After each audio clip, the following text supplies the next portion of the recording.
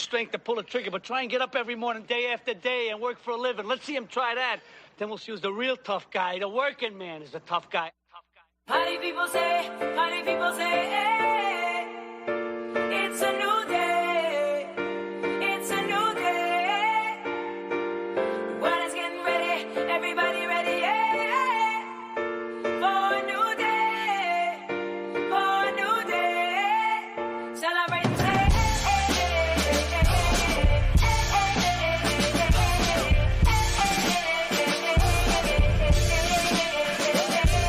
I woke up this morning thinking about the old me, when I was feeling like Miller Lite and OE.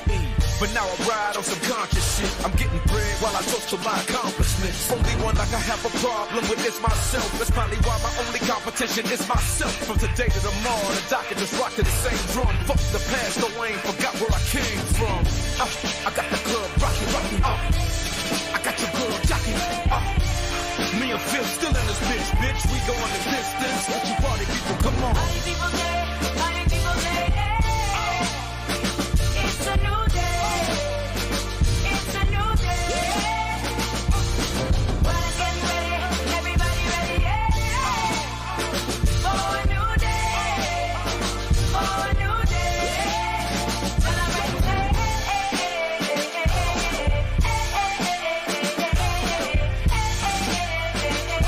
yeah. Now you can get your knees on the church floor, break it better, or push the dough on the liquor store, see where it gets you. For me, I got to be on top. I said me, I got to be on top. I got the street on lock. I'm an automatic pilot. Ain't nobody stopping me. Growing up in poverty, ain't feel my heart with larceny. Niggas ride out on high. I dump to get them off of me. I'm a leader. Look to see the natural born boss of me. They're from LA, I'm from the bottom. Soon as I spot them, I get the drop and I got them. I cock my piece and they got them. It's dinner time when the 9 come out. It's off with the chain, off with the brain, move bang, off with your brain now. party people say, hey, it's a new day.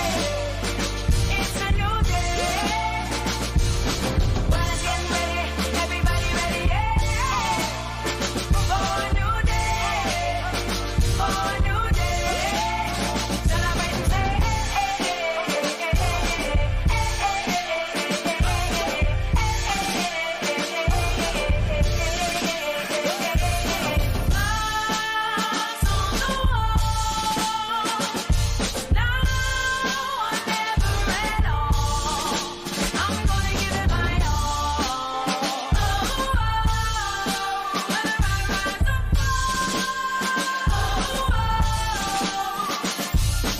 Story. I said I'd get rich or die trying. I did it, good luck, sucker, trying to stop my shine. Nothing matters but the music.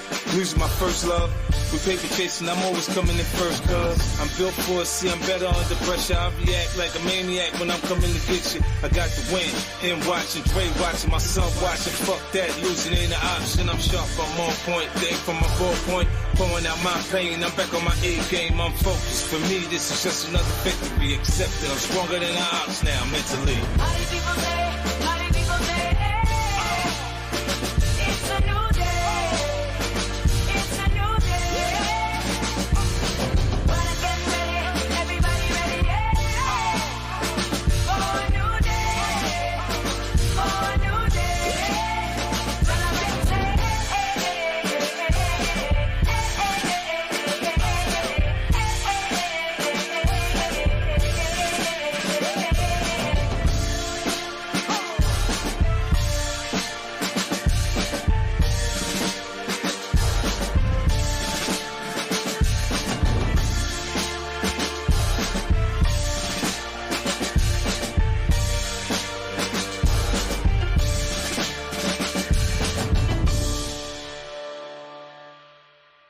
Fat Bald Sicilian, FBS. I am very grateful for Fat Bald Sicilian. I'll tell you why.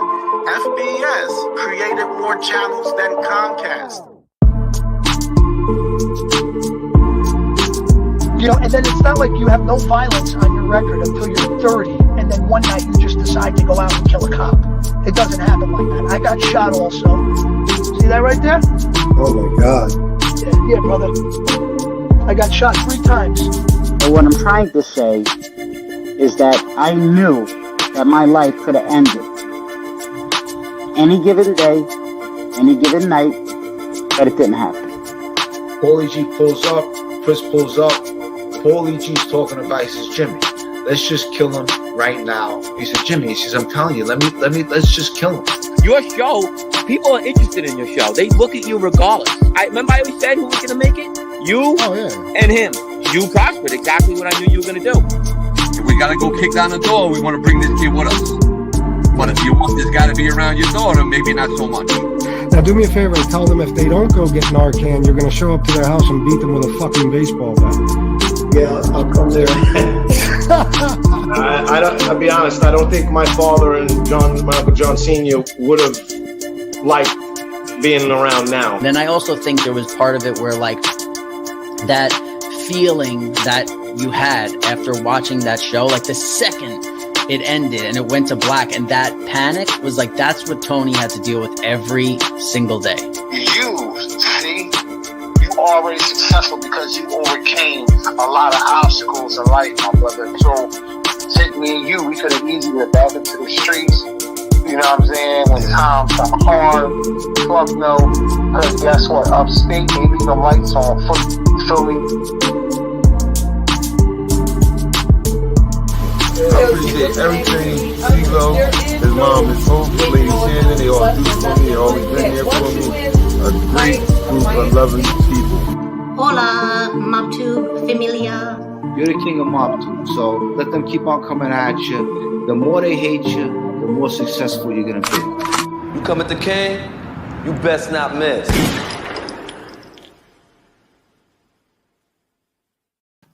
Yizzo, it's a celebration, bitches.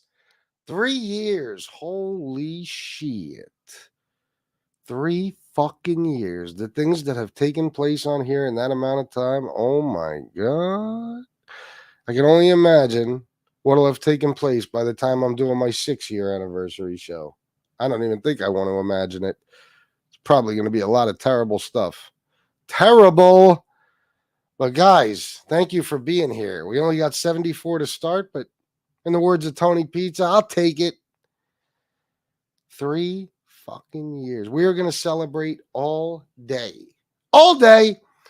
I'll quickly tell the story of how I started this channel. It's you guys have heard it a million times, but for anybody who hasn't, I think it's appropriate.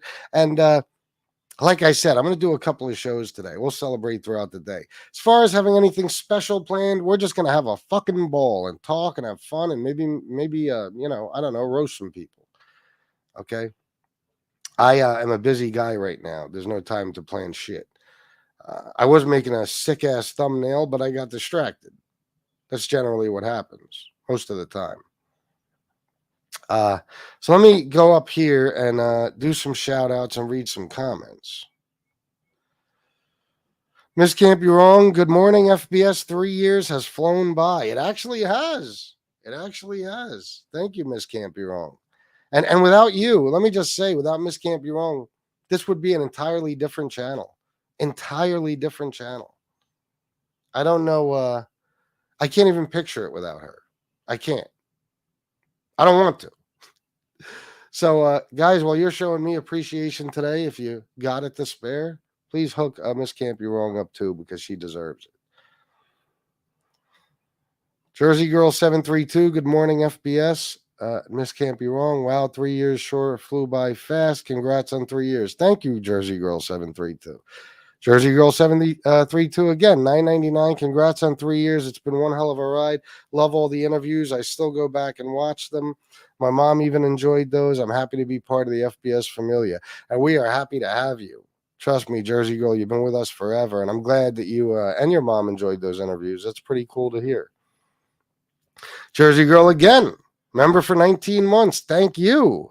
I'll be driving when this live starts, but we'll be tuned in from the car. Happy 3 years, FBS, and Miss Can't Be Wrong. Thank you, Jersey Girl, again.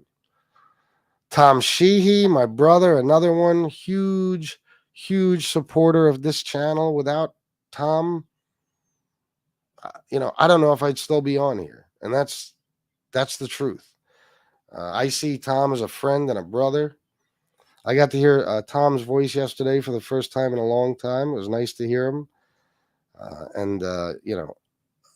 I don't even know how to put into words my appreciation for you, brother. Honestly. Paul Atkinson, you too. You've been with me forever. You always show support. You're always in the chat. You always have my back. I love you, brother. Frank Gerard Fratello Productions, member for 20 months. Happy 3-year anniversary, Chris. What a crazy 3 years. LOL, so grateful that I've been along for the ride since day one. Just like I said to Tom, Frank, you're another one. Without your support, I don't know where I'd be right now, but I definitely wouldn't have been able to continue this channel the last few months if it wasn't for you guys. So trust me, I'm proud to call you a friend, and it's an honor to have you here in the chat. Thank you for being a member for so long, and we are going to have a good fucking time today. Let's see who else we got here. Sally. Good morning to you, Sally. You're another one I want to thank. I want to thank everybody. I'll thank you individually. Sally's shown a lot of support to this channel, always has my back as well, and has been very, very loyal to me. And I appreciate that more than she could ever imagine. I was talking so much, my cigarette went out. Can't have that. 3 years of good memories. And by the way, fuck Kyle. Wow, that is a callback. Holy shit. Just so you know what she means by that. On July 30th of 2021, a month after I started this channel, a little over a month, I got into it with my supervisor. I was tired of taking his shit. I kind of sort of quit, and he kind of sort of fired me. And that was it for me, and I was balls deep into Mobtube. And that's why it is what it is today. So, yes, fuck Kyle, but at the same time, thank you, you big hillbilly motherfucker. If it wasn't for you, I'd probably still be working for your sorry ass. If it wasn't for your bullshit that you gave me on a regular fucking basis, to the point where I had to snap and put you in your fucking place, I'd probably still be working with the rest of those poor fucking individuals who sweat their balls off in that toxic factory and take your horse shit all day, every fucking day.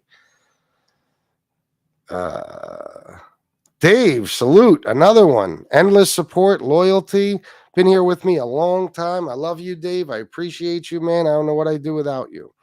Lance 33. Ronan 456. Steve Blair. Again, Steve Blair, been with me forever.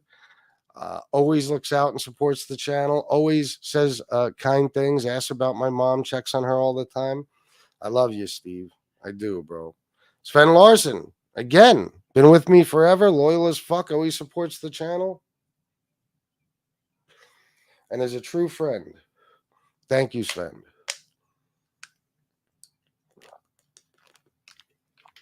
Let's see. There you go, Sven Larson, DKK89. I believe that's 13.17 in US dollars for some scadols. Thank you very much, Sven Larson. Jesse Roth also. Jesse, I don't know what I'd do without you either. You've been a part of this channel for a long, long time. Like I've been saying to a lot of other people, you've been loyal. You always had my back. You stuck with me, even though it's not easy to stick with me. You guys all have to take a lot of abuse for it. And I appreciate you, Jesse, more than you know. Let's see. Antonino. Oh, yeah. This gets a speech. Same, brother. Antonino's another one. No matter what I've gone through on here, no matter what people have tried to do to me, no matter who I separated myself from, Antonino has been with me for the longest time, possibly since the very beginning, and has always shown support to the channel in the form of donations and in a bunch of other ways. Has my back, and he's always there for me, you know, and I do consider Antonino a true friend. I love you, brother. Psycho, another one. Argo, been here forever. Love you, bro. It's another good dude. Michael Hensley, my man. Fucking Michael Hensley. Served our country. Honorable guy, classy guy.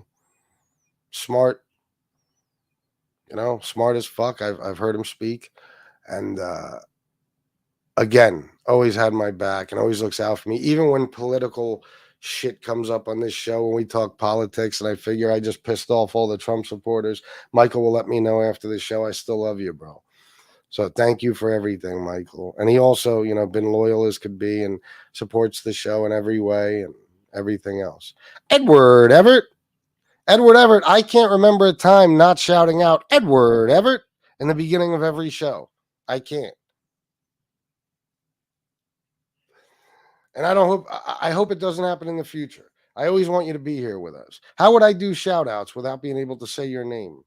So thank you for being with me forever too, bro. No freaking ZD now. Another one. No freaking ZD now created the name Yizzo Gang. He's a chat legend. Love you, bro. Marianne Reynolds, good morning to you. Marianne and me were able to form a bit of a friendship over the last few weeks, which is, kind of surreal for me, for a lot of reasons. But I'm honored to know her and have her as a friend.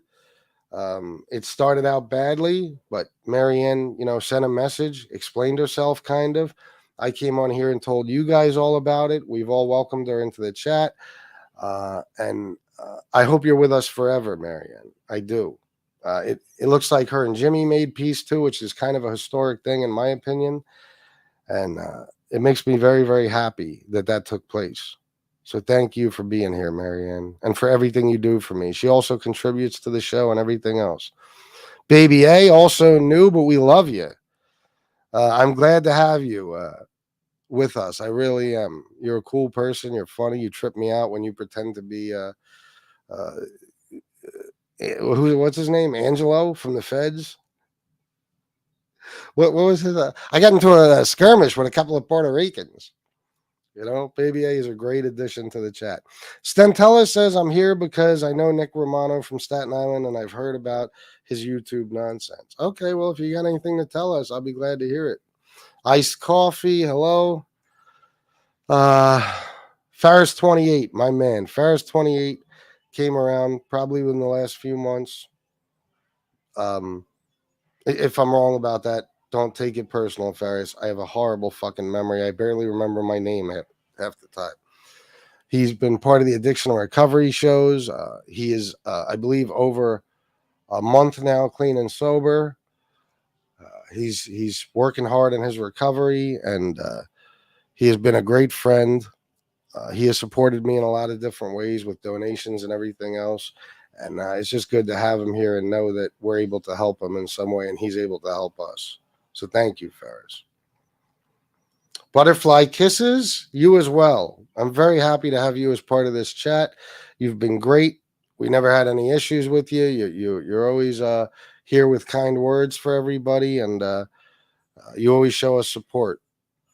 And that means a lot to all of us. Thank you, brother. Thank you very much. Chris Parks, thank you, my man. Means a lot to me, bro. Chris Parks has been here for a long time, too, without a doubt.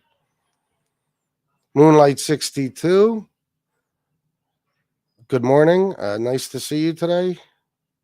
You're another one. You've been cool in this chat. I appreciate you being here. You've been a good addition. You're not here all the time, but thank you for showing me support. Prone Ski, this song is fire. Yeah, man, it is. I love that song. That song puts me in good spirits no matter what. I love it. Now, I'm going to finish the shout outs and then Chicago Muscle. Oh, I got to say, well, let me finish first. We'll talk about, who knows, maybe some Nick stuff. I know what I said, but never listen to me, ever, okay? When I have doubts about certain things, usually you already know how it's going to turn out. Anyway, we could talk about Mobtube drama. We'll talk about Mobtube history, but we are also going to talk about the debate. And I don't think anybody's going to get mad at me today for what I have to say. Listen, I can't ignore it. I can't ignore it. Trump supporters should be celebrating this morning. Celebrating! That man, Joe Biden, looked like he was 197 years old last night, could barely fucking speak, was forgetting his fucking words, his thoughts. it was, I don't even know how to put it into words. It was shocking, even though we know Joe's a little fucked up. You know, last night he was whispering. You could barely hear him. It's like he didn't have a voice. He was fucking, he looked like that puppet, Jeff Dunham's puppet. What's that? Walter, that angry old guy.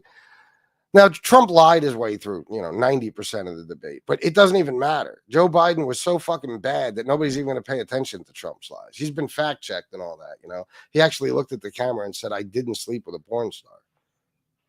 Yes, you did. You admitted it in a fucking video deposition. You admitted it many times. It's a fact. That's not something you can lie about. But anyway, doesn't even matter. Doesn't even matter. That was an insane victory for Donald Trump. And it's not even that Donald Trump beat Joe Biden. Joe Biden beat Joe Biden. Everybody on his campaign should be fucking embarrassed. Joe Biden's.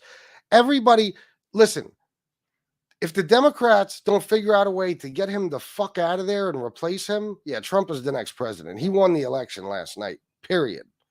He's the next president. That's all there is to it. We'll get back to that maybe later. So Chicago Muscle, listen, me and this guy started out kind of sort of friendly and then didn't take long, considering the type of person both of us are, to go to war with each other. It was ugly. It was vicious.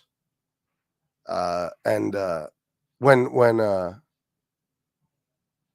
Chicago got doxxed and his information was put out there in order to protect his family, he left for a year. I give him a lot of respect for that. I did, even when he was gone, and I didn't know if he was ever coming back. I always said that. I give him props. Then he came back. He wasn't bothering me. Him and SoFlo kind of made up, and he said some very kind things and was really, really concerned about my mother when she got that horrible news last summer. And, he actually surprised me. I saw a new side of him. So now me and Chicago are friends, and I'm happy to have him as a friend. He's a good dude. He's loyal, and he's a monster. You don't want to fuck with Chicago Muscle, because I saw how he was spanking Nick Romano last night. Holy fuckaroni. That was brutal. Chicago Muscle, it took me back to a point when you were doing shit like that to me. Holy fuck. And I only got to hear about 5 minutes of it, and it was that fucking brutal. I was like, God damn, Chicago ain't playing. Sure, Jesse, yeah, why not? You have to ask Muzz. I don't know who she made them for. Let me see. Iced coffee? Thank you so much, iced coffee. Let me try to shoot through here. The Saxon is another one. 3 years, Yizzo, he says. Yizzo to you, the Saxon. This guy has been supportive of me the whole time he's been here. I don't even know how long that is, the Saxon. It's been a long time.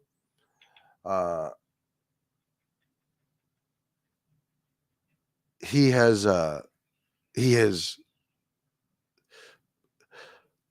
when I say been a good friend, he did something so nice for my mother last year, when she had that horrible news.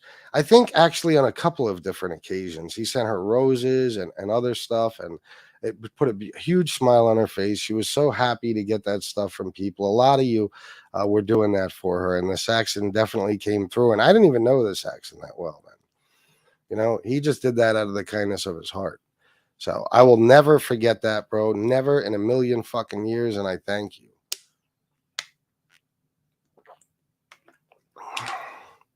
Let me tell you something, man.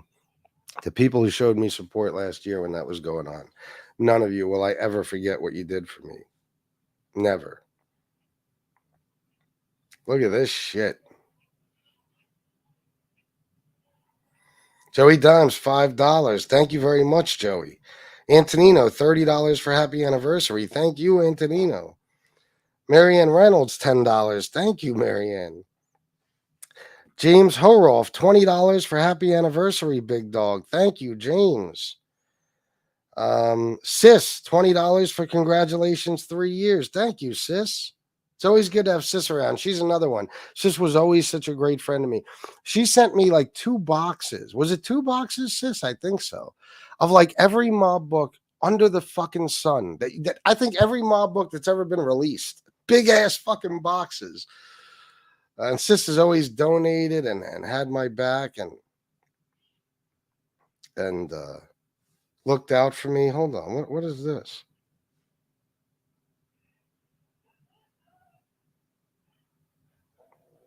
What do you mean, Miss Can't Be Wrong? Do we know that for sure? I didn't hear that. I mean, he had a stroke. Or you just, saying. Oh, look at this. Wow, man. So, I don't know if I got to Chris Capello yet. I was talking about Sis. Chris Capello, $20 for happy anniversary, bro. Thank you. Darren C. Ford, $10. Thank you. Soretti, $10 for Lee Colbang Sheep. Thank you, Soretti.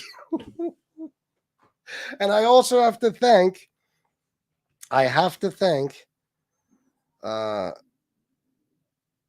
two other people, of course. Oh, shit. I didn't even see this. Wow.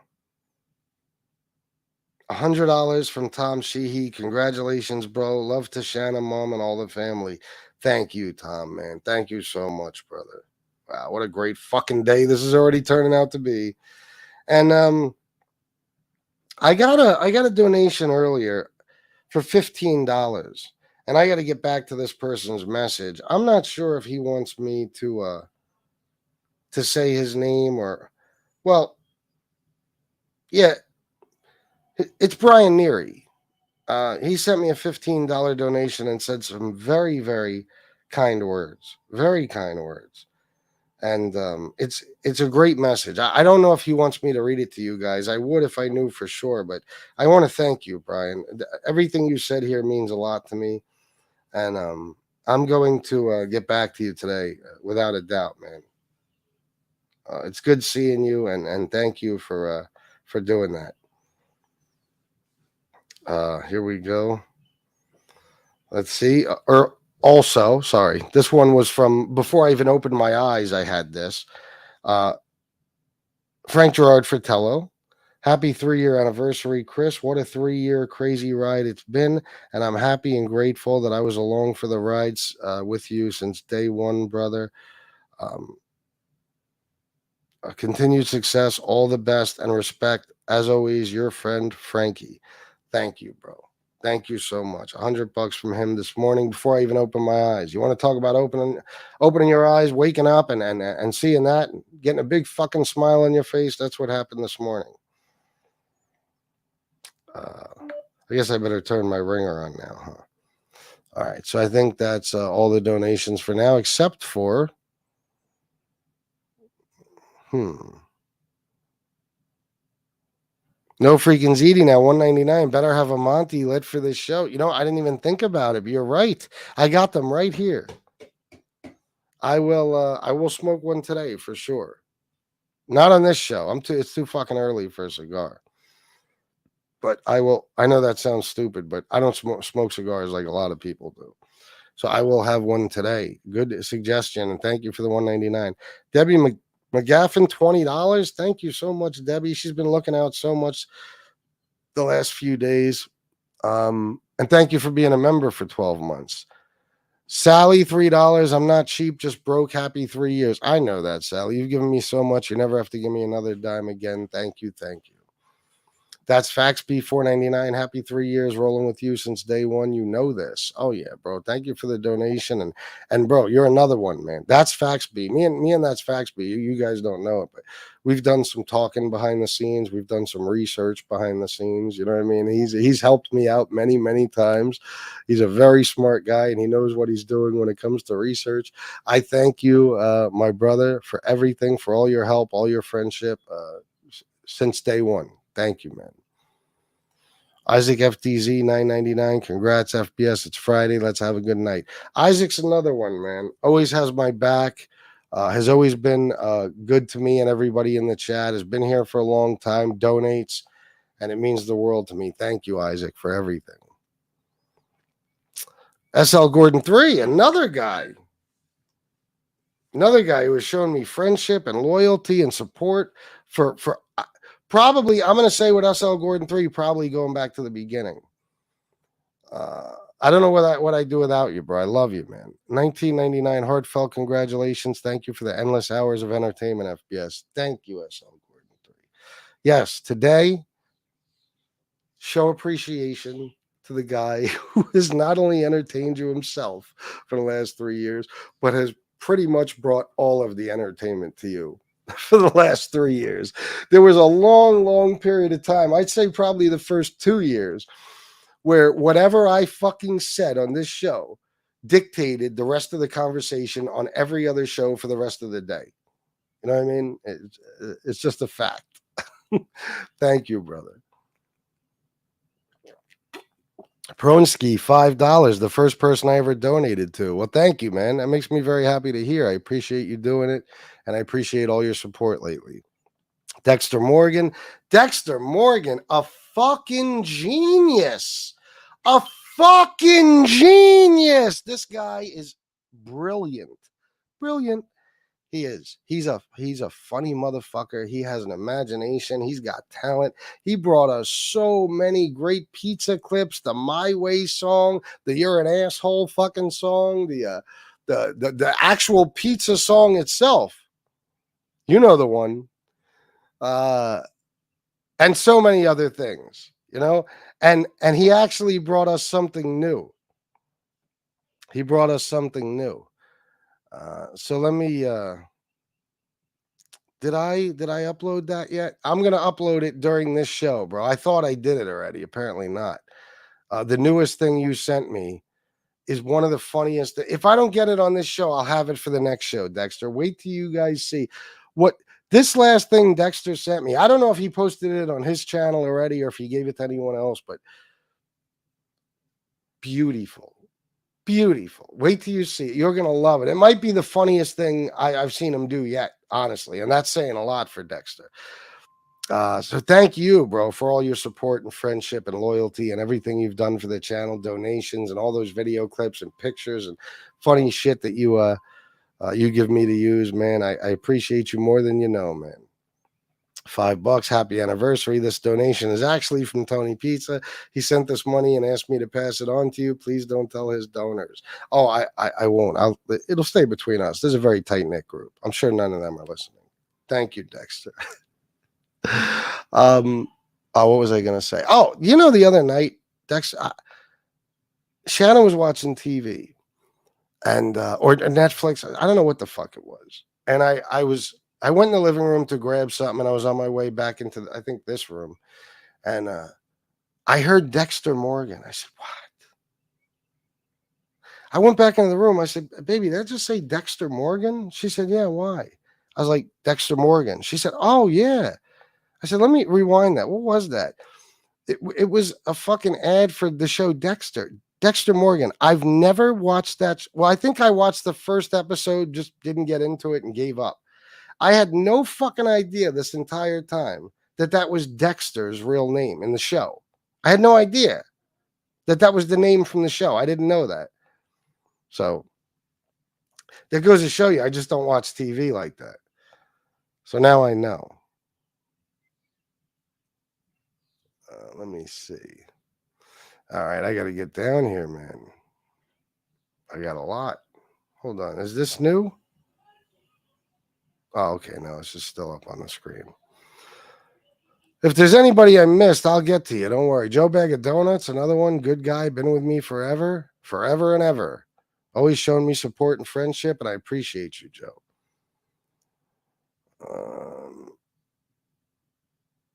Let's get down here. If I missed anyone, trust me, somewhere throughout this day when I see your name, I'll tell you how I feel about you. I promise you that. Let me see if there's any chance. Debbie McGaffin, thank you so much for everything you've been doing for me, for always being here for me. Thank you. Let's see if there's any way I can get to the bottom. Alex Vela, another great addition. And I mean, he's been, I guess, a part of Mobtube a long time, but his channel is fucking hilarious. He provides us with great fucking videos and content. He is a funny motherfucker, and I'm glad to have him here with us. And there was a time when I never thought I'd say that, Alex. Never. Robert B is another one. Let me tell you something. Robert B is such a good friend and has been with me so long and supported me so much. I regularly do things to piss Robert B the fuck off. And I mean, really piss him off. And he never hesitates to call me and fucking tell me about it. Never. But we always manage to work it out. And even through all those things I've done to piss him off, he fucking sticks with me. And that's another thing I'll never forget. Oh, in your opinion, Miss Can't Be Wrong, he had a stroke? Maybe. Hold on, check my Cash App. $10 for I'm not going to write you a love song. Just here all. Thank you very, very much. No need. I appreciate the donation. You're the best, Jesse. Let's see, man. Let me get through here.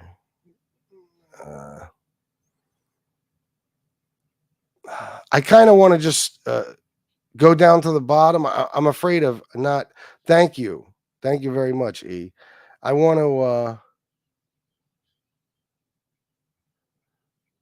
I feel bad now if there's anybody I didn't shout out and, give them their little speech. I feel bad, but I want to shoot to the bottom so we can actually get the show started.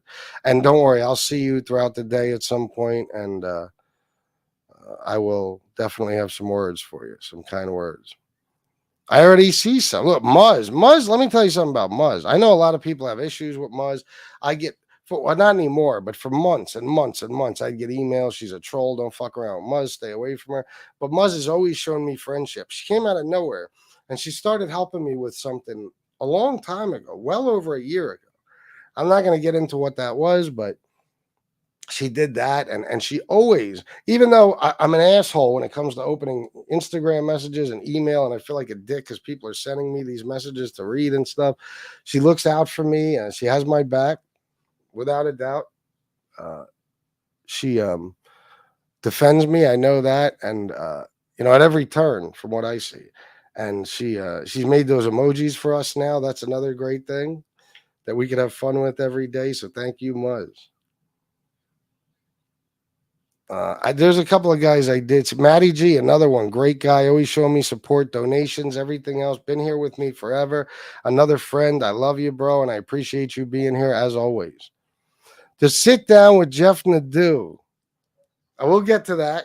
And that's what we can talk about on this show. Jeff, if you want to join me, we'll talk about some Mobtube moments. And anybody else, I'll drop the link. We'll have fun today.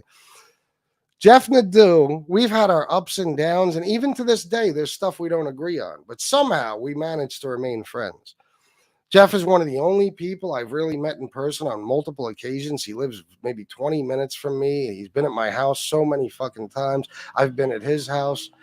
Even when I get mad at Jeff or I disagree with him, and I hope Jeff knows this, I love the guy. I do, Jeff. I love you, bro. And I appreciate your friendship and everything we've been able to do together. The shows we used to do were some of the best mob shows I think ever on Mobtube. And all the times you've come on here and joined me and we've been able to conversate about different things and have discussions about anything from the mob to just regular true crime to just funny Mobtube shit. Jeff is a valuable part of Mobtube and a valuable part of this channel.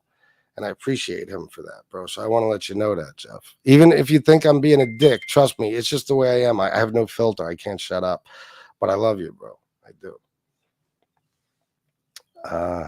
JGB, Australian 1499. All hail the king. Love your work, bro. Here's to another. 3 years, we'll say. Thank you, JGB, for the $14.99. I appreciate it very much, and for the kind words. JGB is another one that's been here for a while and been showing me support and love, and I appreciate that a lot. All right, let me shoot down here. So I wanted to see where the fuck is Mike Slick? Mike Slick's another one.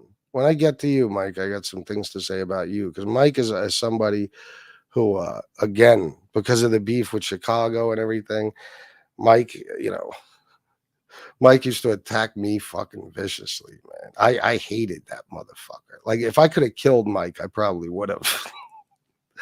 And, it's war. You know what I mean? This shit happens. And I went after him too. And eventually, let's just say it was all crazy. A lot of bad shit done to each other. But we've been able to, you know, make up and become friends also. And Mike is just a great dude all around. He is. You know, I know when I was doxing him, I found out a lot of information.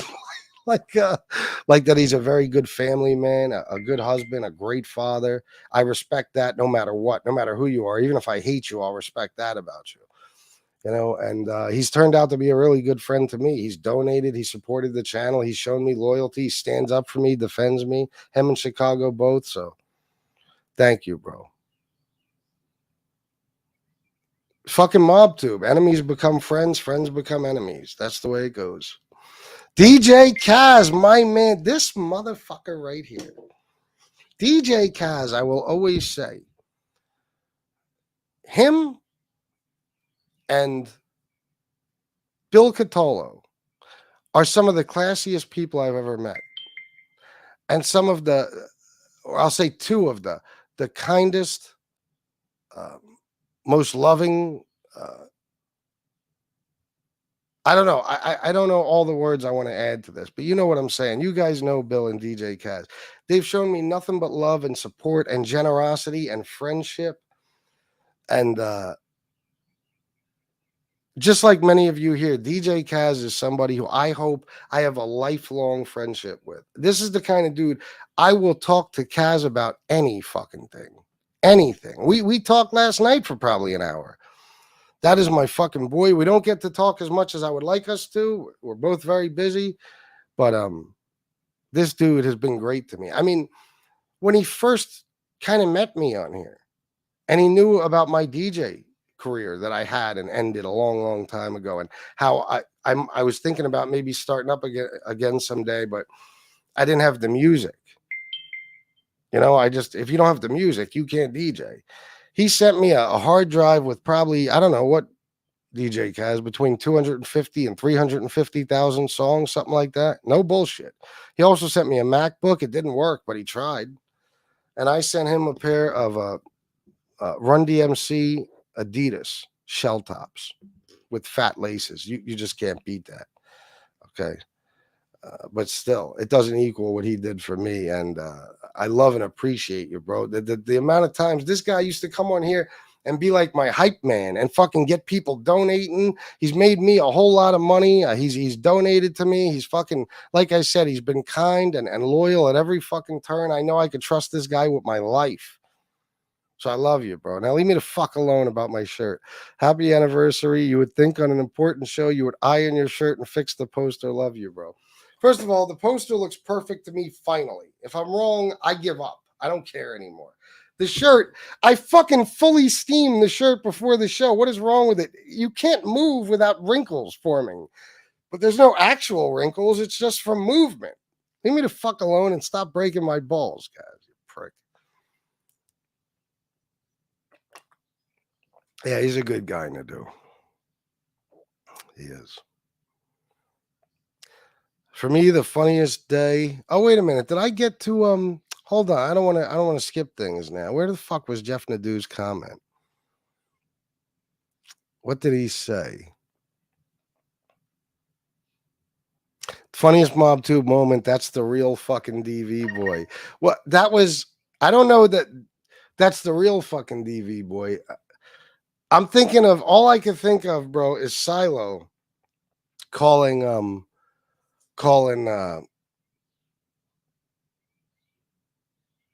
Kane Shades DV boy. And I know you loved that. The sit down, he would come in here as other people and fucking I would put him up on the fucking screen. He'd use a different name and he would just be playing clips of the DV boy thing. It was funny as fuck.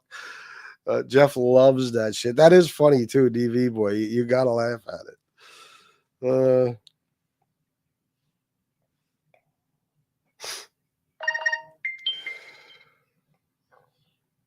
Tony Action, $20, bro. Thank you, man. And you better have a good time in Vegas and send me pictures and do videos and fill me in on what's going on in Vegas, because I was supposed to go there like this month.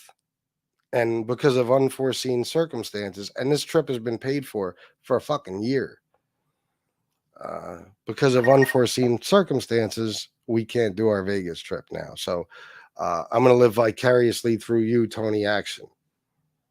Except for the drinking. You can drink, but I won't live. You know what I mean? That's all you. Drinking isn't on me.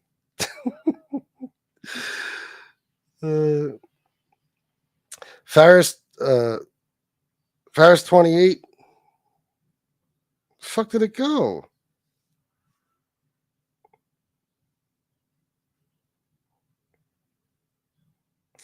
Ferris 28, $20. Congrats on the 3 years and your help, Ferris. Thank you, bro. Thank you, man. And yeah, like I said, thank you just for being here and supporting me and the chat and taking part in the addiction recovery shows, even from the chat, telling us your story and, letting us know that you're doing well now. It means the world to us, bro. You help us like we help you. So thank you, man. Look at this shit. $4.99. I love what you do with the addiction shows. My son has a master's in counseling. He works for Trenton Schools. Amazing to help others. Great work. Oh, really? Yeah, that's great, commendable work, man. That's what's up, bro. You should be very proud of him. I'm sure you are.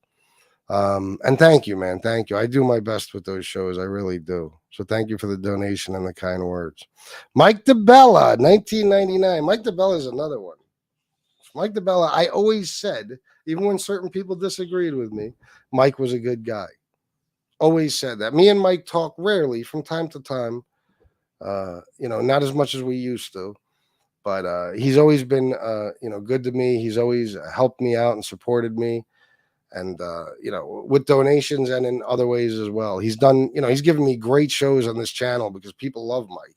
You have Mike on your show talking about the old days, people just eat it up. They love it. So another one I consider a friend. And thank you very much, Mike, for everything you've done for me, bro. Thank you. And by the way, I didn't even see him in the chat yet, but I got to say, War.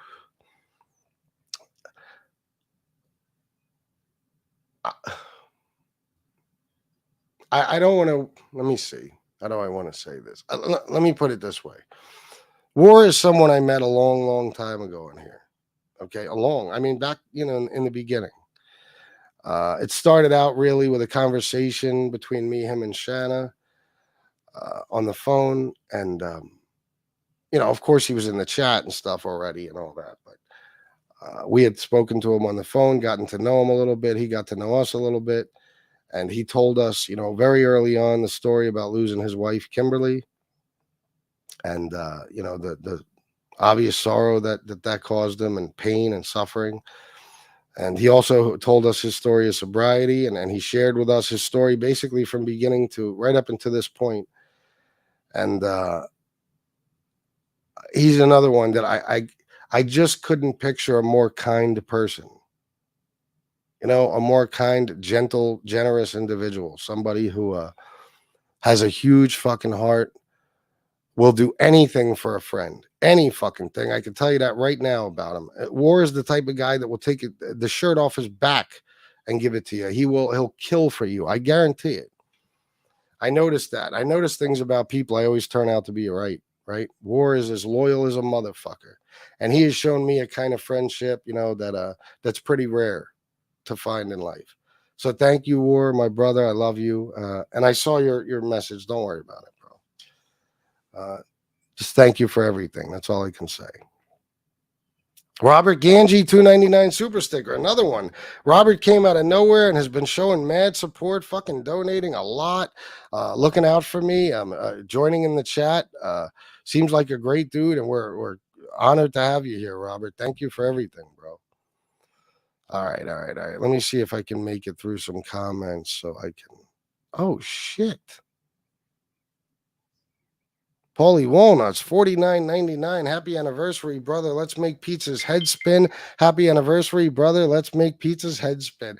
Paulie, you're another one, man. Paulie showed me so much support. Paulie has probably given me somewhere around $12,000 in the last 3 years. But no bullshit. He used to come on here and donate $500 like it wasn't shit. And he was always a good friend. Me and him have, talked through text message and stuff, off of YouTube. And, You know, I know some things about him. He knows a whole lot about me. And Paulie, even though, you know, you were gone for a while and all that shit, I would never skip a beat with you. You know, you come back and it's like nothing ever happened. I love you to death, bro. And I appreciate everything you've done for me and your friendship and everything else. And yeah, I think we're already making Pizza's head spin, but the more donations I get, the more insane he goes. Because he's going to say, what about my anniversary? My anniversary's coming up too. I'm going to tell you about the first day I ever did a show about FBS. Then I'm going to tell you about the time I had a dream about blowing FBS. Then I'm going to tell you about the time I had a dream FBS was fucking me in my ass. Then I'm going to tell you about the time I woke up and I was thinking about FBS and I started crying. I was hysterical because I thought, why does Shanna have him and not me? I deserve him. You know, all that shit. It's making him go crazy. He's very jealous of Shanna because she gets to have sex with me. It's the bottom line.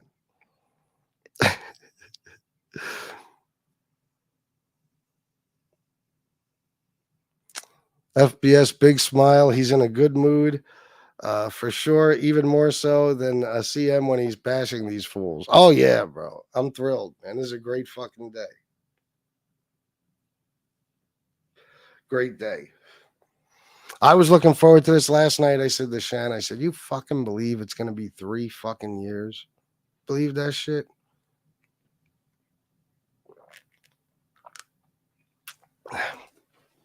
It's amazing how time flew. It's all love, brother. We've been through a lot of wildness over the years on here. I love chatting about all sorts of stuff with you. Yeah, me and Jeff still talk about 97 times a day. We always do. Jeff Nadeau got me blocked, man. I think you got me confused with my old name, Truth Serum, with that old guy. Oh, yeah, a lot of people did, bro. You had that name at a bad time. There was Truth Serum and The Truth Serum, and I'm going to tell you the truth. I forgot that it was you that changed your name to Pronsky. I totally fucking forgot. So yeah, it was an honest mistake on his part. All right, let me get down here. New beginnings with Shanna. Let me tell you something about my wife. This woman is an angel, not only in my life, but in the lives of others. Soon we're going to tell you a story about what's taken place over the last week with Shanna and her job. Many of you in this chat have already seen it, read about it, heard about it, and know the situation. It's one of the craziest stories you'll ever read, and it's going to turn out to be an insanely good true crime story. Oh yeah. What happened to her and her coworkers is fucking disgusting.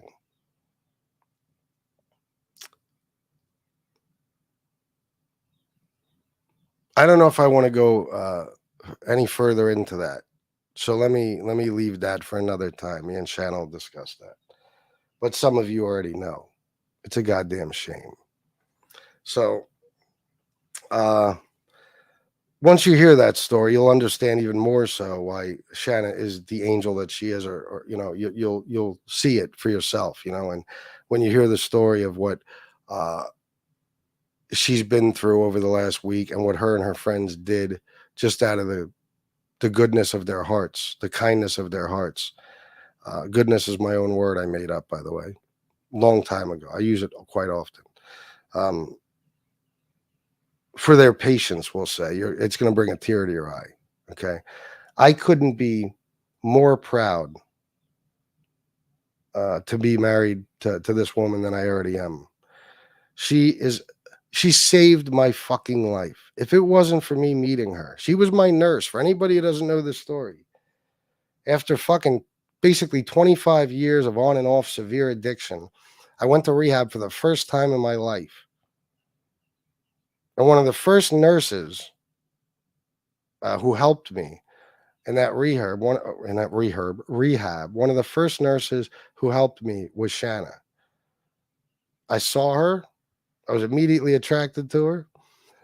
She was taking my blood, and me being the curious person that I am and the researcher that I am, I looked at her name tag. I saw her full name and said, When I get out of here, I'm going to get a hold of her. I'm telling you the truth. I swear to God, that's how it happened. Swear to God. While she was leaning over me taking my blood, I saw her name tag and said, oh, yeah, yes, me and this woman are going to get to know each other long after I leave this place, you know, or at least soon after I leave this place. And she has just, you know, like I said, a blessing isn't even the word. You know, me getting out of there, not knowing where I was going to go, what I was going to do, or how I was going to stay clean and sober. You know, the only thing that gave me any comfort is the days after I left there, because of course everything in there was professional. I would kind of flirt with her a little bit, but she wasn't giving in. She's professional. She don't fuck around. You know, a few days after I left there, I got a hold of her, and I had been lost for the few days up until then. You know, when I got out of rehab, up to that point, I didn't know. You know, I had a place to go. I went to live with my brother. He basically had like a little apartment for me in his crib. It was actually a pretty dope setup. But I didn't know how I was going to keep my mind occupied and how I was going to stay off the streets or stop myself from using or drinking or anything like that. And we were still in York City. I was still living right there, you know, with my brother. So, you know, once me and Shannon met and got to know each other, you know, really met and got to know each other and start dating and all that stuff. I mean, that was it. I immediately had something new to live for, you know, and I knew that that this had to be meant to be. Think of a situation where I wasn't even supposed to go to that rehab. The day that they were sending me to a place, they were sending me somewhere completely different. It just so happens that that place didn't have a bed open. So I accidentally get sent to this fucking luxury rehab that only millionaires go to. And while I'm there, I meet this woman. You know what I mean? And we fall in love. And 9 months later, we got married. She is the most unbelievable support system and friend and lover and everything else you know you can say about a spouse. She is my life. Every second of time that I get to spend with her, I have a smile on my face. Well, sometimes she pisses me off, but that's just a marriage thing. Aside from those times, don't worry, I do much worse to her. I piss her off more than she pisses me off. You know, she just makes me happy. Anytime I know that well, I want to say that she's going to be off work for a while, you know, because Shanna's always been able to make her own schedule. You know, I just looked forward to it. I looked forward to it every day, you know, and knew that we were going to have a ball together every day that she was off work. And we always do. Every vacation we took, you know, I couldn't imagine not having her by my side. If you gave me $50 million and sent me to live in fucking paradise, it wouldn't mean anything without her with me. It wouldn't mean anything. She's who I want to share everything in my life with for the rest of my life. And she is an amazing woman. She's a great mother. She's a great wife. She's a great daughter-in-law. She's just an all-around wonderful fucking person. And I couldn't be fucking luckier. I do not deserve Shanna, but somehow I got her. So that's my world. That's it. And soon you're going to hear a story that's going to show you just what an angel she really is. It's a heartbreaking story, but what Shanna has done over the last week, out of the kindness of her heart and the love she has for individuals who are suffering, is just mind-blowing. So I got to say that, because without Shanna, I would not fucking be here. Once, like I said, once we met, I was still working third shift building Harley Davidsons at a fucking factory and tearing them down as well. Driving a forklift and every fucking thing else, working on assembly lines. I was working mad hours, you know. I worked third shift up until COVID. And I don't even know what my point of getting into that was, but oh yeah. You know, I worked and stuff, but like I said, all my spare time was you know, it was all for Shanna. It's all I thought about. It's all I wanted to do when I wasn't working. And you know, we would spend time together constantly and take trips. We used to go to Gettysburg every fucking weekend and do ghost hunting and all that shit. But you know, it's our time together and the relationship that we built that you know made me, you know, gave me something to live for. That's what I was going to say too about work, and I lost my train of thought. But you know, it's just an existence, you know. Go to work every fucking night, every day, whatever. But once, you know, me and Shanna started to build our relationship, it became an actual life, you know. I was living the way I wanted to live. And she supported me no matter what the fuck I wanted to do, no matter what I wanted to do. And she didn't want me working in a factory, but that's what I did for a living. You know what I'm saying? So once this came along and I started making money at it, the first thing she wanted was me out of that factory because it was terrible for my health with my heart condition and everything else. But it's because of Shanna, you know, that I you know, after right before we got married, I moved in here and stuff. Not right before, a couple of months before. I moved in here and, you know, like I said, I lost my job because of COVID. But eventually, months later, I got another job at what they considered an essential company at the time. And, you know, I was there for, I don't know, 10 months, but I was in that factory one fucking day and working for that big hillbilly scumbag Kyle. And I said, I got to do something with YouTube. You know, me and Shanna had been talking about starting an addiction recovery channel for a long time. That's what we wanted to do together. We just didn't know how to go about it. I didn't know anything about YouTube, but I knew I wanted to be on here. And then, you know, Jimmy and John A. got into that fucking fight. I knew everything about the Bath Avenue crew. I knew a lot about John A. And I said, let me throw my hat in the ring. Let me see what happens. And I came up with this stupid fucking name that day, the day I decided to do it. While I was at work, I came up with the dumb fucking name Fat Bald Sicilian because I figured the first thing they're going to do is make fun of me. I am Sicilian, but they're going to say I'm bald and I'm fat and make fun of me for that. So I'll just get it out of the way. Fat Bald Sicilian. And I did my first show that day and the rest is history. You know what I mean? Like, this is 3 fucking years after I made that decision. And we're still going strong and still fucking thriving. And this community has become possibly one of the worst things to ever happen to YouTube. So I can't say I'm 100% proud of Mobtube, but I can say I'm 100% proud of this channel and all the people who are a part of it, without a fucking doubt. Without a doubt. And I'm sorry when I tell the story of me and Shanna if I stumble or, you know, don't word things perfectly. There's so many thoughts in my head when it comes to her. You know, sometimes you know that somebody came into your life to save your life. And Shanna came into my life to save my life. And if you listen to her, if you let her tell the story, she'll tell you that it worked the other way too. Shanna was at rock bottom when we met, not as far as addiction, but financially and everything else. She was having a terrible time in life. And we saved each other. We really did. I don't know if Shanna would have been okay without me, but I would not have been okay without Shanna. I would not have. That is my fucking angel on earth, the love of my life. I adore her, and I appreciate every single fucking second we have together. There's nothing I wouldn't do. I'd kill for that woman. I would die for that woman.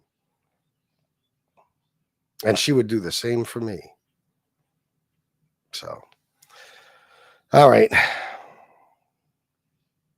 Sorry if I bored you with that guy's stuff, but with that stuff. Sorry if I bored you with that stuff, guys. But you know, I guess it's my 3-year anniversary here. I have to speak my mind and tell you guys what I'm thinking and feeling, right? Paulie Walnut's member for 20 months. Thank you, Paulie. Damn, Paulie's been a member this whole time. I didn't even know that. Thank you so much, bro. The sit down with Jeff Nadeau, DL and Brock, remember that lunatic, and Vinny Green. What's up, everybody? Thank you for being a member for 17 months. And boy, do I. DL and Brock was a guy. This motherfucker started coming on here.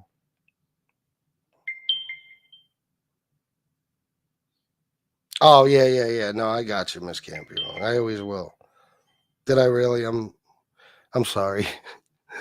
Miss Can't Be Wrong said I made her cry. The Ellen Brock was a guy that, and that's another thing about Miss Can't Be Wrong. I want to add to it because I can't even, the list, it would take me 3 days to tell you all the things she's done for me and Shanna and the way she's shown us love. She's also been, I'd say, Shanna's number 2 defender, me being number 1 this entire fucking time. She's always shown Shanna love and support, and to this very day, she always has kind words for her, and she's encouraging, and she's just a great friend, and we love you for that, Miss Can't Be Wrong. Even last night, she was saying so many sweet things to Shanna. The Ellen Brock was this douchebag that would fucking come on here, and he actually kind of took me for a ride a little bit because I didn't know whether to believe, not about certain things. I'm going to tell you what it was about that he kind of almost had me believing. He told us that he worked for NBC. Now, this is a guy that nobody's ever heard of or any fucking thing, but it's like, okay, that's possible. But probably tens of thousands of people work for NBC. All right. So he tells us he works for NBC, and little by little, he starts throwing things into the chat like, oh, FBS, I think I can get you a job. And I never took that seriously, but I would play along. Oh, really? He'd be like, yeah, $210,000 a year to start. Really? DL and bro, oh my God, hook me up, I never believed that horse shit. I thought he was just blowing smoke, which he was. Actually, he was flat out lying. But he would, tell us how he was, he's part of Saturday Night Live, and he gave us shout outs like on a cue card. Like if you watched a certain episode of Saturday Night Live, there's shout outs to me and a bunch of other content creators. It's like, and it was all bullshit every fucking time. Everything he said was a lie. Finally, he tells the community that his house burnt down. Now, of course, anybody suffers a tragedy like that, the whole community is going to show support. Not me. And I'll tell you why. Because everything he had set up to that point turned out to be a lie. And I knew that that was a lie too. I didn't say a fucking word about the situation, period, other than I don't believe him. The whole time this was going on, after his house supposedly burnt down.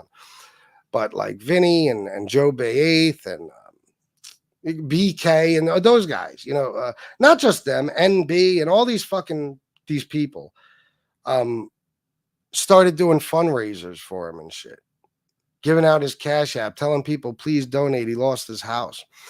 One day, D. Allen Brock puts up a video, and it's like, it's a scene of a house fire, or a house that had burnt down, like days later, something, weeks later, whatever. And it's D. Allen Brock talking. But I noticed you could tell that it's not him in the video. It's like he pulled the video from the internet and he was narrating over it, on a screen recording. And I'm like, oh, this motherfucker. And sure enough, the people looked up the address of the house he was showing. It turned out he had never lived there, and by this point, they probably raised 10 grand for this motherfucker. And what did he do once he got caught? Disappeared. And trust me, I'm sure he's around somewhere. Just not under that name, so we won't know. But that is one of the biggest and first con artists in Mobtube history. That motherfucker could give Tony Pizza competition. But it's because of these guys who are all supposed to be street guys and so street smart, but they didn't see what the guy was doing. So they managed to rip off their own people. Or at least allow D. Allen Brock to rip them off. I never, ever, ever said, hey, why don't you help this guy out? Why don't you donate? And you know me, if I thought his house really burnt down, even if he was a perfect stranger, I would be donating. I'd be, encouraging you guys to donate. Okay. I would do everything in my power to help him, but I knew it was bullshit. Oh yeah. NB promoted him, dropped his Cash App. Oh yeah.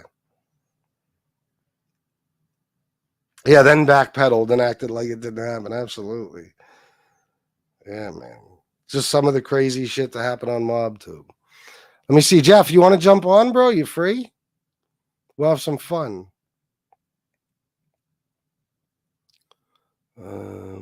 Miss Can't Be Wrong is a mysterious but fascinating character in this space. She is a moderator who has undying loyalty to many, yet we've never seen her or barely heard her. Fascinating. It really is if you think about it. I am telling you the truth, guys, when I say that I have no idea who Miss Can't Be Wrong is. No idea. Like, I don't even have a clue. And I'm not just saying that because, it's Miss Can't Be Wrong. I have no fucking idea. And I'll tell you the truth. I like it that way. At one point, something was going on where, I'm not going to get into it, but Miss Can't Be Wrong was going to give me certain information. And I said, you know what? Don't even. Let's just keep it the way it is. You know what I'm saying? And, it works that way for me, because I don't need to know who she is. I don't need to know who she is. Jeff doesn't.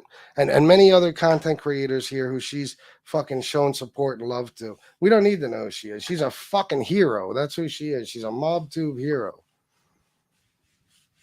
And I can't express in words how lucky I feel to have Miss Can't Be Wrong as my right hand. I swear to God. Miss Can't Be Wrong is literally in demand as a fucking moderator. I remember Lee Cole. Lee Cole's also, he's so into all the technical shit about this. All the technical shit that has to do with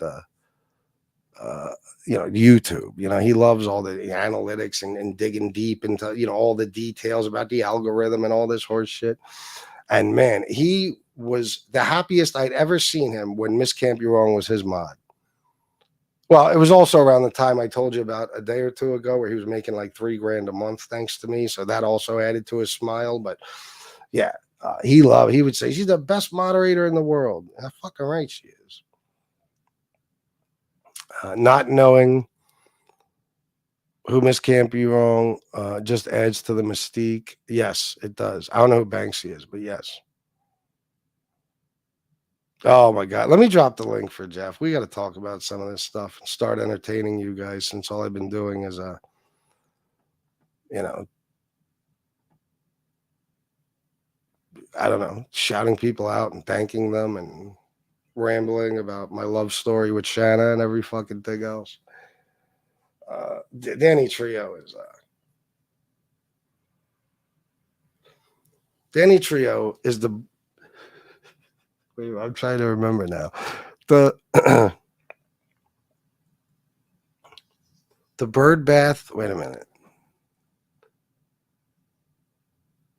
The wash and wear burglar. That was who Danny Trio turned out to be. We'll tell this story, but I'll get into it real quick because 99% of you guys know it.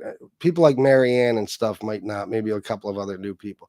Danny Trio is a guy who came on here as Lee Cole's partner. Came out of fucking nowhere. Nobody ever heard of him. Nobody saw him anywhere except he had some mob Facebook page.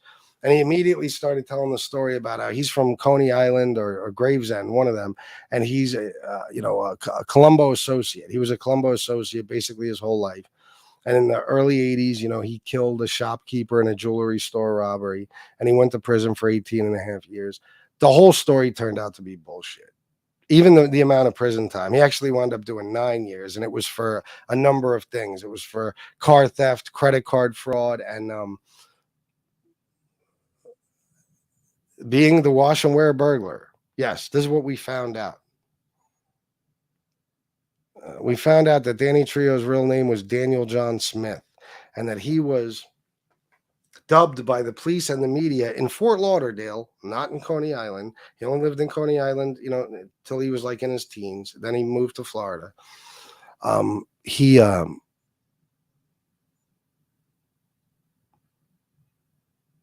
was I going to say? I lost my train of thought. Oh, we found a newspaper article, a couple of them actually, where we saw that the media and the police in Fort Lauderdale named him the wash and wear burglar because he actually he wasn't a Colombo associate. He didn't kill a jewelry store shopkeeper. He did none of that. He was actually in Fort Lauderdale breaking into people's homes, showering in their bathrooms, and then changing into their clothes. The wash and wear burglar. Okay. Yeah. Then we found out that he had aliases such as Chip Mayhew. If you ever see a Chip Mayhew in the chat, OG Chip Mayhew, he's making fun of Danny Trio. We found out a lot of funny things about him. And we said he was the bird bath. What was he? The bird bath burglar or the bird? He was from something about, I don't even remember what started the bird bath thing. The bird bath, maybe because of the cleaning himself up in the bathrooms. Let me ask Jeff. Jeff, what's up, bro? Hey, what's happening? What was it again? Why were we calling him the Bird Bath Beach burglar from Bird Bath Avenue, and he was part of the Bird Bath Beach crew? In the avian crime family with Anthony Sparrow. Anthony Sparrow, the avian crime family. Lee always used to call him Anthony Sparrow, not Spiro. Yes. Yeah. And I guess it just stuck. People just started calling him that. It was just, listen, man. That guy, by the way, I don't know if you know this, but he's still around, dude. Danny Trio? Yeah. Really? I'm waiting for him to approve my Facebook request, but he hasn't done it. He still runs a page or whatever.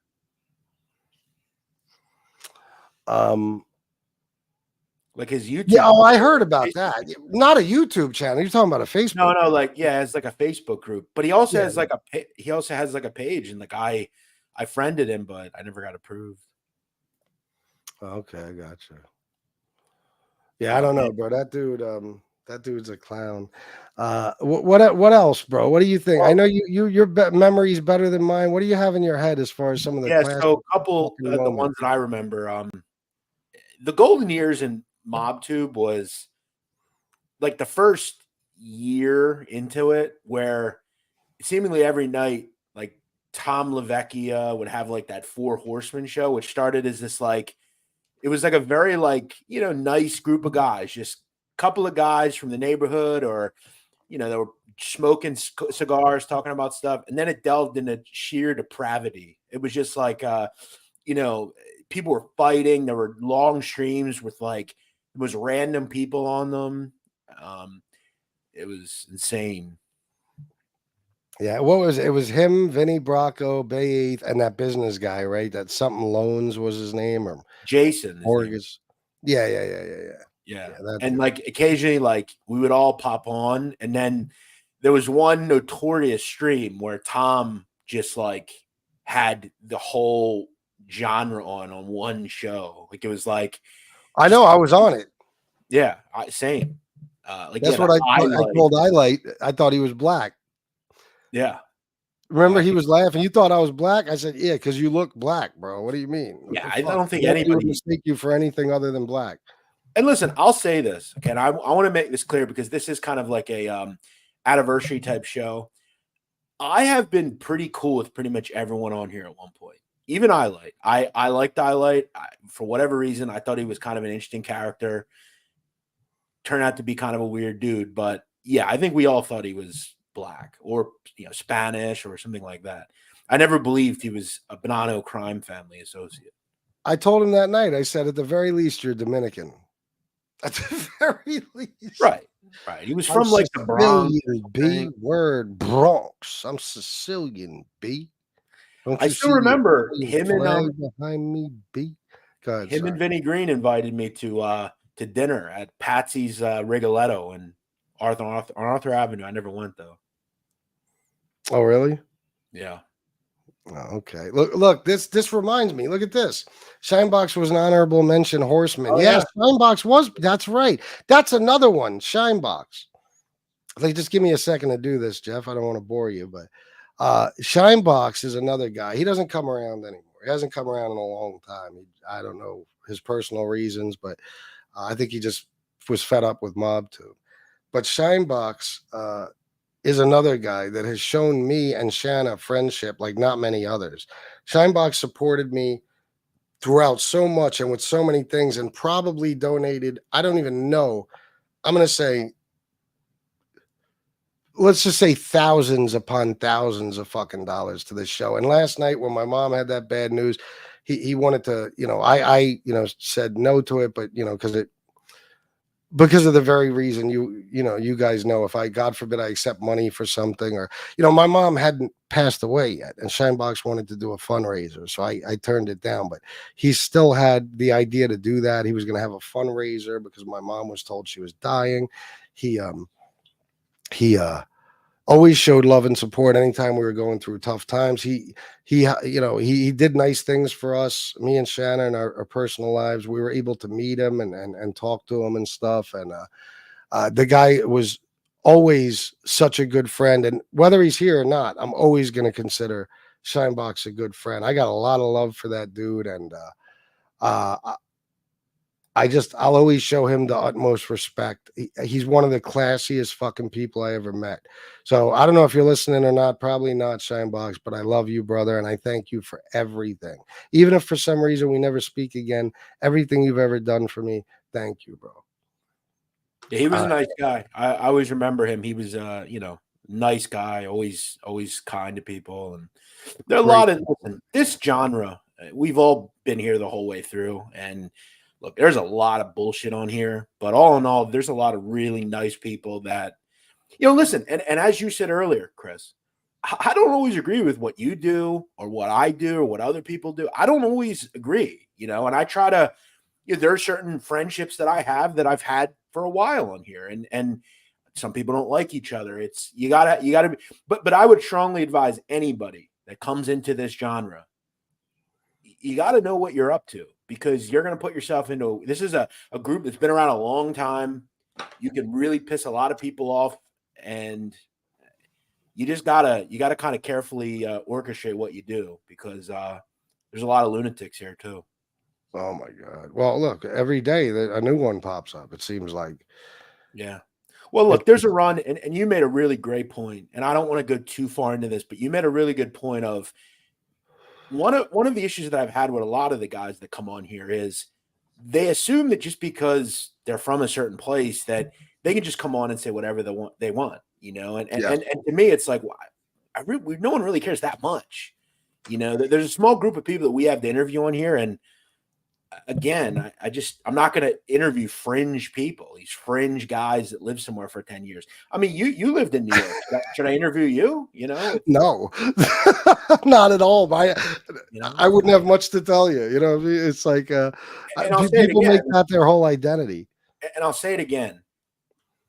If you are not someone who is directly involved with the mafia, you don't have an indictment, you were never characterized as anything, I'm not going to speak to you. I don't really care about who your dad was. Like that, it's just not interesting to me. Like, again, if you were in the life, sure, I'd love to talk to you. But what your dad did in the 60s just isn't interesting to me. I don't care. I feel you, bro. I know. Jeff, Chris, what's up? Hey, what's up, bro? How you doing, man? I'm doing good. But this guy here, I think he's very funny. Like again, he fucking loves you, Chicago. I'm sure there's, but here I'll also say this: there's probably things he does I don't agree with, and shit that I do that he doesn't agree with. I don't again judge anybody. What people do to people that have done stuff to them is their business. It has nothing to do with me. And again, I find him to be funny when he sits there and talks about, how big he is. I think it's funny. I've said to you, FBS. He's fucking enormous. We all have our ways about us, bro. But I was just thinking when I was sitting in the audience, I was thinking about the historical aspect of Mobtube and all the things that have went on over the years. And I'll ask you independently, Jeff. I'll start with you. FBS, I'll ask you, Jeff. Okay. What do you think the most important historical moment was in Mobtube since Chris has started? What's the highlight of his? He did good for a community, or he did something that was important. And I think of like the addiction and recovery show that he does. That's very important, but that's not Mobtube. There's other things that Chris has done here that are very important, not only to a society, but to the American people. Well, listen, I think, and I've said this before, as someone who's been in content for a long time, I've been in content long before coming on here. Right. What someone can do that is completely unknown to people. And I give credit to, look, I'm not the biggest Lee Cole guy. Him and I have gotten into it over the years. You look at a guy like him, you look at a guy like FPS, all due respect, and FPS will agree, he was unknown when he came on here. And he has created something. Lee's done it. A few people have done it, where they've created an avenue for them that gets them away from the everyday rat race of life. And that, to me, if someone can do that, is impressive. As far as I don't even know where I would start. I will say one of the funniest moments FBS has had on here was he had about a 3-hour back and forth with Lee Cole. It was like I remember it. I watched it. Yeah, it was pretty epic. But I think also like the Danny Trio stuff was just like really funny because, and look, I'm not tooting my own horn. I'm not. But if you can ever find where I vouched for Danny Trio, tell me. And I think there were a lot of people that really had a question about his story. He's just the fact that he outed him as this, like, the crime was so fucking funny. Like, he's a guy that steals like clothes from people. It was just an insane. The story was great, dude. The story was great when I heard it. And I got to be honest with you, I was shocked. At the time, I kind of liked Danny. I thought he was, funny because when he go off and start screaming, that's right up my alley. So I thought that was pretty funny, Well, I mean, we all did it. He was hilarious. And he wasn't like, he wasn't a thank you, Malik. Or like, he wasn't like some high level criminal. He was just like stealing stuff and then trying to say he was like a mobster who killed someone over heist that he was trying to commit. I'll ask you guys though, on the level of Chicago's comment, who on the Mobtube Mount Rushmore, there'd be 4 people. Now I'm not on it because again, I think I'm kind of different than some of the folks in Mobtube. I kind of do the history shit, but it's FBS, Lee Cole. Again, I'm not her biggest fan, Angel Gotti. Yeah. I think she's just become a very, just a funny character in all of it, like where all she's done. And the other person would be, that's the tough one, Yeah, I don't know. I'm not sure, but let me just say, I will say this. We're not fans of each other, me and Lee, but Lee Cole, I gotta say, as much as we make fun of him and shit like that, Lee starting his channel led me to start my channel. Like, he started his channel maybe a week before, a few days before. And no offense to Lee, I'm not trying to be a dick right now. I'm trying to be as nice as possible. I'm giving you props, Lee. I looked at Lee with the accent, kind of the hillbilly thing going on, and I said, if this fucking guy could jump in here and start getting subscribers, I certainly can. And remember, that's what helped me to start my channel. But Lee is a legend of Mobtube. There's no doubt, and a founder of it. No doubt. And whether you love him or whether you hate him, you cannot deny Tony Pizza. This place would not be what it is without pizza. Yeah, I know that's going to grind some gears or whatever, but think about it. Wrestling has to have a heel. You got to have the good guy and you got to have the bad guy. I'll tell you this, Chicago, I'm not trying to be arrogant. I've been around a lot of people that have been in this world that have made money. The people that have come on here, no matter how they've been able to do it, it is really impressive. It is hard to make money on the internet, no matter what you do, no matter who you are. And there are all sorts of people on here that are fucking, I'll say this to the day I die. When I am 60, 70 years old, God willing, I get there, I will remember people like Lee Cole. Always. They have done. That's what I say. You don't necessarily have to like them or hate them. It's the unforgettable characters that you see on here. I've never seen phenomenal. I've never seen funnier characters than They really could write a sitcom about this whole Uh-huh. incident that we're involved in here, and probably it would do well. You know what I mean? I couldn't agree more. I think it is. I mean, even the people that disappeared, the guys that, like the D. Allen Brock story, like just like Vinny Green, a guy who pretended to be like this mob guy. And like, we then find out he's using like fake photos from like Pakistan or something. Right. Right. They know, write themselves into the story and then they write themselves out. Just like the that's- Sopranos. Yes. And that's why I give like a lot of. Or I write them out. One of us, Chicago. You're 100% right. Just a lot of very funny, just storylines. Now let me ask you, FBS, what's your historical moment? Let me ask you this. What are you most proud of? I'm going to tell you the truth. Well, you might expect me to say, like, my interviews, some historic things have happened. Like, even the other day, a lot of people might not realize it.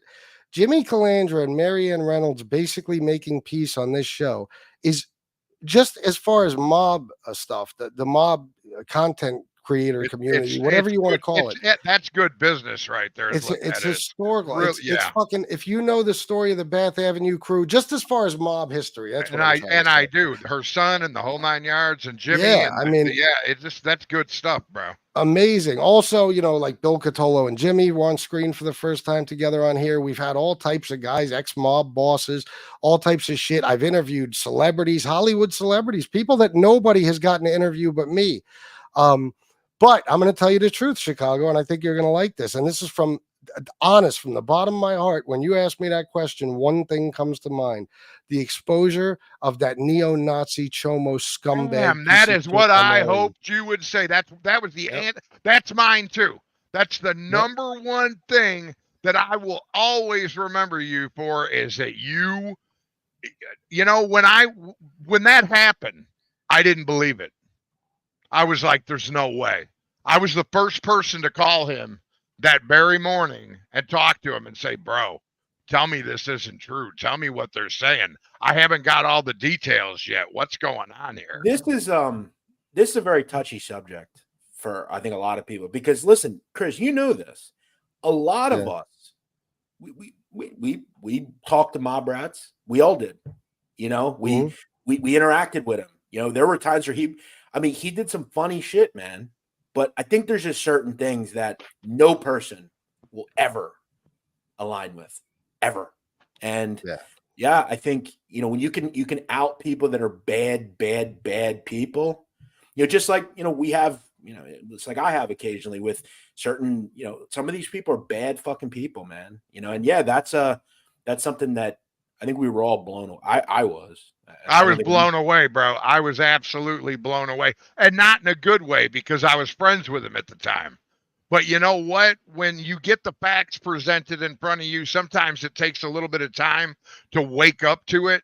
And I called him that morning and he was like, no way, bro. I was just goofing on people on Facebook. I was trolling liberals. I was doing this, how they call people Nazis all the time. And I'm like, oh, okay, I get it. Yeah. And then, more and more and more. I didn't watch FBS's show. So I did, I was like, me and him were kind of warring. I was like, I can't watch this guy. But then more and more stuff was coming out. And it finally, the Brown University tape made it into my lap. And I couldn't deny it anymore. And it was just like, holy shit, I have been an idiot this whole time. It finally, and I think that there's still a lot of people out there that are like that haven't come around to that realization, of what we all know now. No, unfortunately, there's people that still haven't come around to realizing the truth about that. Nope. I also, if I can just say one thing, I see Marianne Reynolds is here. And listen, I've talked to her once or twice on here. I know she wasn't particularly happy with the video I did on Tommy Reynolds. Look, I want to make it clear, Marianne, I try to be as respectful as possible to anybody, right? You have to. I get that there are people that get upset with certain things. I know he's your son, and I feel horrific for you. I really do. I mean, I know Chris talked about it. Your son has been away a long time, and I know, and I will make this clear. I talk to someone regularly that is in contact with him. And I believe, just like all these guys, that your son will come out and be a productive member of society. And I'm very happy for you. I just want to make you, I in no way try to disrespect any of these people. I really don't. Chris, you can say, and I'm sure you would agree, whenever I do a show on someone, I try to be respectful. Some of the people I do are bad people, you know, but I try to, you know, I hope you're not upset with me. Listen, Marianne has such a good heart. I highly doubt it. She doesn't seem like somebody who holds grudges at all. I think she just wants happiness and peace in her life for her and her son. And I think that's pretty much it. So I doubt she's mad at you. Well, that's all we can all do, you know, is just try and be better people, try and better ourselves. And you know what? Some people's journey is different than others, but we're all trying to achieve that, you know, good that we can all become. And I think if with friends like you meet in this chat room and on the good side of this Mobtube scene, you can really make a difference in people's lives. You know what I mean? Everybody's got a chance to redeem themselves, and I'm glad to see that, you know, phenomenal that her and Jimmy are talking, you know, and it's phenomenal to see, you know, her accepted in this chat room and people treating her with respect. And I hope Tommy gets the same respect when he gets out, you know, and really, you know, tries to strive towards, you know, being better than he was when he was younger. I'll tell you right now, anybody that's without sin here cast the first stone. Nobody in here has been, you know, Snow White in their past, a lot of us, you know what I mean? We all have little things that we've done wrong, things and stuff. You know, I've been to prison twice. I was no altar boy. But I've tried to change and be a better man, better husband, better everything, you know, and it's not easy. So, you know, the people that are actually pushing to change themselves for the better, I congratulate them. I don't want to put you down. I want to bring you up, you know? Yeah, absolutely. And as long as you and me and Chris, as long as all of us that are on here, as long as I am in the right, you can do whatever you want, right? I'm just not going to side with a certain group of people. That's what I know. I'm not going to side with a Nazi. I'm not going to side with, you know, this or that, you know, as long as I'm in the right, you know, and I think most of the people here agree, you know. Well, I think the best thing that you can possibly do is follow your heart, because it will really, in the end, show the people who you are. Yep. Listen, I also want to comment on Paul Trentacosta. Paul, listen, man. You're in the mob genre. There are people that's the life. They kill their friends. It's an insane thought for you and me. I agree with it. But we have to remember who we're talking about here, Paul. We're not talking about Boy Scouts. We're not talking about Eagle Scouts. We're talking about people who are in a life where you have to do what you have to do. This cocksucker really comes in here and says something to upset Marianne. Like, seriously? Am I reading that right, Paul or Jeff? Don't let it upset the show. These people would. No, I'm not. I'm just gonna say, Paul, bro. Yeah, Jeff is exactly fucking right, bro. This is not something that is uncommon or anything else. But Marianne is in the chat, and you, whether you like it or not, are going to show her the utmost respect too, or you're out of here. But then again, I just blocked you, so you're out of here anyway. If anybody talks shit like that, guys, get rid of them. Listen, the truth is, and I find this genre, particularly the commenters, and I'm not talking about anyone in here, but ones that I deal with on a regular basis, they are completely deluded and delusional. I mean, these are people that, you know, worship some of these guys, you know, like John Gotti and people like that, you know, and they all have an agenda. You know, some guys they like, some guys they don't like. And look, I've been steadfast. I've always said the same shit for the most part. We all know about what John Jr. did. We all know about this and that. At the end of the day, though, some of these people, I just don't. Paul, you're in the mob genre, bro. That's what you do. Unfortunately, I don't agree with it. That's why I'm not in the mafia. And that's why Chris isn't in the mafia. And that's why Chicago's not in the mafia.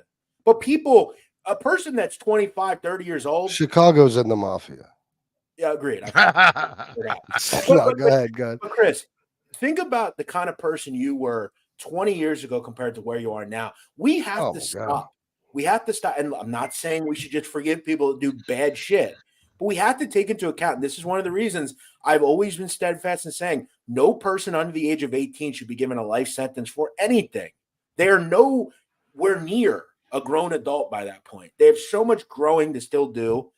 And even at 25, 30, you're a totally different person at 45. Of course. Well, you got to realize something too, that a lot of these men that you're talking about were simply a product of their environment. Exactly. Yes. And you're going to, if you grow up in the hood, you're going to be hood. You know what I mean? And remember too, and they played at a level that that most of us, most of you out there anyway, have no idea. Okay, until you've done time in a maximum security penitentiary and ran with the bad boys and the big boys, you have absolutely no idea the level that some of these people played at. You know, a lot of the people you're referring to, a lot of the people in the mafia that are the true blue mob people, the real old school people. And I talk about this a lot. Most of them are the sons directly of people who were look at any successful mob boss, FBS. Find one whose son, if they had one, didn't enter the life. Very few. Very few. It's so hard to find a mobster whose son didn't follow him into the life. We have one in here right now. He's speaking, right? He's in the chat. Yeah. You know, they're products of their environment. They want to be, I wanted to be like my dad. A lot of us want to be like my father. I idolize my father. So if my father was a mobster, I probably would have been a mobster. You know what I mean? It is what it is. Exactly. Yeah, and I just want to say that comment that Paul made, forget saying it's not uncommon. It's a huge part of that life. That's what happens. You wind up, it's Chris? Your best friend that does it. That guy is probably the same person that will suck up Sammy Gravano in his chat. A guy who killed more of his friends than anybody. Like some of these guys, they have such diluted thoughts. Like they hate Tommy Reynolds, but then they'll go and root for Sammy Gravano. It's just insane. It's bizarre, bro. It's all bias. It's who they like. Who they like is the good guy. Everybody else is the fucking bad guy. 100%. 100%. You have to stop generalizing. These are all the same types of people. They would all steal from you if they needed to. They would. That's what they do. They're criminals. All criminals do it. There's no different types of them. They're all the same for the most part. It's all about the hustle and trying to feed yourself. You know? Manipulation.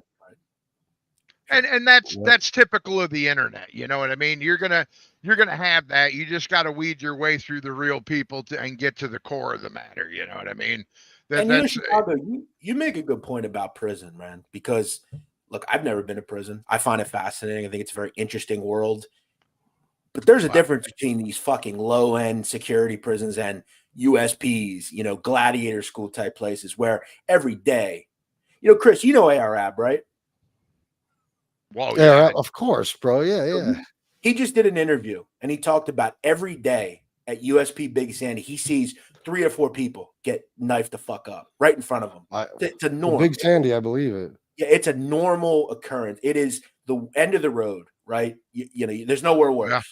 You know, and that's something when you end up in a minimum security or a medium level, it's not so much. But every time I ever got put away, I ended up in a max somewhere.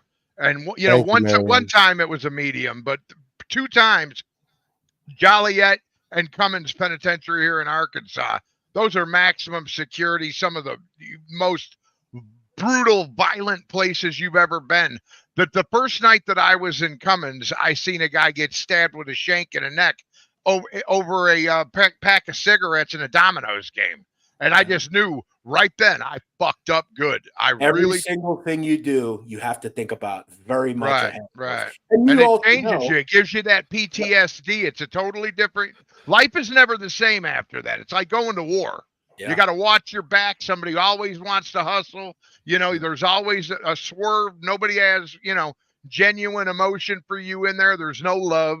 You know what I mean? And it's a different way to live. So. And it's a haven to make a criminal a worse criminal. It is not a condition where absolutely, you're go absolutely. Like if they send a first-time offender to a max, they're not going to like say, "Oh, you're a first-time offender. You know, we'll be easy on you." No, you're going to be made to put in work and do what you have to do. It's a breeding ground for. It's college for criminals. It makes you a worse criminal. Absolutely. I was an idiot before I went, and I was a bigger idiot when I come out. You know what I mean? It's just and guess what they do? It is what it is. They just say, okay, your sentence is over. You've seen some awful shit for the past 5, 6, 7, 10 years. Just go back into society and pretend that it's like that. It's an insane thought that we do that in this country. It's same with war. People go and kill people in another country, and they're willingly killing people. And we just say, okay, well, you're on your own now. Good luck. Right. It's and I kind of insane. had an upper hand like Chris, though. When he went through his addiction and went through rehab and he done that and he met Shanna, he had her to lean on when he came out of prison. And when I came out of, when he came out of rehab, he had Shanna. Right. When I came out of prison, I had Brenda waiting for me. And that made all the difference in the world. I never reoffended after me and her got Chicago, together. Let me ask you. The fucking Bureau of Prisons in this country, most of the people in that bureau sit on their fucking ass and do nothing all day. They collect a fucking paycheck from the government and that's it. Why the fuck don't we have some sort of program for like advisors where people help when they get out of prison? For let's just say, unlike you guys who had support systems, where the fuck is that for people? Hey, we know you've seen some really bad shit, and we're going to put you back on the street so you don't reoffend. We're going to give you help for 6 months, 8 months. Well, we just throw them back into the wild. It's insane. It does depend on where you go. There's a lot of places in the like I could tell you in Arkansas, they have a place called Benton Pre-Release. And when I was released from Cummins, they sent me to Benton Pre-Release, and they actually did try and teach you some vocational skills and talk to you about the ways of the world and how to go get a job and, try and settle your life in. But I think realistically, they have to have those programs actually in the prisons because a lot of these guys get institutionalized, and then it is the way it is. And remember too, prison, as some of the folks in the comments are saying, it's a huge business. I mean, state prison system, federal prison system, huge business, right? Yeah. It's big money. That's why they build more prisons than they build youth centers for people. They want people to become criminals, and right. It's the same. It really is. You have to be very strong, man, in your way of thinking. If you go to prison and you get out, you become a successful, upstanding person. All the credit in the world to you because they don't make it easy at all. Well, I had no education when I got out, and I did really well for myself, actually, with the support of my family, though. It was a big deal for me. I mean, and a lot of these poor guys, they don't have any family or when they were in prison, their family died, their parents died. They come out to, like Tony Soplo, for instance, when he came out and hit the streets, his parents passed while he was in prison, and he had to go to a halfway house and stuff. I mean, he did 22, and that changes a person. A lot of people, they judge the guy and stuff, but I've had long, intimate conversations about life, and it's until you actually know where somebody's been, it's hard to understand sometimes where they're going. You know what I mean? It's a real shame. And remember, most of these people that are going to these places, as you alluded to, just like Italians or whoever, they are products of their environment. You look at, let's say, someone that lives in Baltimore, right? West Baltimore or something. What the fuck, other than the drug trade, is there to do for a living? Seriously. How are you actually expected to get ahead when that is where your habitat is? And it's all government started. The government put drugs in those places. They know what they're up to. They can't put these people to work, so they throw the drugs in there and say, hey, here you go. And then they go to jail, and they keep going to jail, and we say, what happened here? What did we expect to happen? All we did was give them the drug trade, and now they're in it. Don't ever think it's not by design either. Oh, it's the reason why there's an abortion clinic every 3 blocks in the hood. You know what I mean? There's a lot of, and I don't want to go into that subject for sure, but I believe they've set some people up to fail. Hey, Chicago, go to Little Rock. That's not far from you, right? I've been to Little Rock many times. And go to Chicago, wherever. Go to the poor neighborhoods. Take a look around. Do you ever see fine dining? You ever see a Whole Foods? You ever see? Oh, no, absolutely not. They got, maybe a burger joint here or there, and the black people have no opportunity to up themselves and get out. Right. The only way they've got to feed their families is crime and drugs. You know what I mean? That's the capitalism there. And Chris, let me ask you something. Go to some of the rich neighborhoods of, let's say the county you live in or the county I live in. What do you see? There's Whole Foods on every fucking corner. There's Wegmans. There's all these beautiful places to eat. It's insane. Yeah, absolutely. Very Hey, sad. let me not to change the subject, He but I said want to. Gigolo Pine Bluff absolutely is. That's where diagnostics is at, and that's where I went in for diagnostics. Go ahead, brother. I'm sorry. No, all good. I don't want to change the subject. I just want to do a couple of things, and then I got another historic Mobtube moment for you guys. Michael McDonald sent $10 for match. Now, Michael McDonald is one of the biggest sponsors of this show, and he said match, therefore you must match. Michael's another one. I talk to Michael regularly, after shows sometimes, just off of YouTube, on the phone and stuff. I talk to him, and he's another guy that's been nothing but a good friend. I know Michael, if I had some serious beef going on and a couple of guys, if I needed a couple of dudes, they're not far away, but if for some reason they were all busy, I could call Michael McDonald in a fucking heartbeat. He would be here. That's a brother.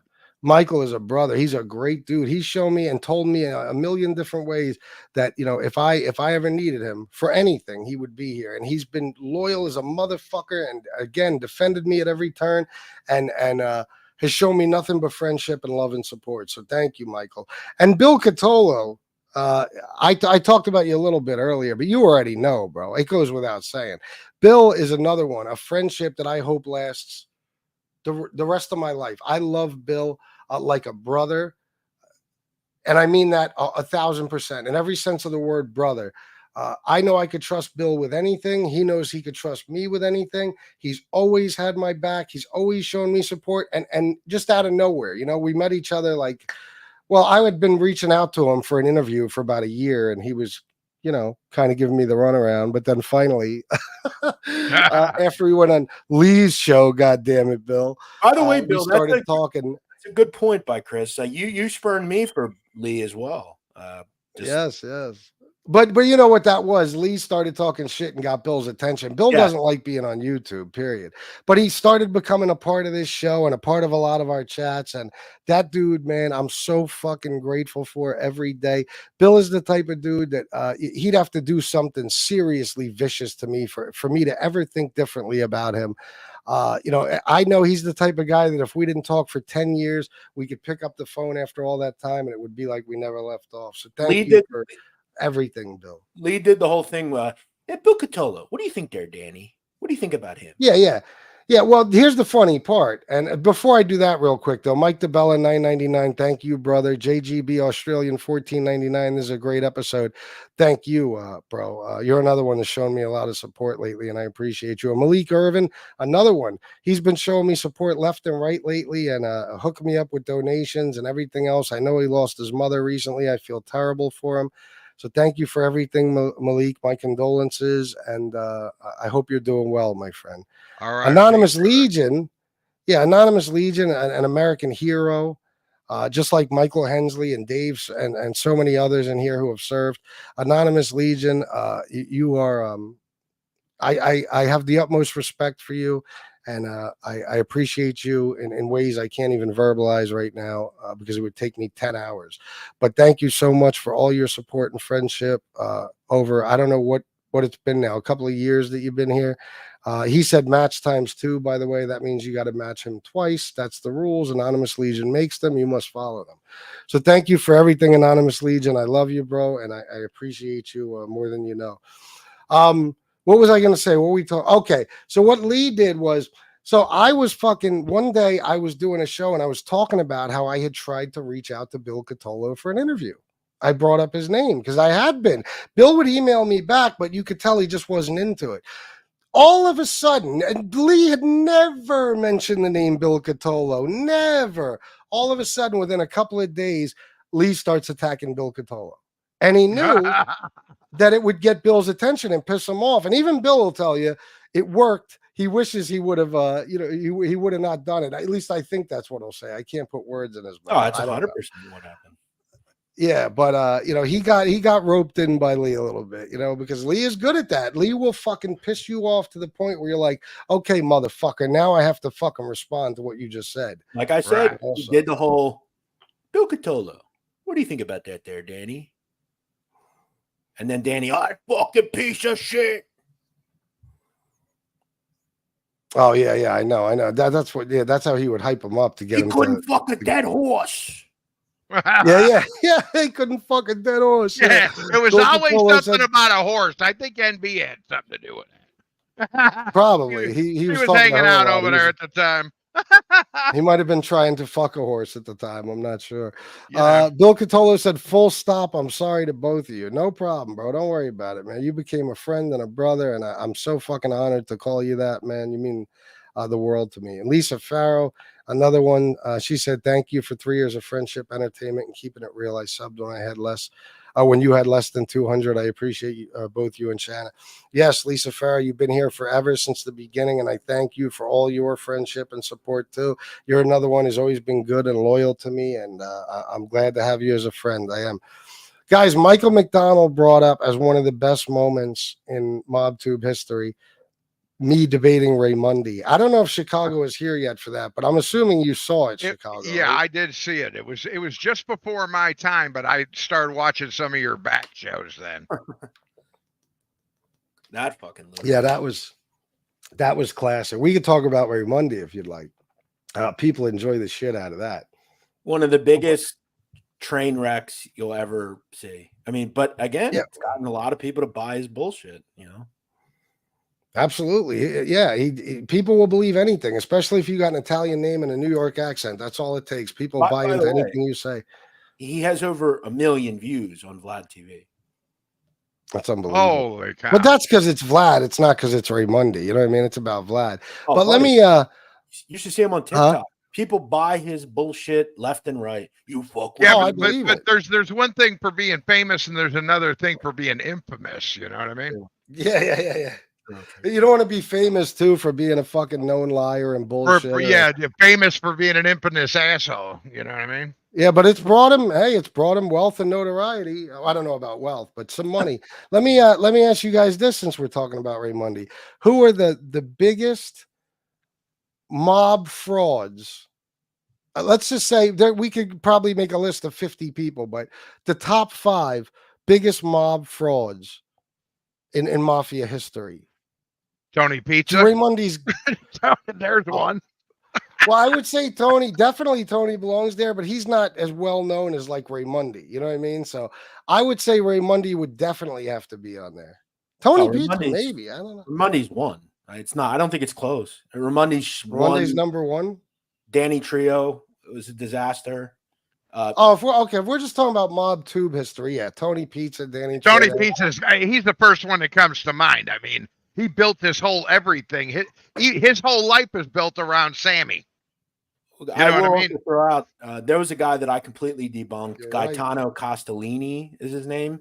I claimed that he was the nephew of Paul Castellano. The guy looks more like El Baghdadi than a fucking mobster.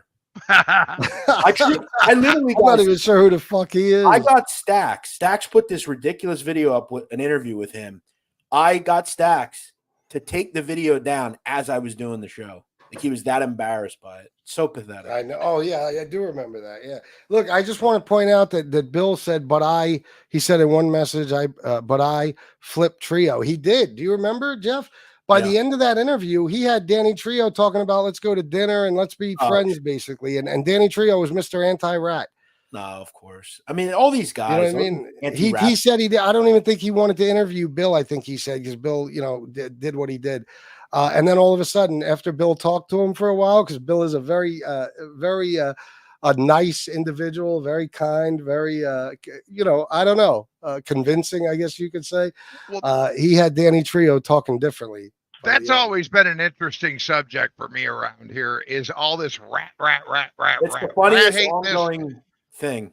What it is, Jeff, is it's these people have never sat down in an interrogation room ever in their life. They've never busted a grape, but right away they can tell you, I'd never do that. I'd never do this. You know what I mean? They ain't sitting in the hot seat. They're not facing life without. They're not facing, maybe a double, triple murder. God knows what. Their mom is sick on the outside.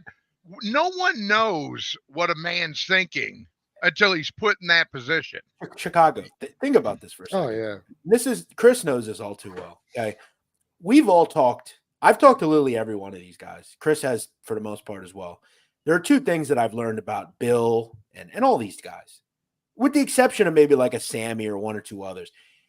Every day they wake up, they live with the decision they made. It fucking kills them. They all wish they never did it. I mean, Bill Cotolo, his father was murdered by people. Right. They were going to try to kill him as well. What the fuck would you do? What are you going to go do life for fucking Jackie DeRoss? Like, come on, man. Like, if you murdered my father, I'll answer that question. I'd do anything I could to get you back. Of course. Of course. Without a doubt. Yeah, there's no doubt about it. What you think all people who cooperated feel like that, Jeff? Like they regret their decision? I think for the large majority of the people that I've spoke to, and again, do I think Sammy feels that way? Probably not. Sammy thinks he's still in the mafia.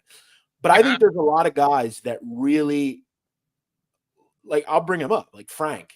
I think Frank, I feel bad for Frank a lot. I've said that before. I think he really, truly Mikey Scars. I think they truly are sick about what they had to do. I think if they could, they would probably not go into the life or whatever. I feel bad for them generally. I do. Well, you know what? I think everybody regrets bad decisions that they make. And sometimes having to make an even worse decision where, you always viewed yourself as a stand-up guy and stuff, and you still are but you still have that halo over your head that people want to call you a rat and, that type of shit. And you know what? All I can say to those guys that feel that way is 90% of the people that, or more than that, 99.9, as FBS said earlier, never were in a position to be anything next to having to make a decision like that. You know and what remember, I mean? we can also identify every single person on here that has that like that ridiculously dumb, one of the stupidest things ever put on here, that stupid We Push Back movement, one of the dumbest things you'll ever hear about. Just a truly warped way of thinking. Guys like that, again, these are the same folks. And I just want to remind people, these folks had nothing to say about John Gotti Jr. until Joey Merlino said something. Now, all of a sudden, we didn't like John. What the fuck? They're all a bunch of busters, bro. They're all fake. It's just like, look at another thing here. You got the most anti-rat guy over here. Oh, everybody's a rat. I'm going to chase around Jimmy and give him a hard time. I'm going to talk about all these rats and all this shit. But here's the deal. What have we found out about you, Mr. Hidden Gun Charges? Huh? It's all projection, dude. Half these people are probably rats. And again, like you said, most of the people they live in Kentucky or fucking Idaho, and they love Goodfellas. And remind, as the comment said, Goodfellas was made off the back of Henry Hill, whether you like Henry Hill or not. Mm-hmm. Henry Hill's direct testimony. I mean, all the Casino. Do you think Casino, Frank Collada didn't help create Casino? You think? Right. Of course. We literally did. He was, I think he was an advisor, and he was, is that what the word is? I believe so. A consultant. Yeah. A consultant. And he was in the fucking movie. I don't even like the term rat because I think that people inform. And they inform. The term rat is just that, who uses that? People that generally have no freaking clue. I can only think of very few people in the past that I've known that didn't flip when they were put under the gun. You know what I mean? That were in big trouble. And another thing, very rare. Someone like John Gotti is very rare, or Sonny Franzese, or you know what I mean? That's a very rare thing. And let me tell you something, Chicago, and you know this, Chris, I've talked to you about this before. The most depraved people on the planet, people that run drug cartels, just awful bad people. You don't think they tell the ops about the guy down the street? Oh, come on, man. I mean, everybody. Oh my God, there's no fucking question, bro. This is as old as time, bro. It's as old as time. Let me tell you something. I'll always say this. I know this for a fucking fact. Okay, you go to any hood in America. The mentality on the streets is, well, he didn't tell on me. That's it. It's honestly, it's just, people aren't walking around looking for rats all fucking day. There are You guys. tell somebody in the street that guy in the corner's a rat, he's gonna say, "Well, all right, I'll avoid him," but he ain't telling me, so I don't give a fuck. Right, right. That's The really only how thing it it goes. was with my neighborhood in Chicago was if you were known to be somebody who was a snitch that would tell, they wouldn't sell you shit. You know what I mean? There was, of course. Yeah, that's why I said, you'll avoid them, but you're not gonna fucking, what I mean? They're not like MRE running around rat. They don't, you know what I mean? They don't have that shit on their minds all there day. are people in every family, 5 families that talk to informants. All of them. I guarantee Sammy Oh my Gravano God. talks to people in the life. Guarantee. Dominic Sicali talk. I guarantee they all do. If you don't think that, you're crazy. Guys, listen, I got to go get a haircut. I just want to say 2 things before I go. Congratulations to everybody. Number 1, next 3 years from now, I won't be on here. I promise you that. We won't be here for the first I know that. Number 2, I know this is a touchy subject. This would be the best video possibly of the last year. Chris, I think we both, at least me, we need to go. I will take a lie detector test. I did not buy subs. I promise. I have to go. See you guys. All right, bro. You want to go with me, Chris, one time? We'll put it on video. Yeah, absolutely. All right, sounds good. Hey, have a great weekend, guys. See you later. All right, you take too, care, bro. buddy. Peace. There you go, Jeff Nadeau, another huge part of Mobtube. Let me read Bill Catolo's comment. Oh, I had it up already. Yeah, fuck that. It was too easy to remove Jackie. Then where am I going from there? What? No, they were not walking me down a basement. Fuck that. It's like I need a decoder ring. I love you, Bill, but lose my family for who? Columbo's? Yeah, no, of course not. No, you did the right thing, bro. Anybody who says otherwise is full of shit, or they just don't like it or bias against you, whatever. Chicago, let me ask you, bro. Oh, go ahead. Go ahead. Most of the people pointing fingers, Bill, they're got 4 pointing back at them. You know what I mean? Yep. Listen, I want to ask you. I wish Jeff was still on too, but I wanted to ask you, since we're talking about people, the biggest, since we took it instead of Mobtube history, instead of mob history, Mobtube history, if we're going to talk about the biggest mob phonies, would the Truth Serum and Angelo count as one and be on that list? I got into a skirmish with a couple of Puerto Ricans. Yeah, I would say that they'd have to be on there. I don't quite buy that story and him talking about his cell phone in prison and all that type of stuff. Not just that, but he's been going on since. Go ahead. Well, do they actually allow cell phones in prisons now? I mean, it's been years since I've been. He could have gotten one smuggled in, but there was never any background noise, any celly talking, any day room noise, any pod noise. There was never a CO. Oh, it's count time. I gotta go. You know what I mean? It was just apparently he had this fucking track phone he could use whenever he wanted without anybody. Well, my thoughts on that would have to be, Chris, that if you actually got one smuggled in, you would save that for your girlfriend. You would save that for your mother, your family, whatever. You're sure as hell not going to be talking to that goof, smoking 300 cigarettes after another, with all this street shit that's going on in the prison and all that. No, man, that if you actually got a cell phone smuggled in, you want to call your mom and make sure she's doing okay. Maybe talk to your dad or your brothers and sisters. You're not going to waste your time. And I'm going to tell you right now, if you've got one smuggled in, you're taking a huge risk of going to the hole.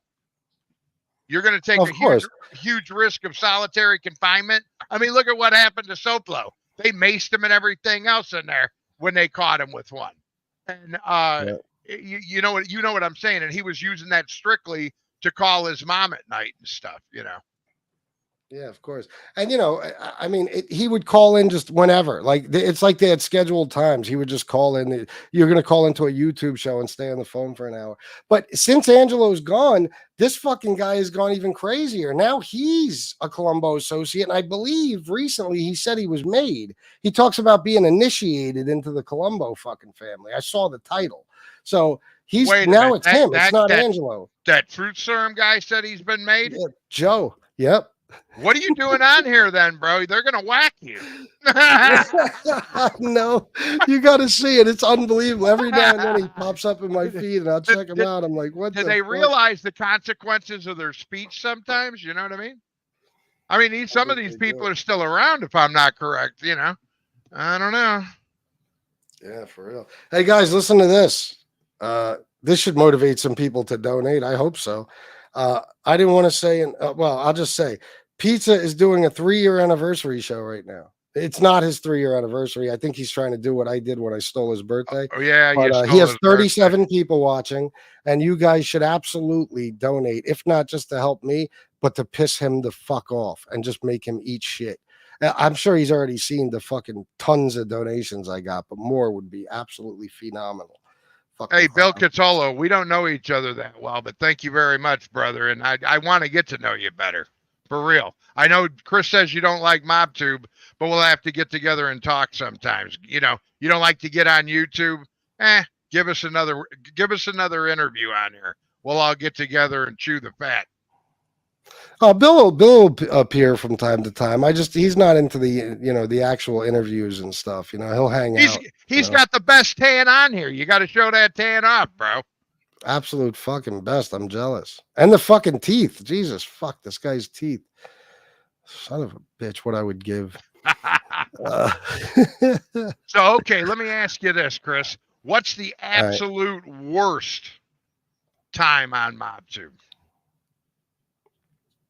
Oh, well, I'm going to tell you, for me, the worst thing, the worst period of time and just the most brutal shit was me and Angel going back and forth for 11 months, and all the fucking horrible, disgusting shit that was said about my wife. I wanted to fucking kill people back then, bro. That was a nightmare for me.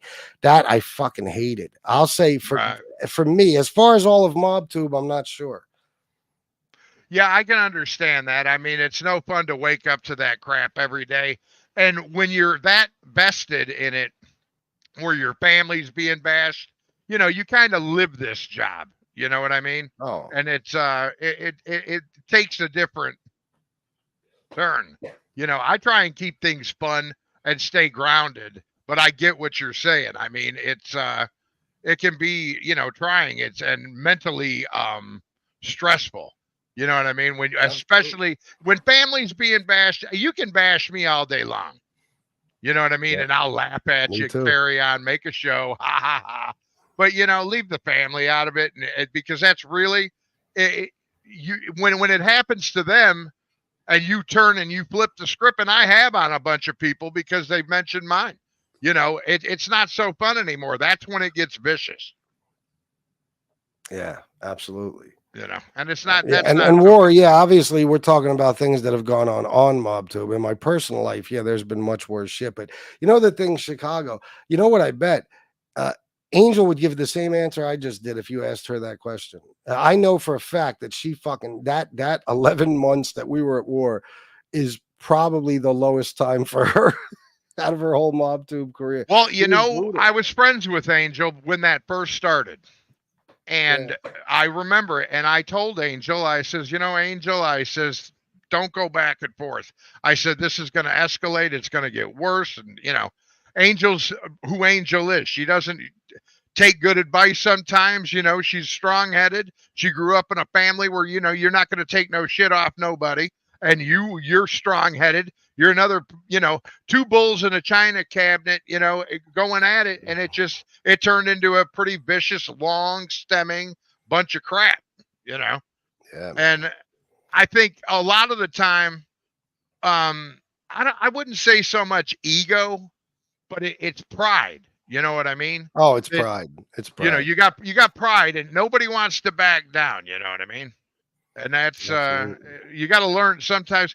Kind of like you said to me the other day, and I took it to heart. Sometimes you just gotta, ignore stuff. Right. Yeah. Sometimes, and Mike says it to me all the time. He's like, what are we doing a show on tonight? And he's like, goes and looks at the show, and he's like, Jesus Christ, another show. He's like, do you have to answer every one of these trolls back? And I'm like, yeah, I do. And he's like, oh, yeah, that's why I said to you in that comment, I said, when you're a hammer, everything looks like a nail. Right. And I honestly, that's something that I need to better myself on, really. You don't have to answer every troll. You don't have to, fall for every piece of work that somebody puts out there, because realistically, a lot of the people around here, they're trying to build their channels, and that's why they do it. Yeah, absolutely. It's the truth. I mean, and that's why, like I said, with this, why I'm on the fence about tearing this guy Nick's fucking head off verbally or ignoring him, because he's just another motherfucker who wants attention so he could build his channel. A lot of these clowns now, I'm probably going to wind up destroying him, but a lot of these people, like, the reason I said that to you, I've gotten to the point where it's like the guy Mark in I Want to Talk podcast. I will not acknowledge this motherfucker. I won't go back and forth with him. I wouldn't since the beginning. A lot of these people that come on here just to start trouble and stuff, unless you have some sort of relevance right off the bat, or unless you just go too far and do something crazy, I'm not going to give you my attention, bro. We're far above that, bro. We've been here for a long fucking time. I gave the same advice to Angel. Don't punch down. Yeah. Don't punch down, because if you do nothing but draw attention to your enemies and waste your own time in the process.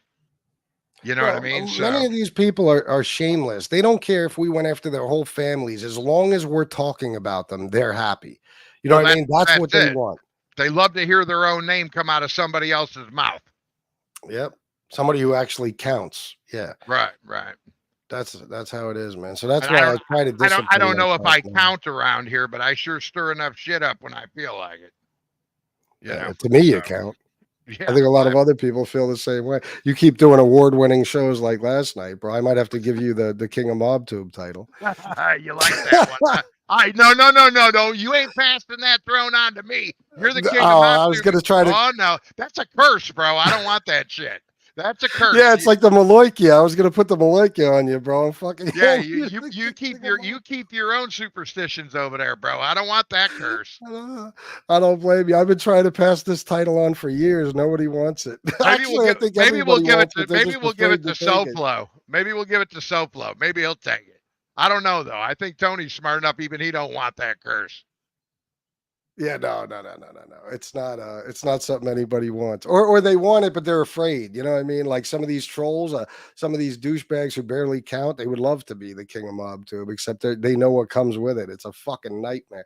But don't worry, no matter who you are, if you're not me, you're not going to get that much brutality coming your way. For some reason, me, it's like Chicago, bro. Like, notice with this guy Nick, and I don't know, maybe he's been talking shit about you guys too. I'm not sure because I haven't listened to a word of him in days. But he's on me.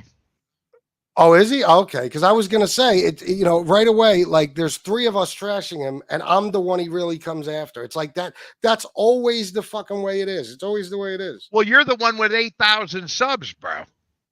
Just like you think it's a mistake that he picked out Nadu as a target. And the guy's got 80,000 subs.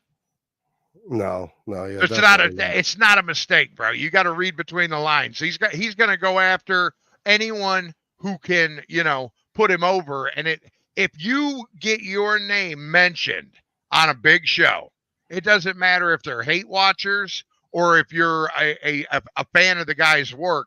You're going to go over there and you're going to subscribe. And here's the reason.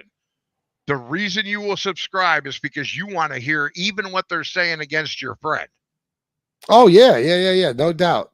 And you don't want to lose the page, so you go ahead and subscribe. So you're going to up the subscriber count. That it's a good strategy for somebody who just wants to be an idiot. I'd rather, you know what I mean? I don't want to build my channel off that. Me and Mike have talked a lot about moving away from arguing with people. And I understand that people love to hear me throw, verbal beatings to people every night, all that. But they have to understand that, what comes with that is also my wife gets bashed. They, looking up my kids and putting my private business out there and every other thing, they have to realize that every once in a while, you got to kind of let some of these people just slip through the cracks. When it's important, that's when you speak up. You know what I mean? But trying to learn that myself, it's a learning process. It really is. And I'm sure through the time that these 3 years now that you've been on, this YouTube has taught you a lot about life. Oh my God. You know what I mean? It's been a learning curve for me. I don't know about you, but I've learned a lot since I've been here, Yeah. Yeah, it's definitely, and a lot about people, you know, because even the shit we've seen in our lives. I mean, a lot of the shit I've seen, all people from all walks of life do all types of scumbag shit, but I've never seen anything like this, man. I mean, when a motherfucker could be first of all, Paulie Walnuts, 1999. Paris just said all you made this show is $30. Oh shit! Well, thank you, bro. Thank you very much. I appreciate you, and thank you for that, Paris. What was I gonna say? What were we talking about? You spaced it up, did you? Oh, just about Yeah, how yeah. this place has actually taught us, you know, a little bit about Oh, life. yeah, you yeah. know. And the scumbag When shit that you see here, it's second to none, bro. Oh yeah, when But you can when see you a worship motherfucker, criminals like a lot of these people around here do, you will do anything to make yourself look like one, because that, you know, what do you get? Without Some a doubt. YouTube credibility by making your clickbait channels for your bullshit, talking shit about people? Believe me, that's not street cred, because you know why? Little trolls out there, you're hiding behind a fake name. Come up here and be Chris Ladrago or Harry Wessels and put your life out there. Then I'll give you some credit for having balls. Until then, you get none. Absolutely. Yeah, and what I was gonna say is, you know, when you can have a motherfucker like MRE, when you can have a person who is the leader of the anti-rat crowd, when you can have him be proven beyond a reasonable doubt that he is a rat, then, well, actually, you know, not in any particular order. Also, I should say that he's a full-blown neo-Nazi and then a possible child molester, and he doesn't lose a single person's support.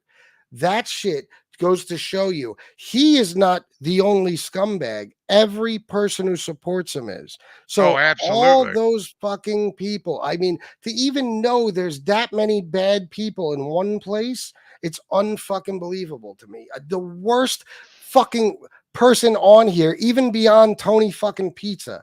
You know what I mean? Right. And even beyond NB, fucking MRE is the worst fucking individual on here, an absolute scumbag, animal, low life piece of shit. And it doesn't even phase a single friend of his from thinking twice, from saying, oh, well, you know what? Maybe I should walk away from it. It doesn't even phase, or should I say, it doesn't phase them from supporting him. It doesn't stop them one fucking bit. They Not the support him the loyals, it same way they doesn't. always Yep. did. Yep. Doesn't matter to them, you know? Nope. Doesn't matter to them. And to me, it's a sad existence when you want to belong to something so bad that you will even support the worst piece of shit against your country. Even the pizza supporters.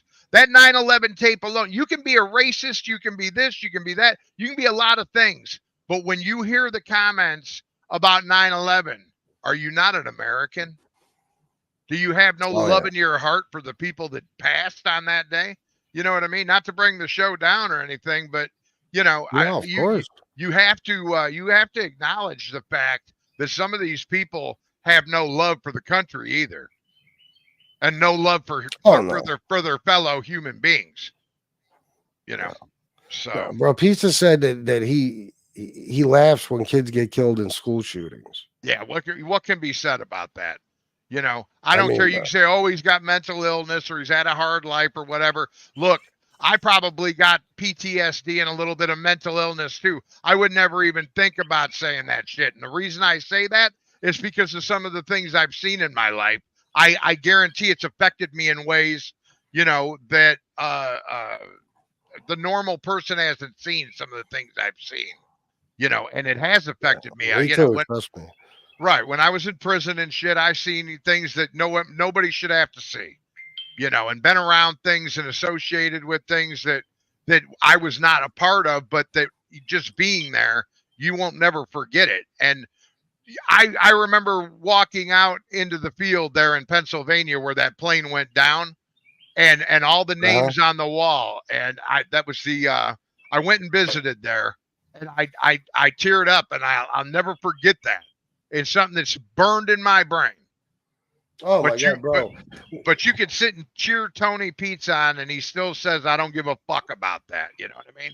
No, just and totally then he's wrong, pissed bro. off that the fucking spouses and children got money because they lost their fucking fathers and husbands. And bro, I went to Ground Zero it was either a month or 2 months after it happened. I forget, but the smell in the air, people in here can tell you the smell in the air. My whole fucking family got sick. My daughter was a baby. My mother, my daughter's mom at the time, everybody got sick. You could smell the death in the air. You could smell the bodies that had burned. You could smell. They still had wrecking balls because the buildings were still fucking burning, and they're fucking hitting them with wrecking balls. And you're looking at the cops and the firefighters. It's the first time in my life I ever had sympathy for cops ever, bro. And they had, like you said, just blocks of like this fence with all the fucking names and everything.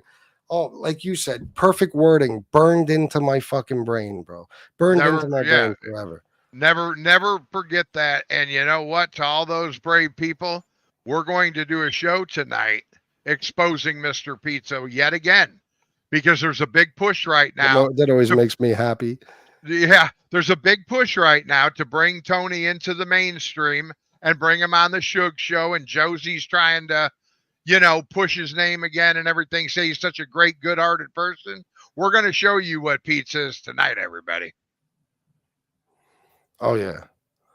Oh, yeah. Wait a minute. Paulie Walnuts, I'm an idiot, bro. I didn't realize. I thought you were saying Paris like that was somebody you knew. You're talking about Pizza just said all I made this show was $30. Well, I just looked at that again. I'm like, oh, that's where I was confused about the Paris thing. But like I said, I don't know. So I just go along with shit.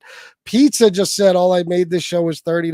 Oh, yeah. Okay. Yeah. Pizza, more just like every other lie you've ever told. I've been sitting and watching the cash roll in. I'm thinking about starting a Cash App. Holy shit. You did killer today, bro, which is good, man. That just goes to show you that you're appreciated by your crowd, and that not all these haters have been able to 3 years now, bro, and they ain't been able to take you down yet. Nope. Absolutely not, man. And I wanted to tell you too, I'm very sorry to hear about Shanna's job, but she's a smart girl. She'll get back on her feet soon, and you guys will be right where you need to be. Just keep your chin up and keep rolling, bro. Keep going. Well, when I make public the story of what happened to her job, her and her coworkers, and it's not just hers, there's different facilities around the country.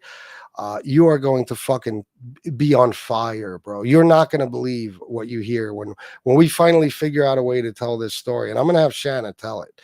What those employees have gone through. And they haven't been paid since June 5th. They've worked 3 fucking weeks since, and they're not getting paid for it. Wow. They're not getting paid for it. Well, certainly, I don't know the situation, but hopefully the government can step in and something legally can be done. Well, there's a court case happening right now to make that happen. So. Right. Well, I'll tell you what, brother, happy anniversary to you, 3 years. I'm going to go get some lunch, but I'm glad to have been part of it, man. It was a good conversation. Man, and absolutely.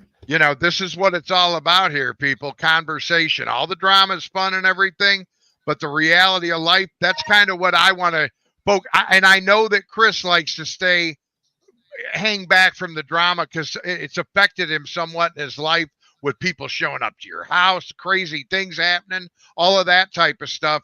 And, but we'll have the same shows, the same personalities, but sometimes don't forget, man, don't turn your back on us because we want to, maybe take things in a different direction. Continue to support for the people we are. Yeah. And continue to support, Chris and his wife, because right now they need it, and they're going through a hard time. Thank you, man. I appreciate that. You bet, brother. Well, I'll tell you what, I'm going to get off here. Thanks for having me. Everybody in the chat, love you guys. And Chris, till the next one. Absolutely. Thank you, brother, for coming on. I appreciate you. You bet. We'll see you later. All right, bro. Peace. There you go. Chicago Muscle. This is turning out to be a good show, and I ain't done yet. You know what I'm saying? Thinking back over all this shit, guys, is just you know what? Before I even forget and get into that, I cannot forget or miss Kat. And I also want to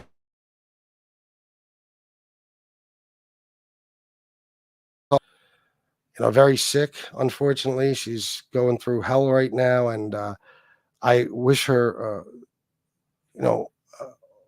I wish for her that things get better and she makes a full recovery, because I believe she is an absolute sweetheart of a person and deserves it. And I hate to see people like that suffer the way she is. You know, she's been with me for so long and shown me, every type of support you can imagine, from financial to,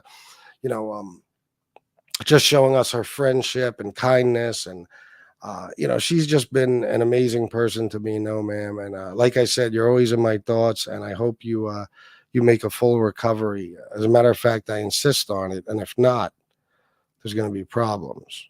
I don't know with who, but I'll figure it out. So thank you, No Ma'am, for all your support. And again,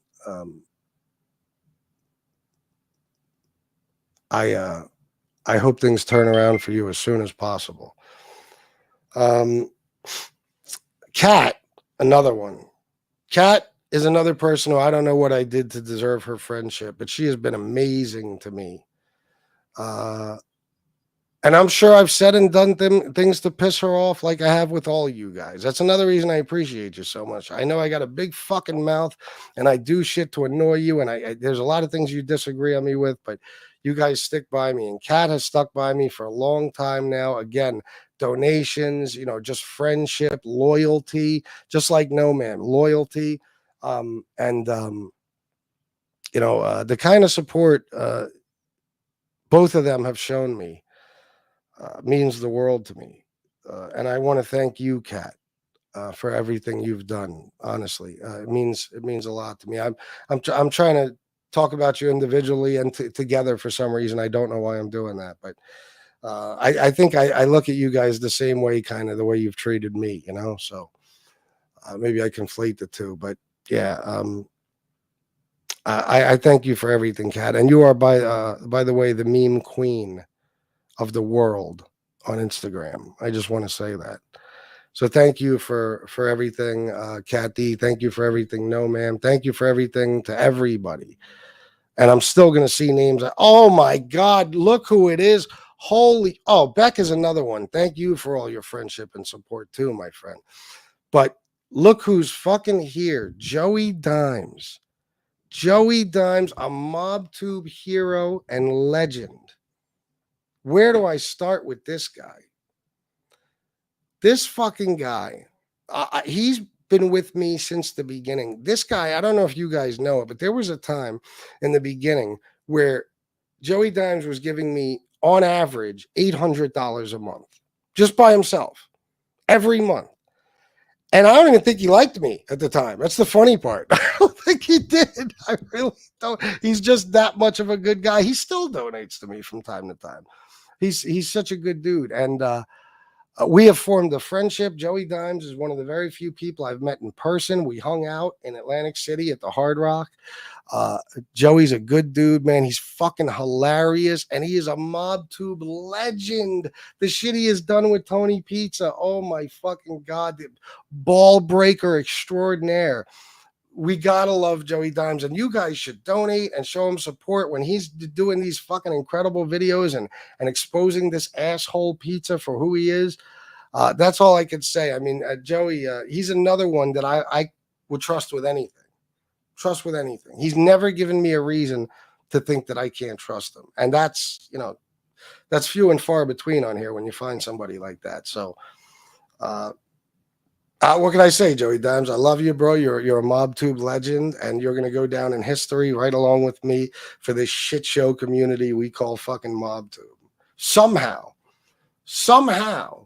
we will always be a part of mob history. As funny as that sounds, not because we were ever in the mob or because we had anything to do with it, but because this is the YouTube genre about the mob. And we are fucking legends here. That's just the way it is.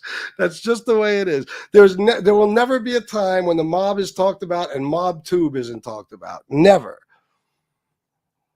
My brother Michael Hensley again, man. I love you, bro, and I thank you for everything. I had to give that shout out too to Joey Dimes because that dude is just a trip, man. I love talking to Joey. Every now and then he'll accidentally send me some bad news. I get a little angry with him. But other than that, He's been a great fucking friend and loyal as a motherfucker. Because again, Joey Dimes is another one. Let me just say this. You know me, guys. I don't start shit with no fucking body. Okay. I respond to people starting shit with me.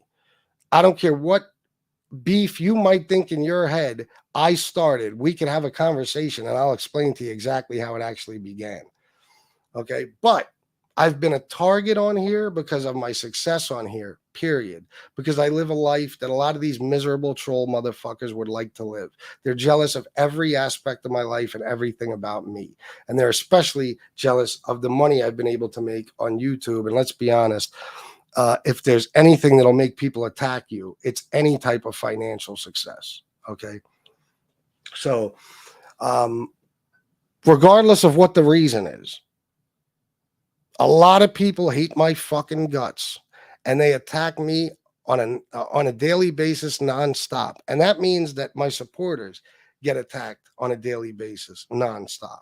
And that's why I love you guys the way I do. That's one of the main reasons, is because you guys get abuse just for being my friend and supporter. And for that, you know, it's not fair. First of all, you don't deserve it. You're all great people. But the fact that you put up with it just so you can continue to be my friend and supporter, it's invaluable. It's something that I'm so fucking honored to have people like you in my life that are willing to go through the abuse some of you have to go through in order to be my friend. Something I'll never forget. Fucking COVID's still fucking up my throat. So that goes to Joey Dimes and all of you. I know people like Joey. He's loved by damn near the whole community. So people will try to pull him in different directions and get him away from me and stuff like that. They've done it to a lot of you guys, and you've stuck with me. So for that, you know, I thank you and love you, all of you, all of you. You got a big mouth, Chris. I'll be seeing you on Arthur Kill Road by the gym next to the car wash. Oh, it's your 3-month anniversary, cocksucker. Really, FBS, Fat Bald Sicilian. You think you're somebody special? You're a legend in your own mind, cocksucker. I run fucking Mobtube, and I run Staten Island. Come to the Shaolin Gym, 2337 Arthur Kill Road, and I'll rearrange your fucking face for you. I'll give you a fucking knuckle sandwich. Tell the receptionist that you're here to see Mike. She'll send you to the back, and I'll end your fucking life, cocksucker. It's not easy just doing that voice, but coming off the top of my head with things to say. It is not. That's all freestyle off the dome right there. Okay, so I deserve respect. Guys, let me get a pack of cigarettes. I'll be right. Joey Dimes, fuck that. Joey Dimes, you know what?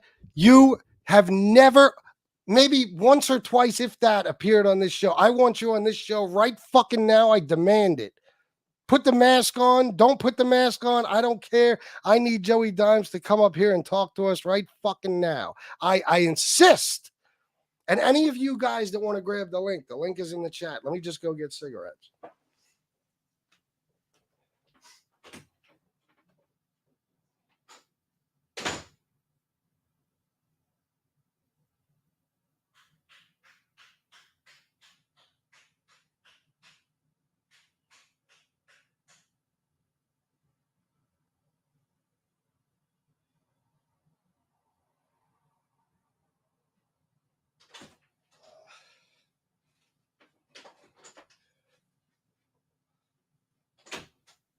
You can always hear me packing my cigarettes when I go to the kitchen to get them, you know. I'm sure you hear that fucking... Now I can't afford to give you $8. Bro, you got to come on here. I need you on here right away. Good old Arthur Killer. I always forget the address. What was it? I always said the wrong address anyway. But Joey Dimes, if that's you, text me, please. If that's you backstage. Thank you, Ward. Thank you. Thank you. Yes, please do. If you haven't donated already, or if you feel like donating again, please do. It's 3 years of entertainment I've provided you with. Show your appreciation that way. It would mean the world to me, especially right now.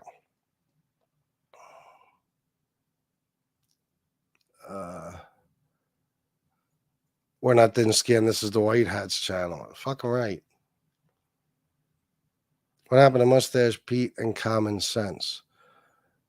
Mustache Pete's in here all the time. Common Sense is in here fairly often, and he's been on the show several times in the last, I don't know, just the last couple of months. Common Sense comes on every now and then. He's not in the chat as much as Mustache Pete, but oh, it's you. Okay. Oh, come back. What the fuck? He texted me it's me, and then he left. I didn't. Maybe I removed you by accident. Come back, bro. Here's the link again. Fuck, man. What did I do?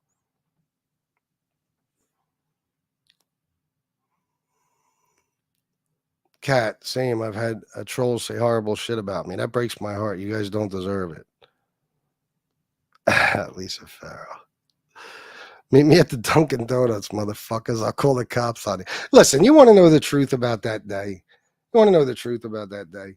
Nobody called the cops. Nobody called the cops.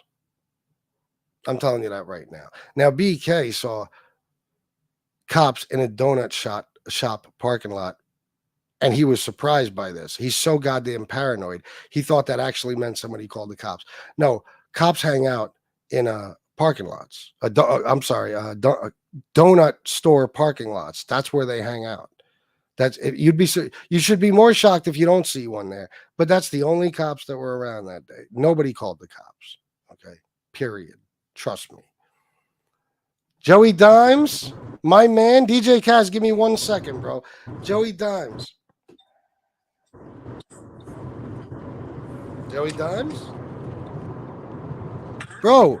Hey. Can you hear? What's up, bro? Yeah.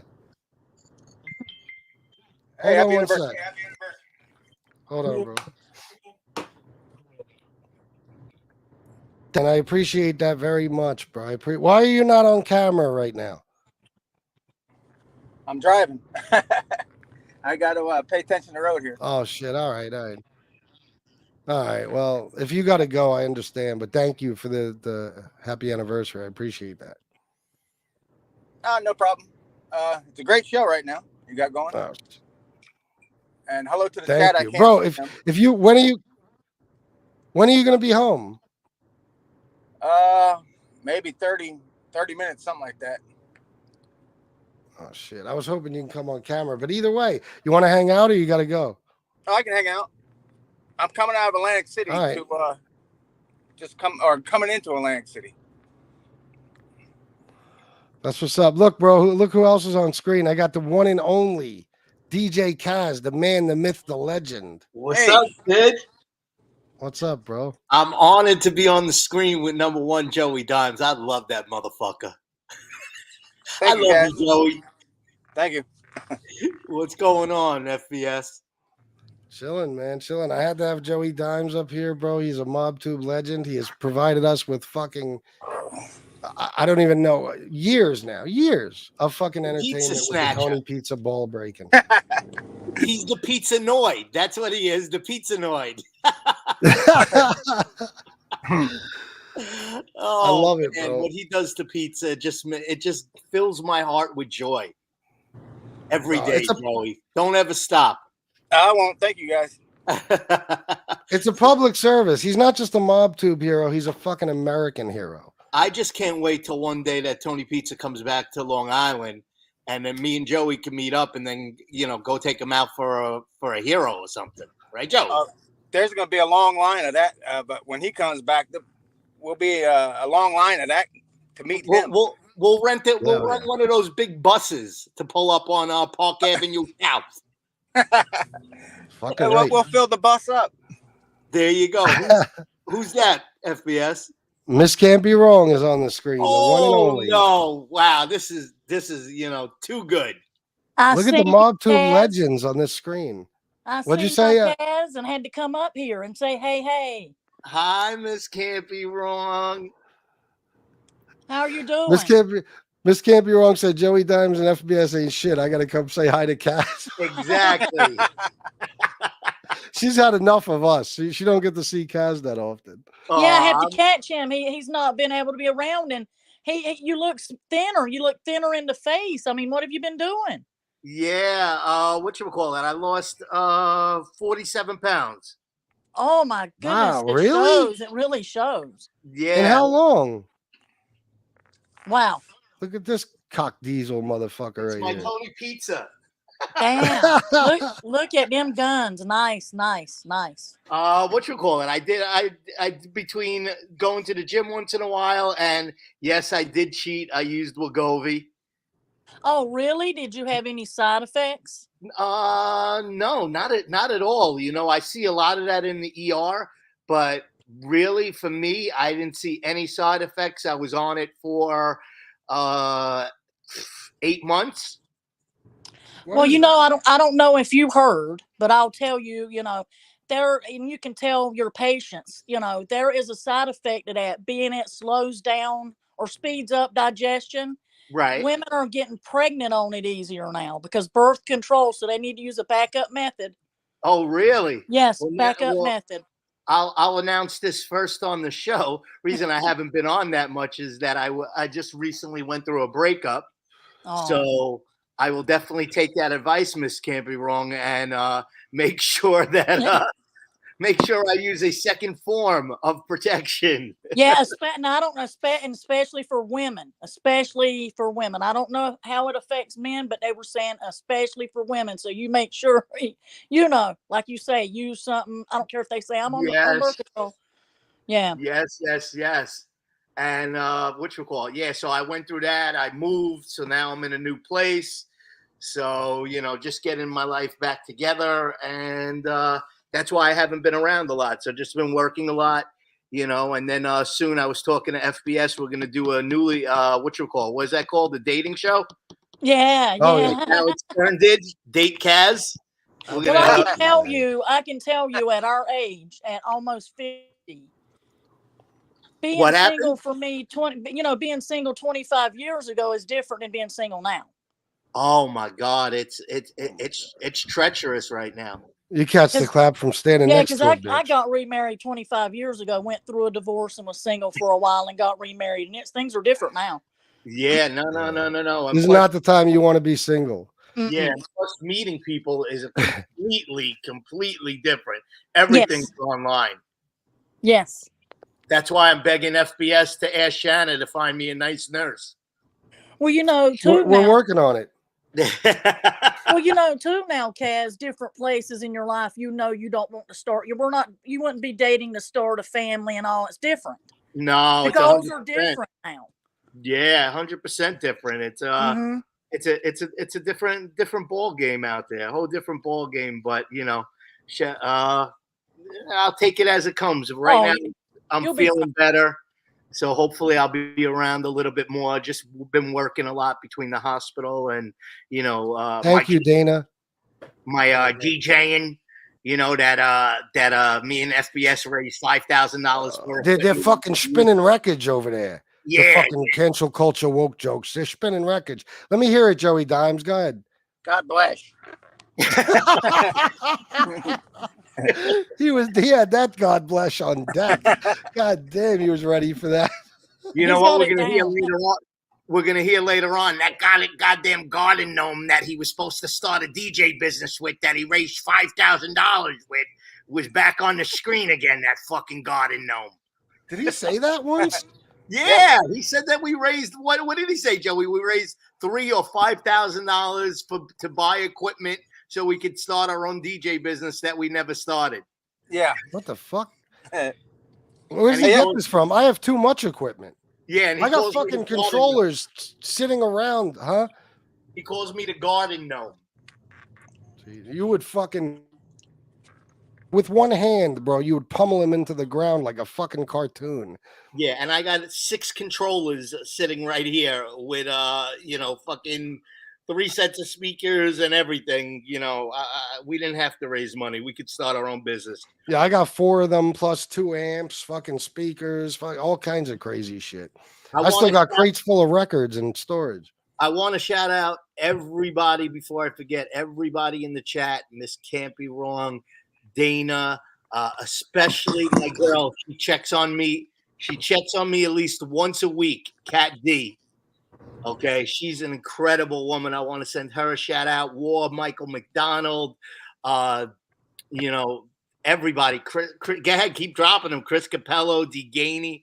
I don't know the Saxon, but everybody. I'm just going through random comments. Paulie Walnuts, Paulie Walnuts. Paulie Walnuts, yes. Good to see Paulie Walnuts. I hope you stay back with us, Paulie. He said GTL, Kaz. Jim, I got a whole bag of laundry going right now. Oh, look who it is, Kaz. Bill Cadolo. Bill, why don't you jump on for a minute, Bill? Now I'm going to put you on the spot. You can yell at me later. It takes 2 seconds to come on and say happy anniversary, FBS, and then you can go about and get your suntan. Am I right, guys? That would be nice, Bill. That would be nice. I'm not going to pressure you, but that'd be nice. Go ahead, Joey. Don't forget Mustache Pete and Common Sense. Yes. Oh, of course. No. Of course not. I just didn't see them in here. They're not in there yet. But of course, I'm going to fucking shout them out no matter what. Lisa Farrow said FBS panel is YouTube gold. Yes, it is. Come on, Bill. Come on, Bill. Let us see those nice pearly whites and that nice tan. Come on, Bill. How often do you forget FBS? How often do you get to be on the screen with Miss Can't Be Wrong, Joey Dimes? Come on, bro. You got to come on for 1 minute. Just 1 minute. That's all we're asking. And look, Jesse Roth is even coming. Yeah, my Jesse's coming on. Yay. Yeah. Bill said, why can't I see your comments, Kaz? From earlier, I guess. Maybe I think Kaz blocked you. I think Kaz blocked you, so you can't see your yeah, man. I'm not talking to you unless you come on here, Bill. I'm gonna block you. I'm not even gonna. I sent you a text. You didn't answer me. All right, there, pal. Wait, did he answer me? Nope, he didn't. He didn't answer me. We better come on. Look who we got now. Another one. Another fucking longtime friend and supporter. My man, straight out of Baltimore, Maryland. Michael McDonald. Hey, Mikey. Hey, what's up, fam? Hey, Kaz, this is for you, bro. Wrap it up. COVID is on the rise, bro. Oh, I know. We've been seeing a lot of cases of COVID. Man, you better wrap it up, bro. COVID. I thought you. Oh, okay. Oh, COVID. Yeah, you got to be careful these days. Yeah, we've been seeing a lot. I think they're starting. We've been seeing a lot of cases of that too, Michael. People. No doubt. Nuts. I think they're starting to lace vaginas with fentanyl. You got to be careful. Hey, congrats on the 3 years, Chris. Oh, thank you, man. I appreciate that, bro. Thank you for being with me for so long. No doubt. Yeah, I just wanted to hop up here. I'm gonna drop back down into the chat, but just wanted to tell Kaz about the COVID and it's on the rise. All right, thank you, bro. Thank you, Mike. All right, people. Good to see you, brother. You too, man. What? Tell Billy to forget the emojis already and get on the screen. Okay. He might. I don't want to pressure the guy, but it would be nice. It would be nice. Yeah, it'd be a little bit out of order if he didn't. A little bit. A little bit. A little bit out of order, you know. You insulted him a little bit. You insulted FBS a little bit by not coming on, Bill. A little bit. Hi, Jesse. Jesse Roth. Hey guys, happy anniversary, FBS. Thank you so much, Jesse. I appreciate you. I'm actually at work, and I'm assuming under what my boss asked me to do, I have permission to be on here with you because I do actually have a question I want to ask you that would help me with my work. All right. And if you don't want to tell me publicly, you could just text it to me or whatever. But so I have the name of somebody. I know where they're at prison at, but I need to find out what they're in prison for, and I can't find it. Where do I go? Oh, yeah, no problem. No problem. Send me the name. I got you.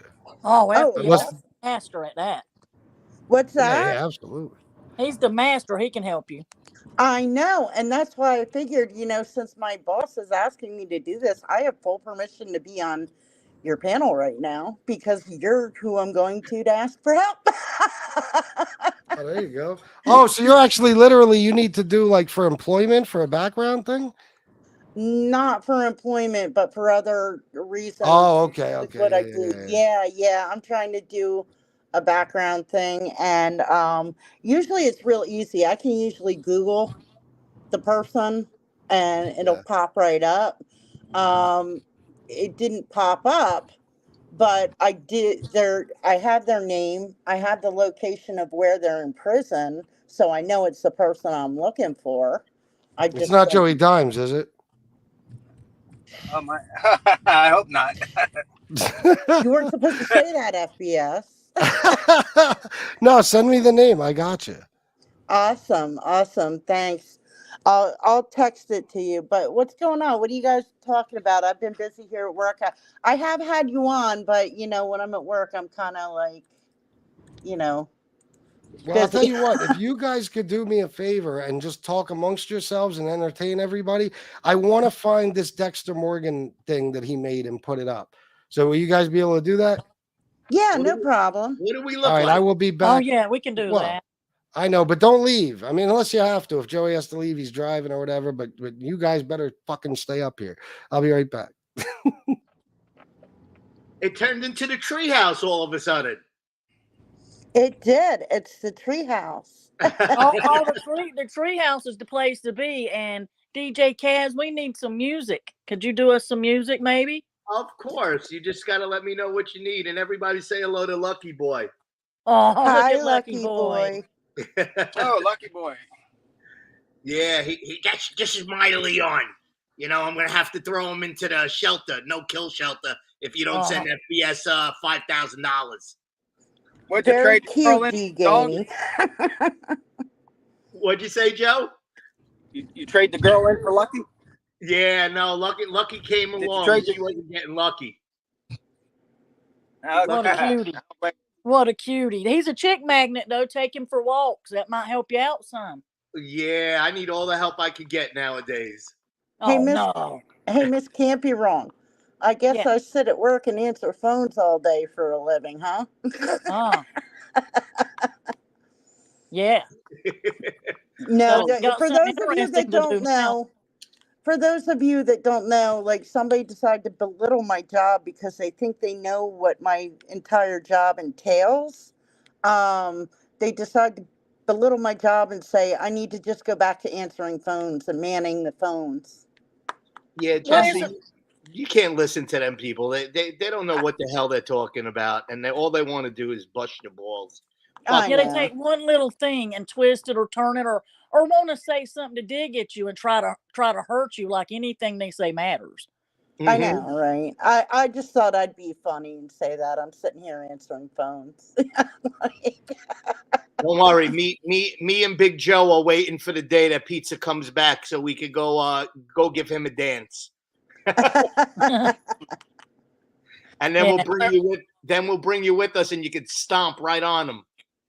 He'll never go to New York. He don't have he's too smart to come back to New York. You don't think he'll ever come back, Joe? Nah, he'll never come back. He won't even sneak in. He said so much. I mean, he said so much about so many people. I don't know how he ain't had his ass really kicked. Oh, it's coming one day. I mean, yeah. Go ahead. I'm sorry. People can say, well, he's mentally ill and try to make excuses for him all they want to at some point. Yeah. He's mentally ill, but if I see him, I'm going to try to beat sense into him. I couldn't blame you. He said some horrible things about you and, well, your family. Yeah, the kids. Yep, the kids. And you don't go there with somebody's children. You just don't. No. Miss can't be wrong. If I bounce out by accident, when FBS gets back, tell him I'll be right back. Okay, I will, Jess. All right, I'm here. I was gonna say, he hasn't had his ass kicked yet. Let me shout two things out. I don't think I did this one yet. D. Ganey, $10, little something for that junior mint shopping spree. Congratulations on 3 years, brother. I didn't shout that out yet, did I? I read it like 50 times. No. D. Ganey, thank you. I still have Nico Cia's money stashed, and I will be taking that trip soon. So thank you very much. And Stephen Cordell, $25. Thanks for 3 years of entertainment. All right, guys, listen, it's very important that you're all here right now because I have a Dexter Morgan production to that I want to premiere right now. Oh, Okay, it's going to World be the premiere? debut of this video. You ready? Yes, Yes, thank sir. you, Dexter. Thank you. Go ahead, FPS.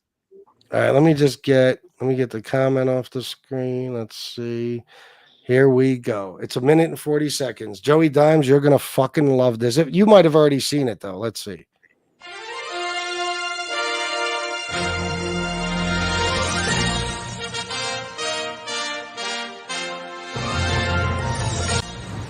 So look at this. I got a MAGA hat from somebody yesterday. Tony Pizza is one of the biggest scumbags on earth. He secretly supports Democrats. I don't know how to control this camera. You know, you can really tell who a person is by the company he keeps. His friends.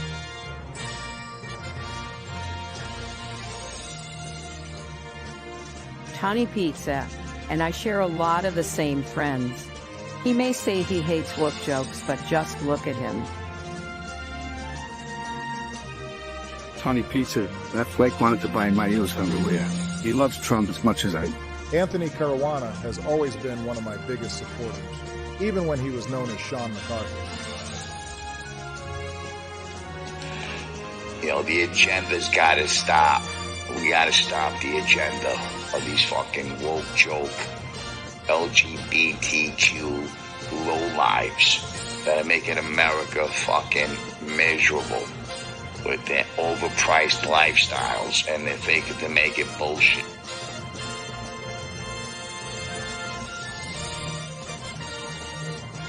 Thank you, Tony Pizza, and all of your good friends for your vote in 2024. I'm Anthony Caruana. I'm fucking Tony Pizza, motherfucker. And I'm Joe Biden, and we both approve this message.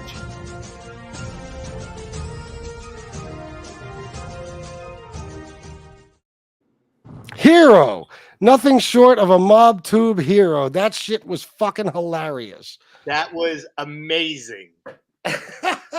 I think that's the best one yet. You know the fucking time he has to put into this shit? I got to give it to him. I love that guy, man. Time and money for the programs.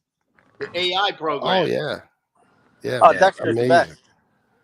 Oh, he's the. Did you see that one already, Joey? I think I either saw it or he made one similar to it. Oh, okay. Everybody got Let me- to subscribe to Dexter though. He does some real good videos. Oh, yeah. Subscribe to Dexter Morgan ASAP. Bill Catolo, $4.99 for my silence. Happy 3 years, my brother. Love you all. Thank you, man. Love you too, as you already know, my friend and brother. I guess he's not prepared at the moment to hop on, but it's all right, man. Maybe another time he could join us. Yeah, he's a little bit out of order. Well, he's a little out of order. We got to admit. I mean, you got to admit, he insulted him a little bit. A little bit. Just a bit. Okay. Just a bit. Definitely out of line, Bill, but it's okay. I'll let it slide this time. We'll let you slide. We'll let it go this time. You know, how many times do you have a third anniversary? Once. But it's okay, Bill. That's true, Bill. I mean, if you want to miss this milestone in my life, I mean, it is what it is, but okay. Haunted Ghost Tube, Dana, $9.99. Thanks for the last 3 years of wild entertainment. Thank you, Dana. She's another one, Dana. Even though she's a Trump supporter and I talk mad shit on Trump, Dana has supported me for so long. And I can listen, Dana has been such a good friend. She's always donated. Well, she left me for a little while back then, but I don't blame her. I probably did something fucked up to push her off. But I've always had the utmost respect for Dana, and I mean that for a lot of different reasons. I think Dana is one of the strongest people I've ever met. I think she is an absolute sweetheart. Her and her husband are awesome people. It's dope that they're ghost hunters, of course. And last year, and well, since we got that news about my mom, Dana has done a couple of very, very, very nice things for my mom. She did some artwork for her that my mom absolutely loves and cherishes. And my mom is very grateful and appreciative to Dana for her support and friendship. And I thank you, Dana, for everything. Seriously, I love you. I appreciate you. We all do. I second that. Yeah, There you go. Dana's real nice. I second that too. Dana's a good person, really is. She's one of the first people I met in chat. She goes back with us that far. Yeah, Dana goes back. Dana knows where the bodies are buried. Yes, she does. Yes, she does. She does.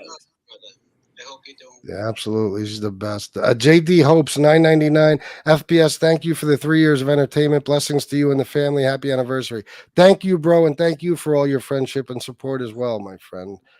I appreciate you, and all you guys who are members too. Thank you so much, because that's very important. The people who have memberships, I mean, you know, it's the only guaranteed income I have. So you guys doing that means the world to me. Even if I don't shout you out all the time, I apologize, but it does. Go ahead, Kaz. We have to give Billy a pass. He just sent me a message, a voice message, because you and him love those voice messages, and he can't go on right now. He said maybe later, and and that he loves us both. With you, Bill. We're fucking with you, bro. Trust me. I know. I know if you could, you would. Yeah, without a doubt. We'll survive, Yeah, Bill, without absolutely. you. We got lucky. Did you see your nephew? FBS. Look at that fucking dog. What's his name? That's Lucky Boy. Oh, nice. How old is he? He's 5. What type of dog is he? He's a Shih Tzu. Oh, leave it to you to get a Shih Tzu. I don't even know what that means, but They're like little flying dust mops. Are they? Yes. I had a friend of mine growing up. Her mother had 5 of them. Every time we walked in the door, they would come flying at you. Oh yeah, he's great. I have the door open right now, so he's just looking outside because my desk is near the front door, so he's just looking outside and chilling. He's the best. Well, I'm sure he's better behaved than Peanut, but not quite as good as Rusty. He's up there with Rusty, bro. He's up there with Is Rusty. he? I gotta Oh, give it to him. yeah. Where is Rusty? Is Rusty gonna come on for the 3rd anniversary? Maybe I'll bring him on. Maybe I'll play the iPhone ringtone for him. Oh, you have to. That was one of the great moments. Maybe I'll do that. Hold on. I need you to listen to me versus you, FPS. Just look it up. Don't take offense. Listen to me versus you. What is that? Probably a video. Oh, okay. Is it politics, Dana? Is it going to piss me off? I don't know. Your mom is so precious. Thank you. Yes, Dana has actually seen pictures of my mother, and there's only a few of you that actually have. I sent her pictures of my mom holding the stuff she got for her and everything. So. Jersey Girl 732. I'm a Trump girl, and I still love you, and I still love you too. I don't care who anybody fucking supports. I don't care. And I just want It's to all say love. real quick, FBS, because I was one of the, I guess I'm one of the few that you did share what's going on with, and I got to read a little bit of what's going on. People, if you could help FBS right now, Bro, it's a good time.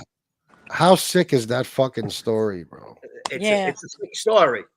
It's a sick story, and it's so it just I don't have words for it actually, but people when he puts it out there, you'll be like, wow,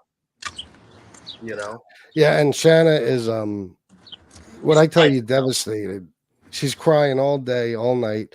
That was her. She loved that job, her coworkers, everything, and I know how it is when you lose a job that's a huge chunk of your life like that. It's devastating. It's like it's part of your life, your routine, your everything. So After that many years, that's a long time.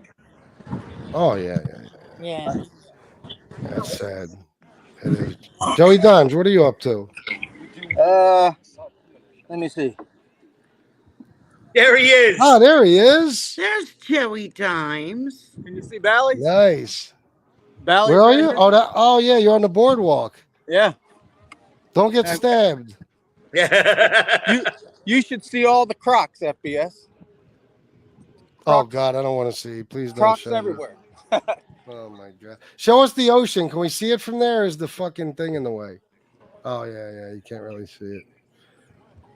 I don't know if you can see it. There's weeds right here. They're right Yeah, above I these know. I weeds. saw that last time. Last time I was in Atlantic City, I saw that shit. Ever since Sandy, didn't they build all the fucking what do you call it? The dunes. Yeah. Yeah. The Wildwood, they did that shit too. Yeah, bro. I want you, Joey Dimes. It's about time we hear something directly from your mouth. I want to know. Now you might have to put thought into this. What is it that made you do the important work you do? What was it that made you finally decide, I'm going to expose this lying cocksucker if it's the last thing I do? He was, he told me to go fuck my mother and told me to go fuck myself a bunch of times. That's when I started giving him the dollar cash apps. And it just snowballed from there. All right, well there you go. See, that's a good enough reason. Go fuck your mother is enough to yeah, you gotta fuck somebody up for that. The mask. Where'd you get the idea for the mask? Oh, it was online. I remember when he told me about that, but go ahead. Yeah, it was online. I found it. I said, looks like Tony Pizza. Is that a Fauci mask? And then I showed FBS the mask. He started laughing. He goes, it looks just like him. I said, all right. So I bought it. I bought 2. Can you see the ocean? That fucking mask. Yeah, look at that. Oh, I love the ocean. I can look at it all fucking day. Even though Atlantic City is the worst fucking beach on the planet.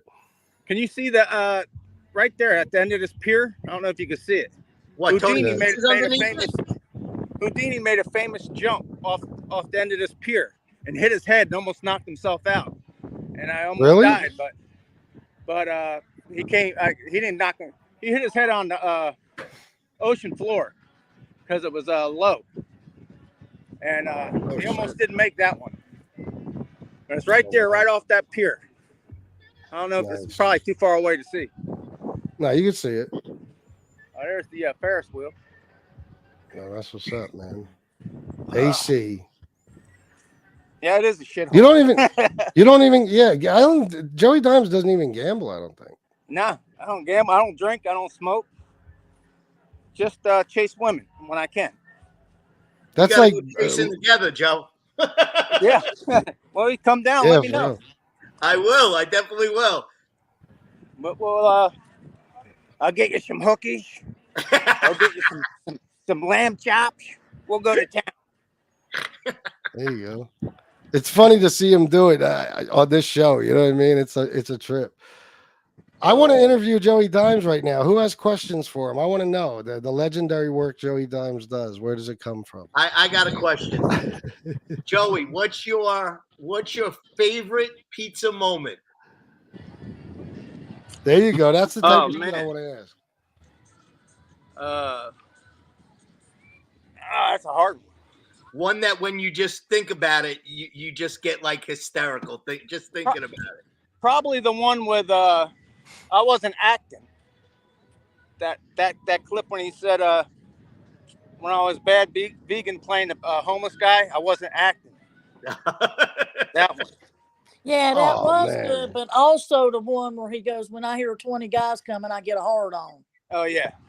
And don't step one foot in my mother's erection. If anybody could ever mess something up, it's him. Yep. You know, absolutely. Joey, do you remember the time? Hold on, Cass. I had a message yesterday going, oh, yeah, you got to be on Netflix for 4 minutes acting like a bum. First of all, I wasn't acting. Go ahead, Cass. Joey, do you remember, or everybody on the panel, do you remember the time, and I know I sent it to you, FPS, that he was in the hotel room and he went to go sit down on the chair and the chair fell back and he fell on his ass and then Leon jumped on top. I don't remember that. Yes. Yeah, I remember that. That was my favorite pizza moment. Mm-hmm. Watch out for the cops, Joey Dimes. That guy the popo's rolling up on you. I loved when he was at Starbucks and somebody called the actual Starbucks line looking for him. And the lady comes up and he goes, they're trolls. They're YouTube trolls. Oh, that was fucking classic, man. Now his and the time when he... Oh, go ahead, Miss Campion. I'm sorry. He's threatening to take Leon to a kill shelter. Yeah, I sent that. Oh, yeah. Yes. We got to talk about that at some point. This fucking animal. He sent that to me, Kaz. Yeah. Miss Campion, what was your favorite pizza moment? Oh, there just been so many. Just so many. Just how about this one?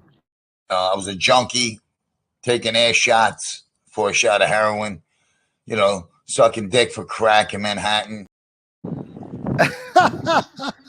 Yep. Go ahead, Miss Can't Be Wrong. I'm sorry. Go ahead. No, play it. No.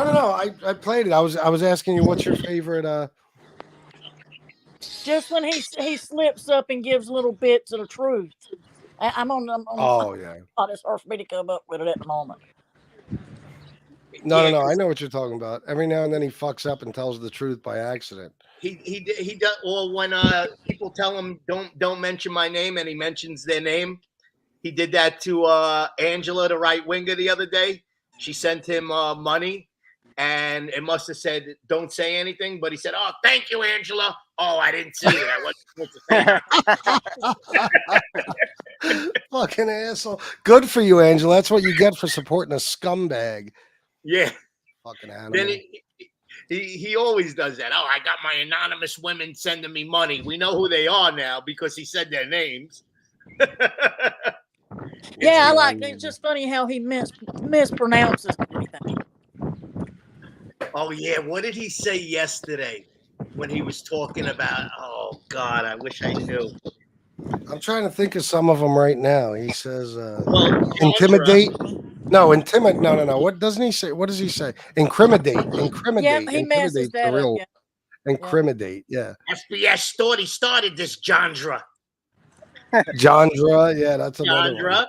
Well, he's convinced Miss Can't Be Wrong is 900 pounds in a wheelchair, so we just let him believe it. Yeah, he calls me nubby legs. Oh, yeah, well. I just go with it.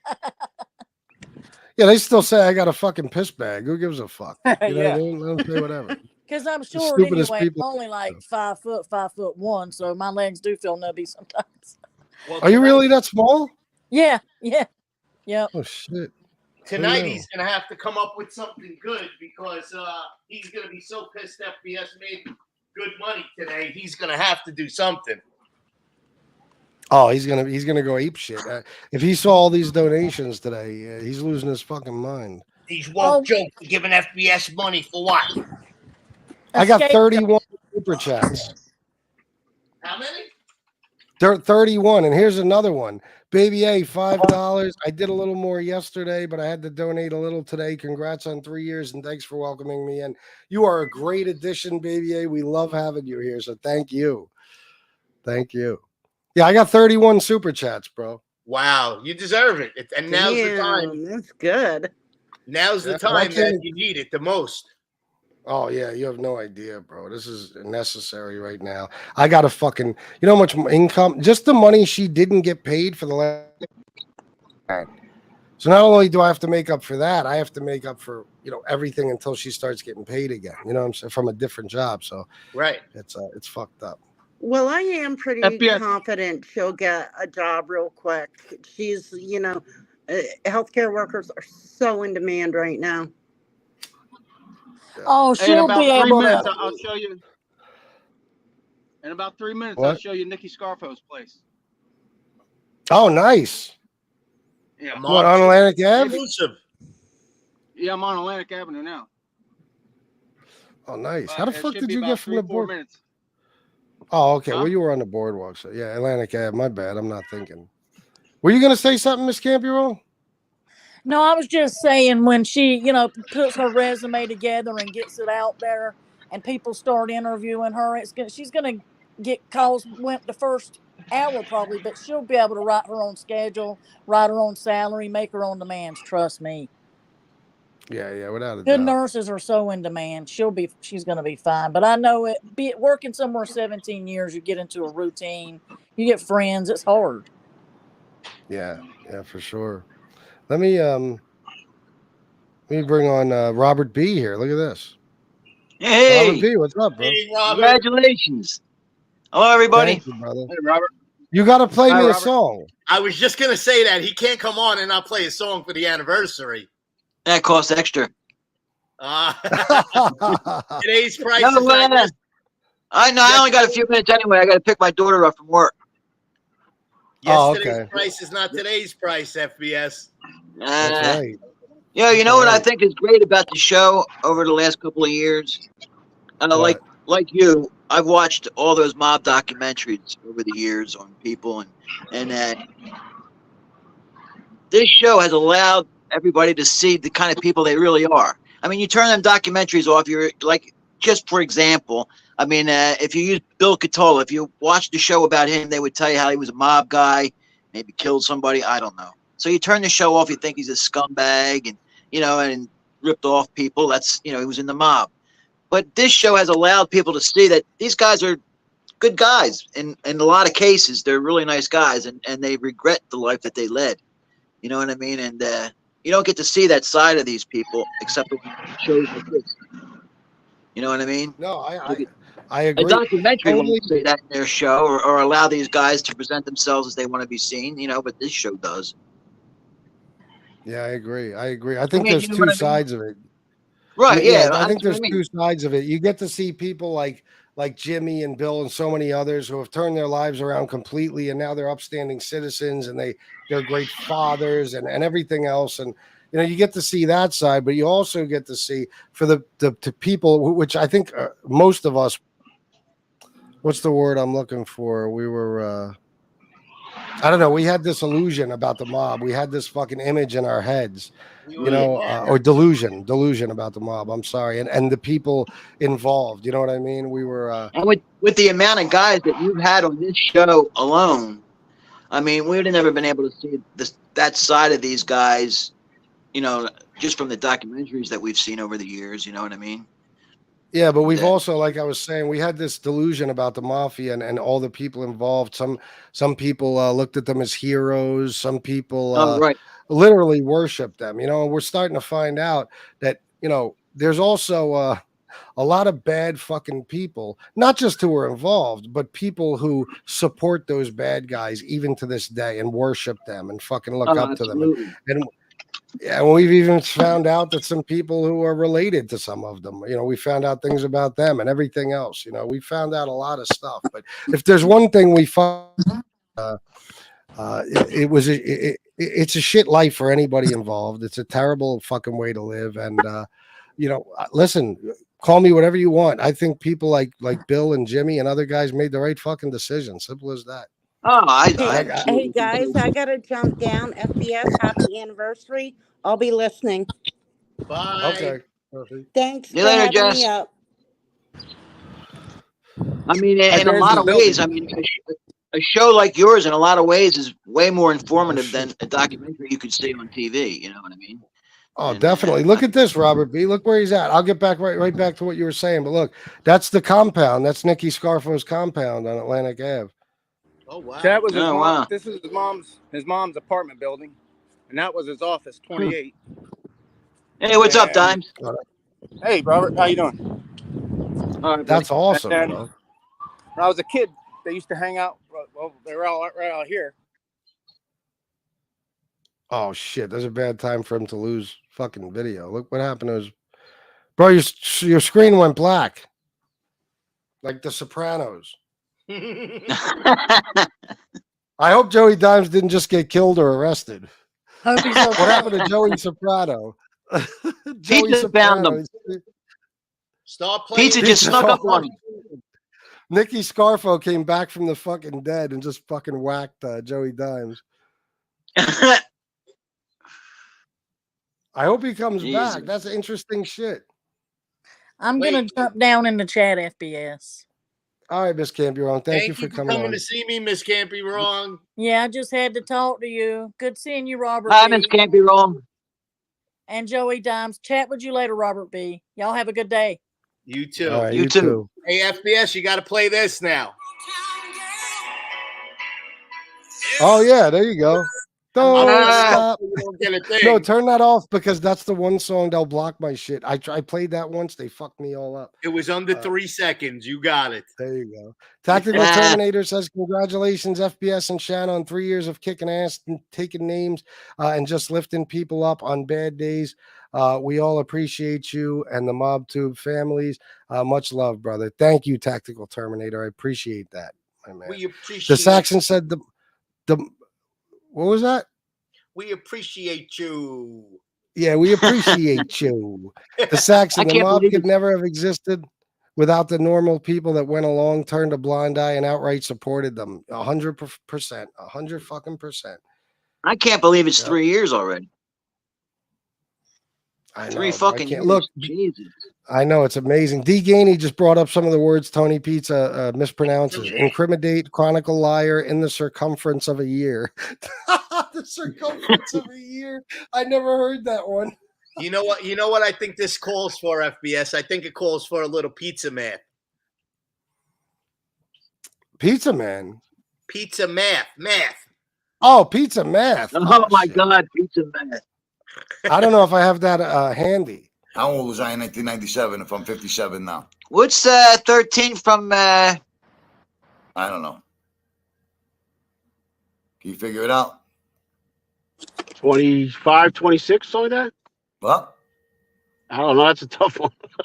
I know. I mean, how many years ago was that? 1997 to now? 23, maybe? 97 to now is 26. 28, 20, something like that. 26 years. So we shaved 26 years off of 57 is what? 23?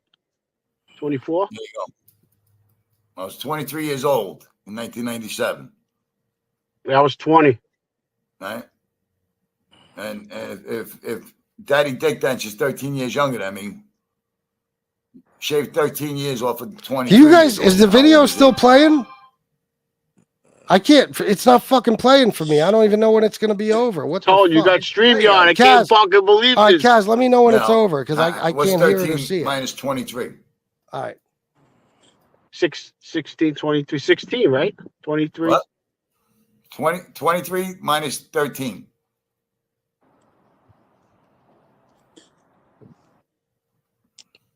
$12 and a half. He was Well, 12 13 years and old? 13 is 26. So No, if I was 23 and you deduct 13 years from that.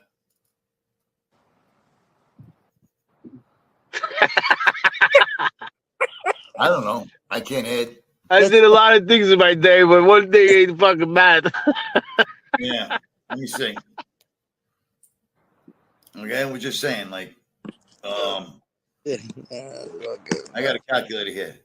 23 minus 13. FBS was 10 years old. FBS was 10 years old in 1997. And he's going to tell me what I did at 23 years old. Is it over yet? No. We're only up to 1997. Okay. I don't understand these fucking Divido eaters.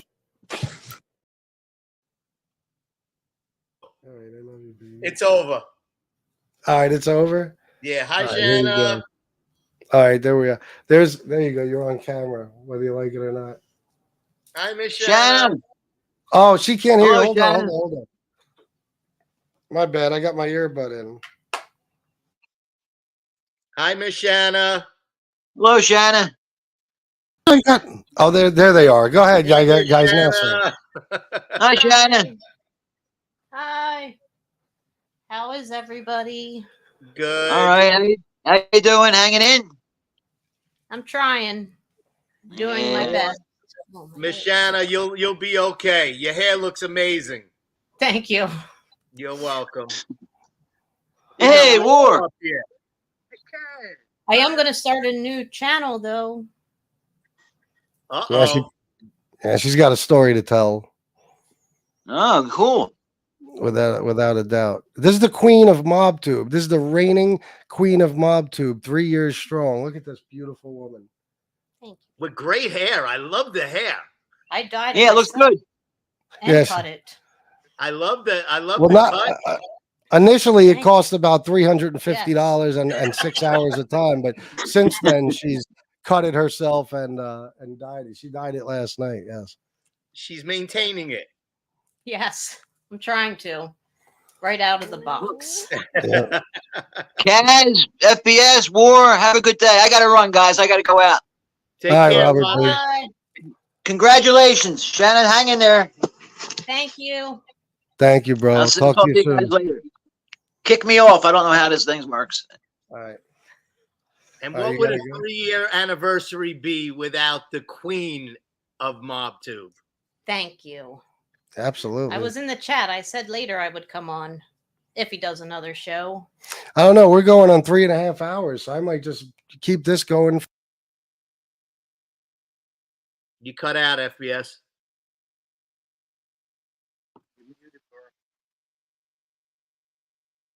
How long have I been muted?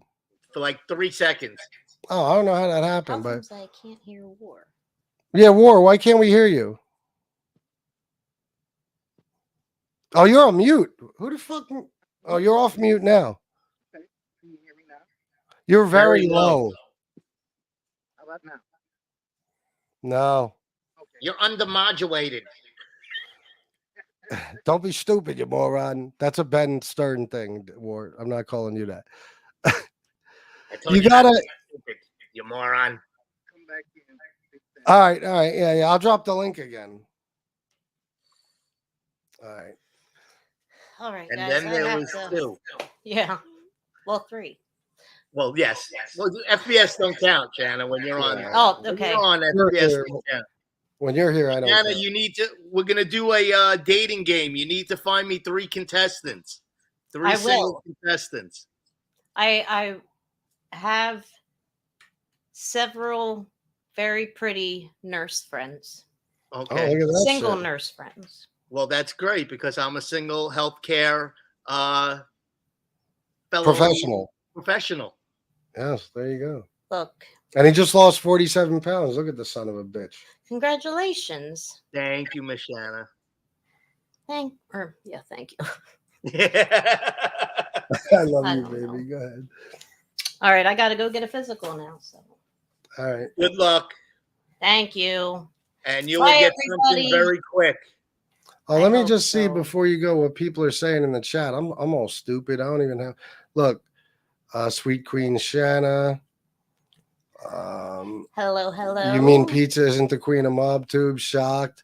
She is the Mobtube queen. Thank you. Queen Shanna. Thank you. Shanna. See all the people. You can look in the chat then and see all the people who are shouting you out. Go and down everything. a little bit. Thank you, Saxton. Saxon, he's the man. Saxon. He sent my mom roses and stuff last year. Yeah, a couple of times.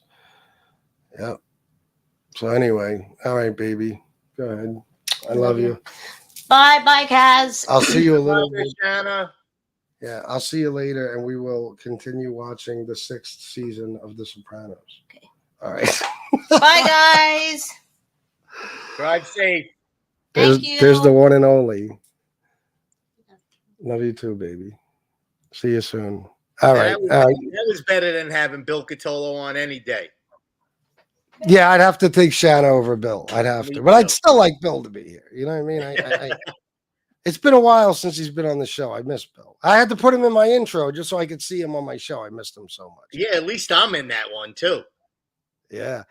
Yeah. Oh, yeah. You are absolutely, baby. A. Thank you. That's very sweet of you. Yeah, she used to be on this show a Whoa, lot. we can't You hear know, you. she used to be on the show a lot, not as much anymore. But that's my Very sweetheart low. right there. That's my sweetheart. Jersey girl, it's very nice of you. Yeah, What's she's gonna be having doing something modulation new. problems?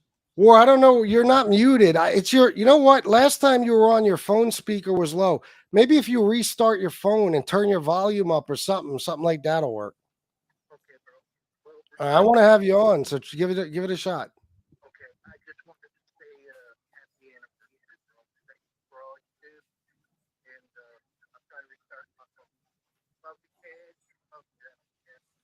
Love you too, bro. Thank you, man. Love you, War. All right, hopefully he'll come back. Oh man. So what else, Kaz? I want to ask you, what's your favorite Mobtube moment? My favorite Mobtube moment, as far as what? There's just so many and so many different kinds of moments. Well, you got the Comedy, heart-wrenching. You got wow. the interviews, the debates, the exposures, the doxing, same thing basically. It's redundant. Right. You got the fighting, the different wars, so much stuff, man. So much stuff. Well, I gotta say, as far as we'll go. Let's interviews. My favorite celebrity interview had to be the Robert Eiler one. Oh, okay, yeah, me too. Okay, that was my favorite interview. If we go over to whatchamacallit, people that were formerly in the mob and stuff, I love, of course, the Billy interview, but I also like the Angel Di Donato one a lot. Oh yeah, yeah. That's another Andrew one I Di love. Donato. And who else gave a really good interview? They all were good, interview wise. I think Andrew and Bill were my favorites. Comedic moment, like where you just made us laugh. There's just been so many. I don't know. Wars. I love Pizza Wars. Those are my favorite wars. I don't like it. I don't like any war that we had, and some of the Angel ones. Some of the shit that came out in the Angel Wars, there were a lot of funny shit that went on. I know, bro. But brutal, man. My God. Brutal. I I didn't like the Angel Wars and the wars amongst our friends that we had. Even though there was some good content out of it, anything that caused you any agita or Shanna any agita, or even for the other side agita, as far as like with Tony and his wife and stuff like that. Those I didn't like. There was some good stuff that came out of it, but that was a little. No, some of them have gotten insanely brutal. I would have to say the worst war on here was between me and Angel of all time, between any content creators, me and Angel. Because if people remember that, it was 11 months of multiple shows a day. Yes. Of us just fucking doing and saying the worst things imaginable to each other. It was a fucking nightmare. You want to hear something funny? This is I don't know how long ago it was. It was a while back. She was on her show, and I never really listened too much to her show, but I thought, for whatever reason, I clicked on that night, and all I hear is her say, "Oh my God, my God, no," she said, "Oh my God, the fighting, 11 months, the fucking fighting." She said, "If only I would have never said you're dead to me." Yeah. That's what started it. She said, "I'm dead to her." Remember? It was the funniest shit. I was dying. She was like, "Oh God, the fighting." But I have to say, whatchamacallit, no matter what, even in the wars, if you were wrong, you came out and you apologized and you admit it, because I remember being on the phone with you from a gig one day and you were like, I forgot what it was about 100%, but you're like, I'm going to fucking go off. I can't fucking wait, blah, blah, blah, blah, blah. And then you're like, oh, I made a mistake. I thank God I didn't go off. And you apologized for it because you had some wrong information. And that's what makes a real man, I wish everybody would do that. You know what I mean? Mobtube would be a different place if people just said, "I'm sorry, I was wrong." The worst moment, I have to tell you, and I don't even like to bring it up because I know you don't like to bring it up, but the worst moment had to be when when I started seeing the pictures of you from the thing that happened with the assholes. Oh yeah. And I started seeing the pictures pop up, and I was like, no way, that got to be fake. No, but that bothered you guys more than it bothered me. I didn't even give a fuck, bro. Yeah, I'm such a hustling motherfucker that even that night, the only thing on my mind was money. Like, yeah, and you made it, but whatchamacallit, when I'm sure everybody, and I can't see the chat, but I'm sure most of the people that are in the chat, how many people are in there right now? 125. Yeah, so out of 125 people, most of them had to see it. And they were all, I know I was in awe, and I started texting you and calling you, as I'm sure you were getting thousands of calls, and that was devastating. That's when it brought Mobtube to a reality, actually. And like, yo, I don't know. I'll tell you this. I'll just say this. I don't even put that up there with the worst things that have happened. Me and SoFlo's war was worse than that. Me and Chicago's war, and like I said, me and Angel's war was way worse than that horse shit. Right. That was 5 minutes. That wasn't 11 months. You know what I mean? It was worse, but when you look at all of a sudden turn on and you see FBS with a bloody face, and you're like, what the fuck happened? And you realize everything in the moment, and you're like, holy shit, YouTube just got real. Kinda. I mean, I guess. I don't know. You know me. I shit like that is nothing to me. Chicago Born says, congratulations, FBS. Thank you very much, brother. Listen to this, Kaz. Anthony Luciano. I always got to do things or I'll forget. Anthony Luciano Raimundi, you only after 3 years, kid. I'm still the biggest debate you ever did. So you should be thanking me for building your channel, kid. Salute. Of course, that's not the real Raimundi. But yes, Raimundi, I thank you. That fucking video, I probably got 70,000 views, and I still get comments and subscribers to this very day. Yes, I thank you for allowing me to fucking destroy you. Do you know what, FBS? I have to admit, I never seen that one. I'm going to have to go back and watch it now. Wait, you never watched the Raimundi debate? No. Oh my God, that's blasphemy, bro. I know. You might as well just say you never saw Goodfellas, you filthy animal. Listen, just quick shout out to Soretti. He told me, take your shirt off, bro. And congratulations to you.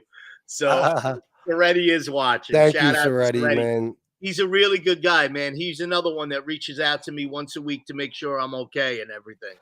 Yeah, we went, me and Soretti, he was with me for a long time. Then when the SoFlo thing happened, he went with SoFlo, but I never said a bad word about Soretti, I don't think. And I don't know if he ever talked about me. I never heard that he did.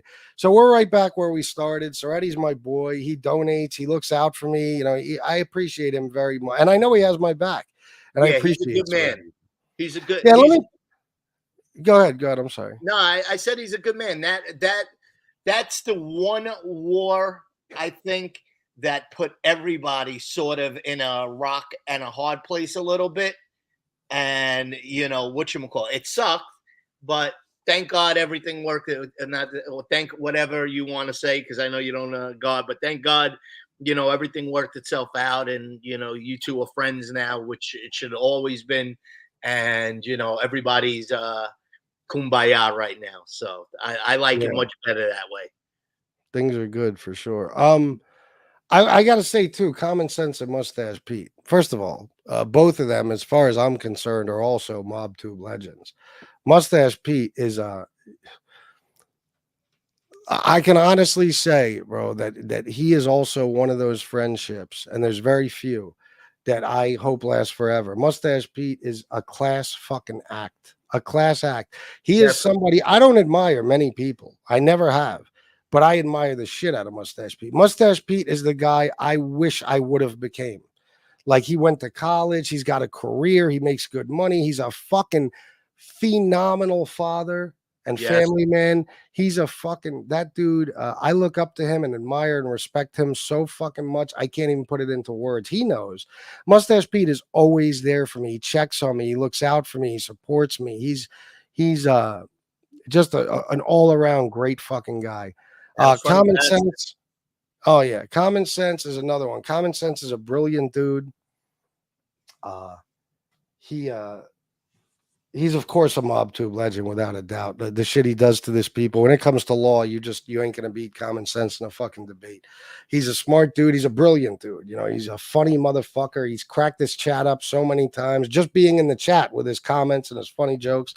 And he's been a good friend to me as well. He's shown me a lot of support and friendship. He's somebody I know also, I believe would have my back through anything. And regardless, of old friendships that ended and whether it appears one person's on one side more than another or any of this horse shit, Common Sense and me still talk, regularly off of Mobtube, and he's still here quite often. He joins the panel sometimes. I love that dude. I'll always have love for Common Sense no matter what. You know what I mean? And he's another one. Common Sense has been checking on Shanna like every day. He asked me about Shanna. He was checking on me when I was sick.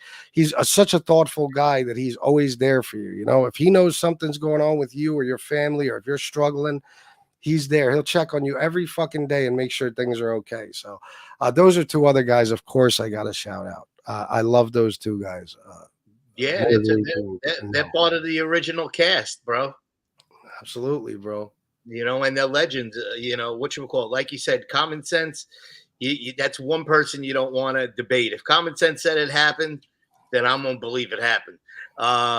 And then, as far as Mustache Pete, you know, I spoke to Mustache Pete on several occasions. One of the nicest dudes, great dad.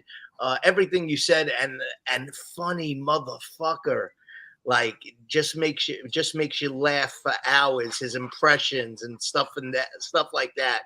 What just a genuine good soul, you know. Great person, bro.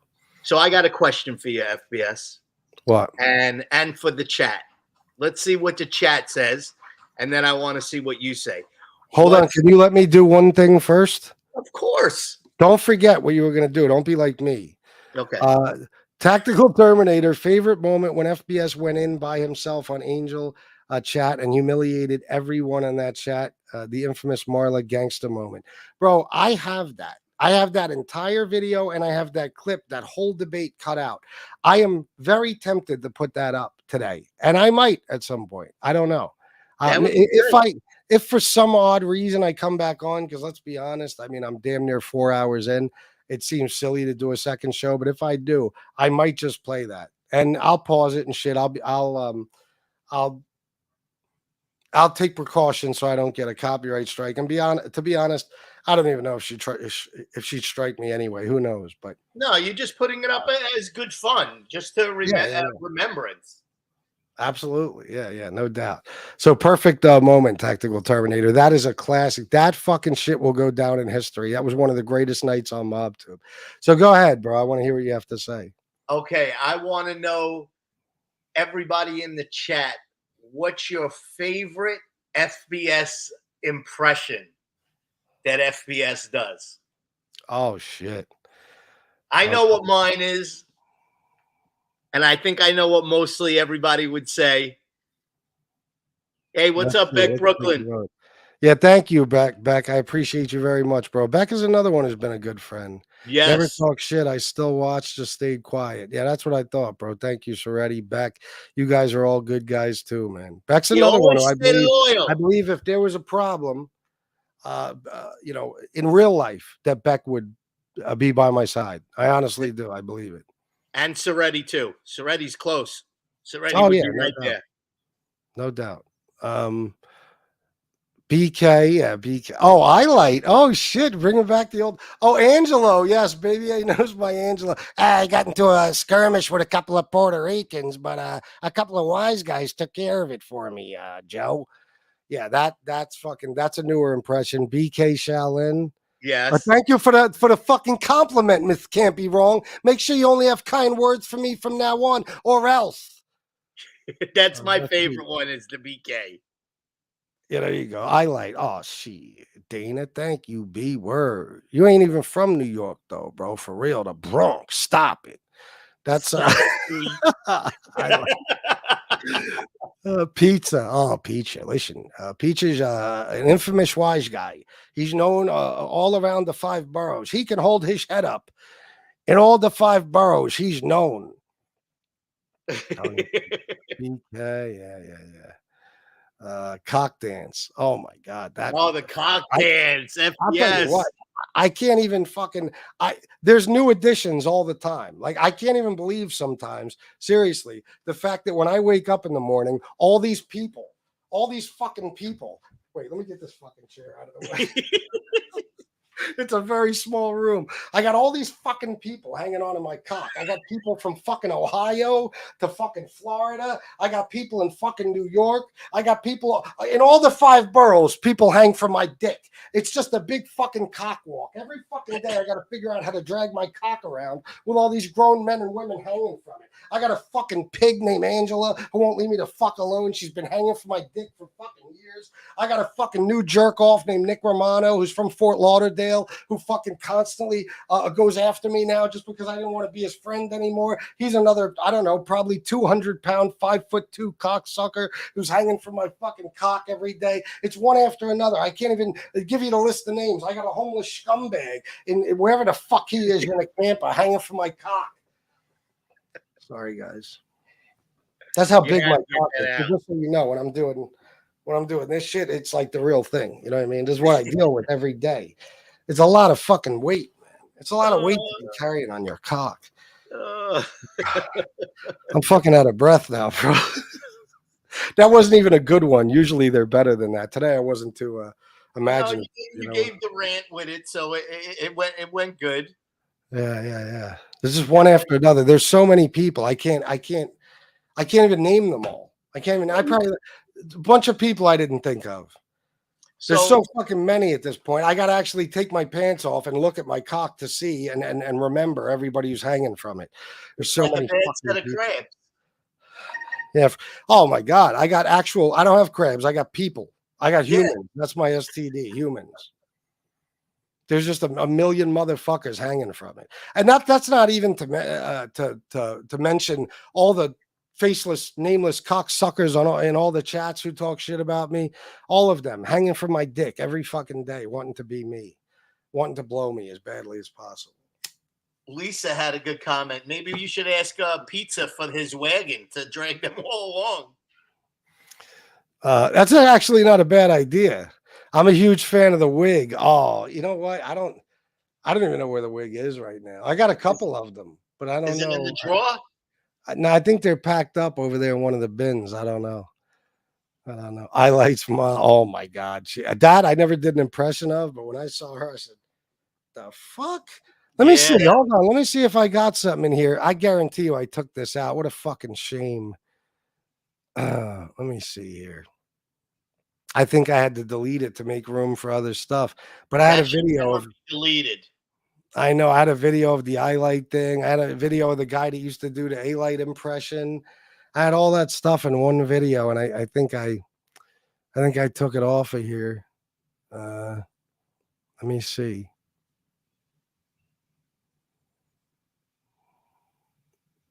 I don't know. Yeah, I guess I don't have it. Son of a bitch. Oh well. You ain't The shit. cockwalk. I can't. I know I ain't shit. FBS dropped the link. Oh shit, Michael Hensley is joining us. Okay. Michael Hensley. I'll be right back. I just got to run to the bathroom. All right. I'm still here though. That was a subpar performance, guys. My cockwalks are usually hilarious. I just couldn't think of much today because I don't really have my enemies on my mind. It's such a good day. You should definitely give us one more a good BK rant to where you feel like you're having a heart attack after. All right. Yeah, remind me before the end of the show. I got you. Let me see something. All right, let me make sure I got all of that. I think the last Venmo I shouted out was Stephen Cordell. So I don't think, thanks for 3 years of the entertainment. Thank you again, brother. $25, very generous. I got D. Gainey, Cash Apps. Michael McDonald, did I get your $10 match? Michael McDonald said match. And he meant it. He's one of the biggest sponsors of the show. So when he says match, you must match. Don't ever feel like there's too much money, guys. You can keep donating the entire show. I'll appreciate it very much. Here we go. Michael fucking Hensley, the one and only. Thank you for your service, sir. Oh, fuck. What happened? Thank you for your service, Michael. We can't hear you, pal. I can't hear you. I just got a new chair, FBS, and this wheel keeps coming off. I gotta gain a couple pounds to knock it in. We can't hear Michael. And plus, I think, yeah. Hear me now? Yes. Oh, there you are. Still now? Yep, now we can hear you. Thank you for your service, sir. Yes, absolutely. Thank you, brother. Hello. Yeah, we hear you. We can hear you. You hear me now? We love you, Yizzo gang. Yeah, we hear you, bro. No, I can't hear you. Oh, shit. I don't know. Do you have your volume turned up on your computer, or are your earbuds connected to your phone instead of your computer through Bluetooth or some shit? You there? Yeah, can you hear us?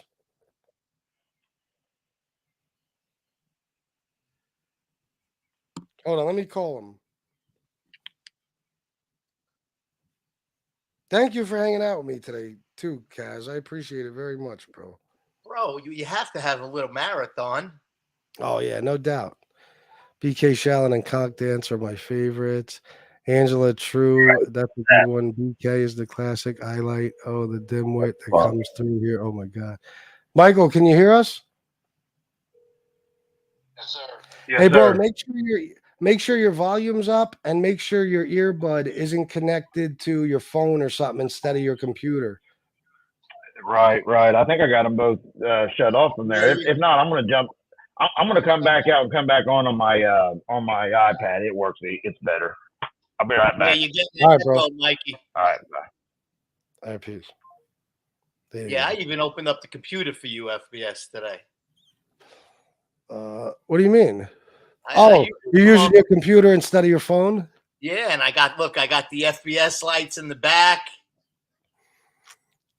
Oh, nice. Beautiful. That fucking Now you can hear me, apartment. right? I think I fixed it.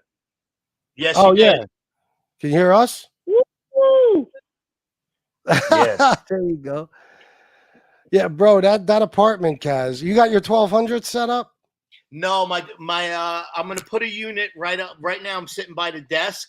So what I'm gonna do is there's a blank wall. So I'm gonna get another TV, put a TV on this wall that's just gonna hook up to the computer, and I'm gonna put the Rev 7 on here with one speaker, and that's gonna be like my area because it's only a studio. So, but it's a big studio, Nice. as you Very can cool. see. Thank Yeah, you, Michael. definitely. That's what's up. Thank you. Oh, So you still here's stay pretty weird, active too. with the music? Huh? You still stay pretty active doing your DJ gig or making music? Thank God, because I believe in God, but every weekend so far, except this weekend, of course. Right. Nice. Yes, Nice. yes, Good. Love it. Do we got Yeah. more? Can you hear me? Very A low. little bit. It's a hell of a lot better than it was, though. We better, can hear man. you. Good. We can hear you, though. You're good. Okay. I just wanted to say happy anniversary. Thank you for all Yep. you do, You're an incredible encouragement and strength to many people, including myself. I don't know what I'd do without you and Shanna and all you guys. You're the best. Hey, and I thank you, that. And brotherhood and sisterhood, and y'all are the greatest. Thank you, Nah, man. you Yeah, the man. You the man. War is the man. And, bro, you could hang out because we could hear you fine now. Okay, bro. All right. Good. I'm glad you can hear now. Yeah, things get fucked up sometimes. But, yeah, bro, listen, I told you, man, They you're like a do. brother to me, just like Michael. And, I love you guys, Yep. man. I do. And Michael invented the phrase, I love you, Yizzo gang, and that will fucking last. At first, it was I love you, Mobtube. Then it was I love you, Yizzo gang. You So can, that's you it. know, if I go in the chat and I don't see that, it just doesn't feel right. That's right. That's right. That's right. With love. You know that We one didn't- thing I gotta say, FBS, and this goes to you, and I'm sure War and Michael and everybody like that's in here would feel the same. You know, being with you from almost the beginning, I would say. You know, the main thing besides you, okay, putting you to the side that you've created is this chat. And you know, when you're feeling down, you could come in and definitely find a friend. Oh, yeah. You know, everybody talks about AA and NA and this and that in groups, which I do believe in, but you know, this is like our own group, like, you know, Sure. where we support each other. We're there for each other. I think everybody in this group truly cares for one another. You know, Oh yeah. It's a safe space. Yeah, it's To say the least. definitely a safe space. Like I know that whatchamacallit, if I ever felt down or you know, and this goes to everybody out there right now. You might be new, you know, say you're feeling down, going through depression, if you have bad thoughts, this and that. And this is why it's so important to keep FBS on. And I'm not trying to give a sad story, but it's more than just the FBS show. It's the chat that we get here, and it's the safe place. And if you're going through a rough time, or God forbid you feel like doing something bad to yourself, you know, you could come on here, you could find somebody that you could speak to, you know, whether it be, and we cover all grounds, whether you want to speak to a woman, we have great women in here, you know. If you feel better speaking to a man, we have men in here that are men's men that know that it's okay to cry, that, you know, it's not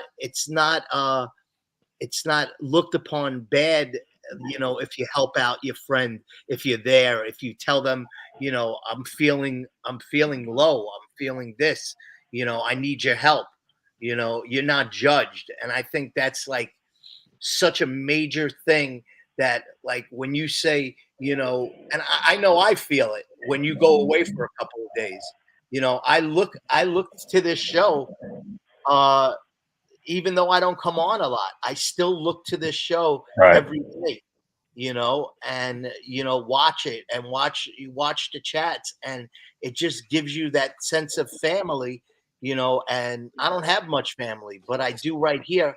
I could come on here and I got, you know, 70, 80 brothers, and, you know, 20, 30 sisters that, you know, that really truly, guys. you know. I'm sure, War, I know you feel the same, and Mike. Oh yeah. That week he was gone, it wasn't shit on, you know. Yeah. I felt lost. You know, and I don't even, you know, I do watch other shows, but I don't even get into them.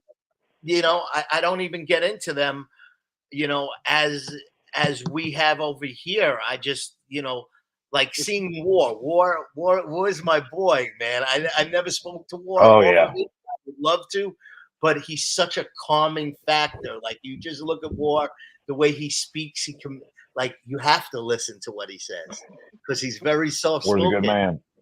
Yeah, you know, and Big that's heart, what I wanted good man. for 3 years. FBS. I can listen to War talk all day. Yeah, I don't care about your goddamn entertainment. I care about your goddamn chat. Bro, the fucking chat, man, is the best. Like you're saying, not just addiction or recovery. There's days when I'm in a bad fucking mood, and I, you know, I'm setting up to click live and you know, do my show, and I'll see like Michael and War and people already in the chat fucking saying hello to each other. I'll see I love you, Yizzo gang. I'll see everybody conversating and shit, and it's like it just puts a smile on my face. It's like I don't give a fuck what anybody says. No content creator has what we have here. No, not one. No way. No way. And Absolutely. all of you for being here today, because on a day like today, today's not a good day for War. It's a rough Sorry, day. brother. I appreciate Call me. all of you that are here, and I love you all very much. I really do. Is today the day? I don't want to say. You don't have to either if you don't want. No, that was a couple weeks ago, bro. We're with you either way. 6. Yeah, absolutely. You know we're here for you, War, and we love you, and you're one of the most respected men in this chat. I say I love you guys, and I'd do anything I could for any of you. I really would. I swear to God, if I could fucking, if I won the Powerball, or if I was just wealthy enough, I would. We have a whole other plot of land that we own right next to us. Well, Shan owns it, whatever you want to say. That's why we got an acre. There's technically another address. You know what I mean? You could build a house right here. It skips addresses on the street. You know what I mean? Just because all that space. So if I could, I would build fucking War a house right fucking next door. And have them living right near us, honestly, because I don't want to. You better build a War doggy dog. 2 apartments, bro. I need an apartment in that house. Oh, we got a room behind. We got room behind the house for an apartment for you, Kaz. Just throw me in a garage. I'm fine. Hey, you know, this channel, we get into some shit, and we've had our battles, but you know, this channel's made me a better person. I think, you know. makes Oh, that means a lot to me me, personally. bro. I'm glad to hear that. Yeah. I know it has for me. You know, one thing I noticed that even fucks me up. Like, I believe it or not, I was kind of shy throughout my life. Like, even with all the shit I was involved in and being in the streets and all that shit, when it came to like, I wasn't comfortable unless I was in my circle. Like, if I say I walked into a fucking store, you know, and everybody was having a conversation, I just ignored it. And you know what I mean? But like, I noticed that I've even become more outgoing. Like, I'm so used to talking to fucking hundreds of people at a time now, and really thousands. You know what I'm saying? That it's like, if I'm in a casino, if I'm at a store, if I'm anywhere, you know, I just start cracking jokes and being friendly with people. And it's funny, man. It's changed me in a lot of ways. You know, it's also made me more skeptical of people and things, and it's made me more Vigilant. yeah. I'm very, you got to be very careful about shit. You know, it's made me right. It's changed me in that way too, unfortunately. You know, I've never had less faith in humanity than I have now, you know? Yeah.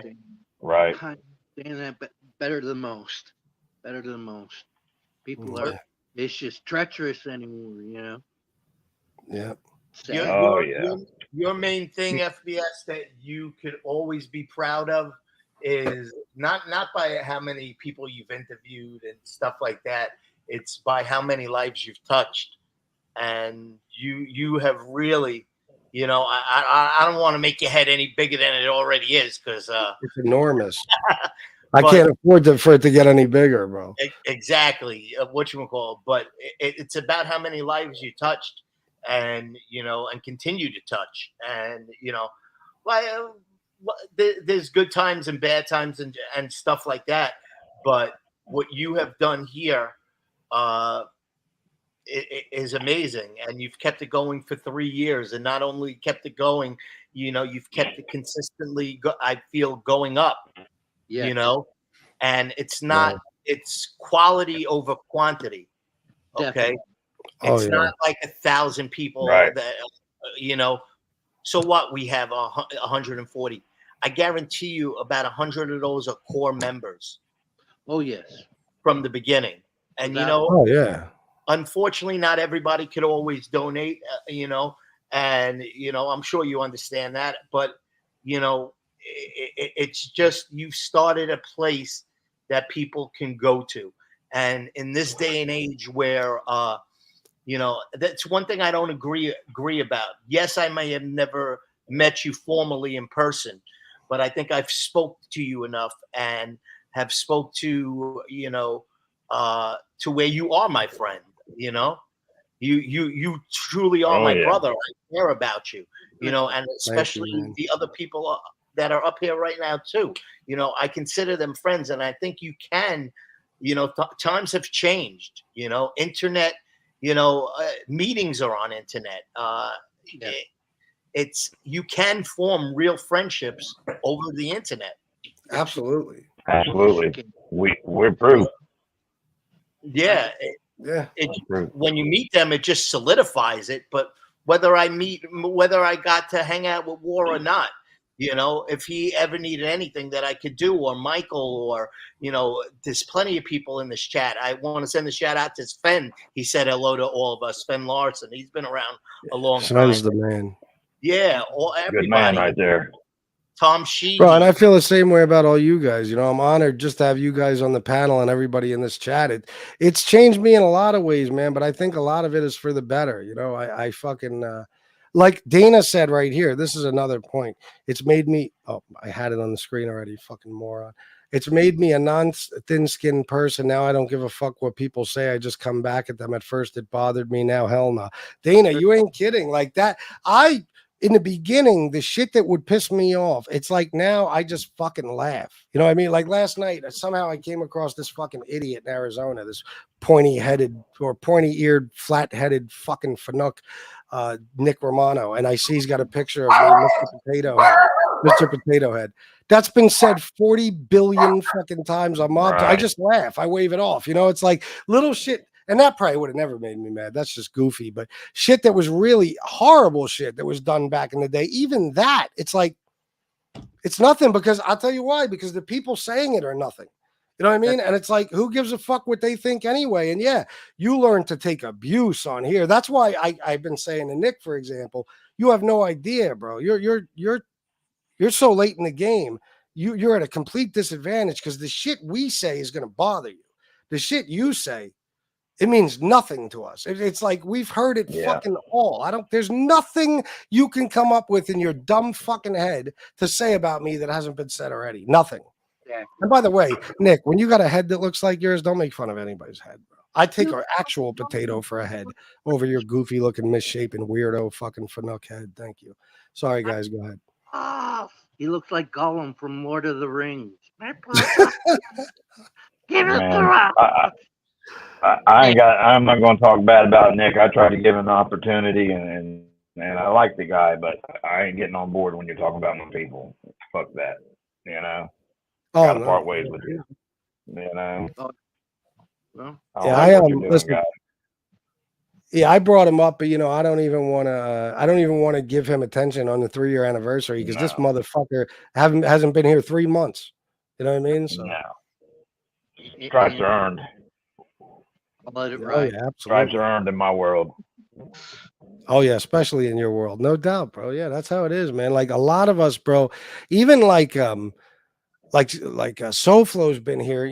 I think he started about 8 months in, so he's been here for a long time. Chicago's been here for a long time. A lot of the content creators have, but you get these newcomers that just pop the fuck up out of nowhere. I mean, going back to the originals, it was honestly, I mean, Angel started her channel late, but she was here from day fucking one.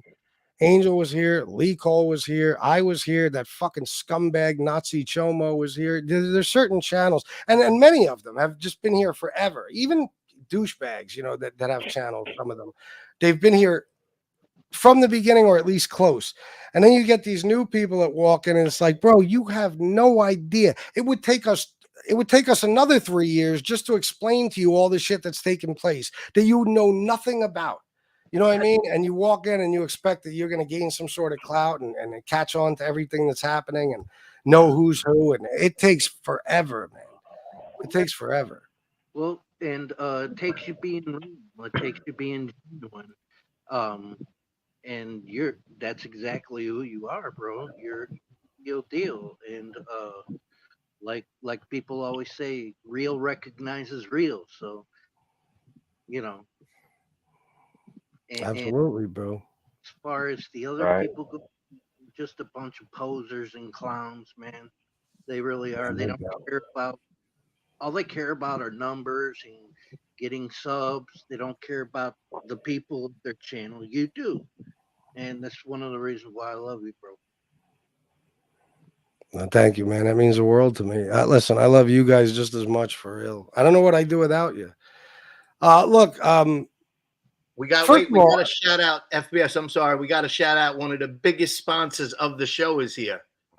Who? Tom Sheehy. Tom Sheehy, my brother. Yeah, I had a whole speech for Tom earlier. Tom Sheehy is a I'm fucking the man. As much of a brother to me as anybody could be. You know what I mean? There's a couple of people that as I go through, everybody, South Philly, Tony, all you guys mean the world to me. But like a couple of people, I definitely want to shout out before I forget. D. Gainey, first of all. D. Gainey, I never thought me and D. Gainey would have any type of friendship. That was a Tony Pizza, a hardcore Tony Pizza supporter. And I hated every fucking buddy involved with Tony Pizza, and they hated me. But I got to a point where I was going to dox D. Gainey. You know what I mean? I said, fuck it. I found out all his info, and I said something on my show like, you want to fucking talk shit about my family? Because I'm just used to everybody in that chat talking shit about my family. I said, then I'm going to go after yours. And he hit me up like a gentleman, and he was like, bro, I never said a bad word about your family. I don't even really have a problem with you. And he's been here ever since. And I'm honored to know this guy. This is another man who served our country. Another American hero. Yeah. Another guy who's, even though we had that beef back in the day, has shown me nothing but love and support in every way you can imagine. So D. Gainey's another person I'm very, very, truly happy to have here. And Brooklyn also. Brooklyn has been here a long time. I from what I know, you know, she's always she's always had my back. She's been loyal. She's also, you know, contributed in different ways to this show. And I'm glad to have you here as well, Brooklyn. Honestly, we love having you here. She's an absolute sweetheart from what I know. So, yeah. And I think All right, another guys. good addition to the family has been Baby A. Oh yeah, that's my girl there. Yeah, she's added a little spice to the woman's side. I like Yes. it. Yeah. Baby A is Shout fucking out to her. hilarious, bro. Baby A is fucking hilarious. Some of this shit, like when she was fucking with that Angelo guy, and she was the Joe guy. She was pretending to be Angelo in the chat, the real Angelo. This shit was so fucking funny. She's a trip. I love having Baby A here. I do. That's one of the things I was Yes. worried which way it would go with the whole Nick thing. You know what I mean? But I'm glad she's here with us. Definitely. And Michael McDonald just brought up a good one too. 100%. Don Berlin. Oh God. Oh yeah. Let me yeah. shout this out. I'm gonna Where's to Don him, at? Yeah. $9.99. Is this where you come to get one of them wrenches? There you go, bro. You just got one. Thank you very much. And Pony Boy, you're new around here, but thank you for all your support too, bro. It means the world to me. And of course, what do we got to say to Pony Boy? Stay golden, Pony Boy. Stay golden, Pony Boy. Anybody who's ever seen The Outsiders. Don Berlin, Don, I'm sure Don, he's the type of guy to probably rather not have me talk about him, you know, but I'm going to do it anyway. Don Berlin and me became friends. You know, he was actually on Jimmy's channel. He was real close with Jimmy, and I went on Jimmy's show one day. We actually did a show together.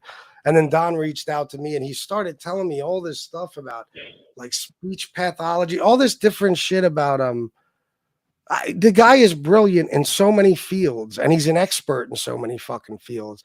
Just talking to him, I was like, this is no regular guy you're talking to. Like, this man is literally brilliant, you know, and the stuff he was telling me, and it was just fascinating talking to him. And plus his life and his career, unbelievable. And I got to tell you, man, Don has absolutely been one of my very best friends on here for a very long time, and remains to be to this day. And Don, even, you know, at times where Don should have said, fuck FBS and just cut me loose, he didn't, you know, and he's shown me friendship. He's shown me, oh my God, the type of kindness and generosity. I mean, not just with donations and stuff, but you know, he's helped me with computers and fucking, you know, he gotten me gifts like humidors, and he's, you know what I mean? Like, you know, the guy's always thinking about me, you know, I know that. I know that he's got a lot of love for me, and he, you know, look, the guy sends me a fucking $1,000 box of money, Christos, for my 5 years clean and sober. You know what I mean? He's an amazing man. But besides all that, forget about the monetary shit and all that. The dude, he's another one. After my mom found out the news, he checked up on her constantly. He had multiple very long phone conversations with my mom. He gave her advice. He told her what he knows about her situation and just the medical, you know, field in general, and, you know, what might be going on, why these doctors might have made a fucking mistake when they told her that, and everything else. He's been here for me through all the horrible shit I've gone through. That dude, I can't even put it into words when it comes to Don. Like, Don is, you know, he's just an amazing guy, man. He is. And Kimberly, his wife, is just, oh my God, just the most classy, fucking elegant lady, you know, just absolute class, you know, and another brilliant fucking person who has helped us out with the addiction and recovery. She's done multiple shows where she is just, you know, even listening to her speak is like, it's fascinating because she knows so much about, you know, brilliant, the topic of addiction and recovery and so many other things. She's got another, you know, amazing life story, the things she's done in her life, the jobs she's had, and even what she does, you know, to this very day. She's got a book out now, an awesome book. She's amazing, you know, and Don too. Don has so much love for the whole issue of addiction and recovery, and anybody who's struggling with addiction or has in the past. I mean, you could be anybody, and if you've struggled or you're struggling now, you could reach out to Don and he'll call you and he'll have a conversation with you. Oh, and yeah. He'll be there for you. He's an amazing fucking. I have Right. never in my fucking life met a more amazing man than that man right there. I'm telling you. And his fucking. Don's one of them guys that never met a stranger. You know? Oh yeah, yeah, for Many. real. He's an incredible dude. We're blessed to have so many people. Yes. You know, and I got another one for you, FBS. Don, thank you. I just want to say thank you for everything, bro. I love you, brother, and thank you for everything. Yes. You and Kimberly. Agreed. Go ahead, bro. I'm sorry. He's like the Frank, grand old man how around do you here. say how do you say his last name? Yeah. Fratello Productions. Oh my God. Fratello? Oh man. Another big. You know, you got to say this. The big sponsor of the show. Oh my God, Frank. Yep. You know, Frank was with me. There's a funny thing. Frank was friends with A-Light. I don't know if he still is. I'm not sure, but when I was going back and forth with A-Light, he had gotten a hold of me. You know, he told me some stories. Whatever. We got to know each other. So I'm talking about way back in the beginning. That's why I brought up A-Light. You know what I'm saying? You know, he told me about things he had gone through and stuff he struggles with, and you know, I felt for him right away. We clicked right away. We became friends, you know, very, very quickly. And for a while there, he didn't come around. I know he had stuff going on in his whole life and shit, but he's been back for months now. And you know, he was the same way back then. He would send me money. He would you know, he was just always there for me. You know, he was a good guy, and I was always there for him. And now he's back. And of course, I mean, talk about one of the biggest sponsors of this channel. The guy is amazing what he does for us. But not just that, you know, his friendship, loyal as a motherfucker. Just the one of the most, you know, like I said, one of the nicest people you'll ever meet. You know, Yeah. he would never judge anybody. He never points fingers at anybody. He really doesn't have a bad word to say about anybody. He's just an amazing guy, and he's another one. I'm so grateful for his friendship. Frank is the man, bro. And another thing, I never forget to mention this about men: an amazing father, a fucking amazing single father. So, yeah, man. I told him the other day, you're going to be your son's hero forever, and he's going to be, no doubt about it. Oh yeah. Very Yep. cool. D. Gainey said, Surrounded by FBS, good I people. watched you for, oh yeah, for sure. D. Gainey said, FBS, I watched you for over a year before that shit happened. I saw you were nothing like what that dude was saying. Well, thank you, man. I appreciate that you stayed open-minded like that. Were you going to say something, War? The thought escapes me. Me all the time. Sorry. Yeah, I wanted to make sure I didn't cut you off. That's We all. call that FBS syndrome. There you go. Yeah. Oh my God. No, and I call it Biden syndrome. This fucking dope. Yeah. Oh my Oh, God. my Don't go there on the my 3-year God. anniversary. No, just for a little bit. Just for a little bit. A little This bit, fucking okay. guy, Fucking at the debacle, second wasn't he it? opened listen, he did the State of the Union. He was good. People could say he was on drugs, whatever. I think he has good moments and bad moments. And last night was fucking humiliating. The minute he opened his mouth, I said, Shanna, this guy is he's ancient. This look at him. He sounded and looked worse last night than he ever fucking did, man. And Trump was on point. Don't get me wrong. Like I said, you guys can fact check it. He lied a lot, but it don't matter. If you're looking at the two candidates, Trump is the guy you're going to go with after watching that debate. That Right. fucking Joe Biden yeah. was, and don't get me wrong, Joe Biden intellectually, he knows more. He's just, he's been in the government forever. He knows what he's talking about. He was trying to get his words out, but he's not capable anymore. He's not. And the Democrats, if they don't figure out a way to talk this guy, because at this point, they can't remove him. He's got to leave on his own. No, they gotta can. figure out how to Right. convince because the primaries are over and all that shit. They got to convince him, listen, Joe, I want Obama to get on the phone with Joe and say, Joe, you can't do this anymore. It's over. Somebody Yeah. has to do something, or else we're in some Hey. fucking. Hey, did you see Trump called him Brandon? He didn't know who the hell Brandon was. Yeah. Oh, yeah. I heard him say it once. Did he say it more than that? No, once. No, it was just one. No, I'll give Trump this, though. And the one point when Joe Biden was talking about asylum seekers and stuff, he started like trailing off and falling asleep and fucking his words up. And Trump goes, this is exactly what I would do in a situation like that. Trump goes, I have no idea what he just said. I don't even think he knows what he just said. He was Trump. I'll give it. I'm sorry, Mike. Trump was well behaved. With the guy from what is that? The Waterboy movie? You know when that's a little dog like and then yes. Oh, and yeah. so they put that and they put Trump going. I don't know what he's saying. Yeah. It was entertaining, don't get me wrong, but like, man, you gotta fucking, I don't know. They said that donors, big donors, were getting a hold of advisors to people, you know, governors, senators, yeah. people who might be a possible choice for the Democratic nominee. And they were telling them, you got to get your guy in there. This fucking guy has to go. He's got to go. A huge people who donate. I'm talking about corporate execs, major people, extremely wealthy people who feed money into the Democratic Party said, no. It's over. He's got to fucking go. You know, so that's what I'm glad, because I think once that happens, they're going to say, okay, if the money supply gets cut off, Joe's got to go. You know what I mean? I think they have a responsibility, the Democratic Party, a fiduciary, whatever that word is. Yeah, fiduciary responsibility, to replace him, because it's unsafe at this point. Oh, well, don't get me wrong. The thing about the presidency is the president isn't doing much. It's the advisors and his counselors, people that have, that actually write policy and stuff, that bring things to him. He's a figurehead. That's what the president always really is. That's why you never have to worry too much about the guy. It's the people around him you got to worry about.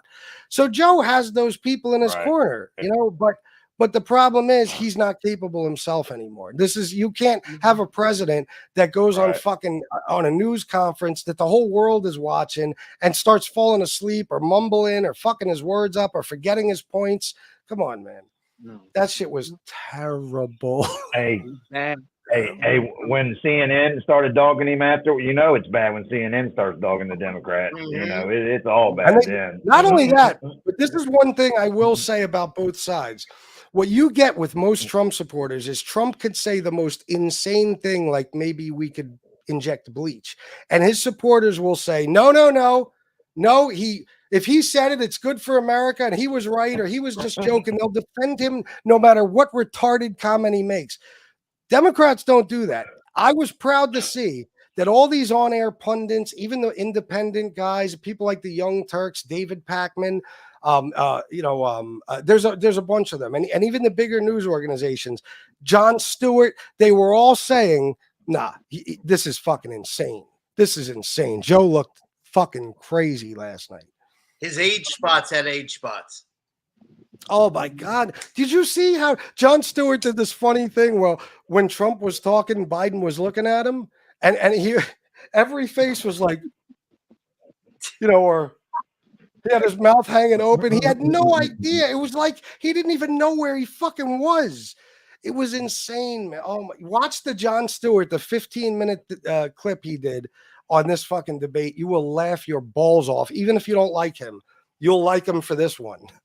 It was not to change the subject, but just to let you know, Mustache Pete is in the house. Hey, Mustache Pete. Oh yeah, Mustache Pete, my man. I Hey. gave a whole speech about you. Give me 1 second, bro.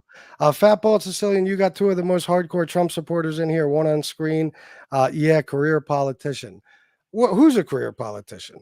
Joe Biden said, "I'm a career politician." Joe Biden. I'm Yeah, sorry. that's what's scary. Oh, he said that last night? I didn't even catch that. Yep. Yeah, bad choice of words. I mean, he is. Let's face it, he is. But bad choice of words. During this, the way things are going. I mean, it's especially in a debate like that. I didn't even know he said that. I don't care about that. I'm going to tell you the truth. I don't care if a guy's a career politician. You need a politician to run politics like you need a brain surgeon to do brain surgery. So I never subscribed to that whole, Donald Trump isn't a politician. To me, that's a great reason not to make him president.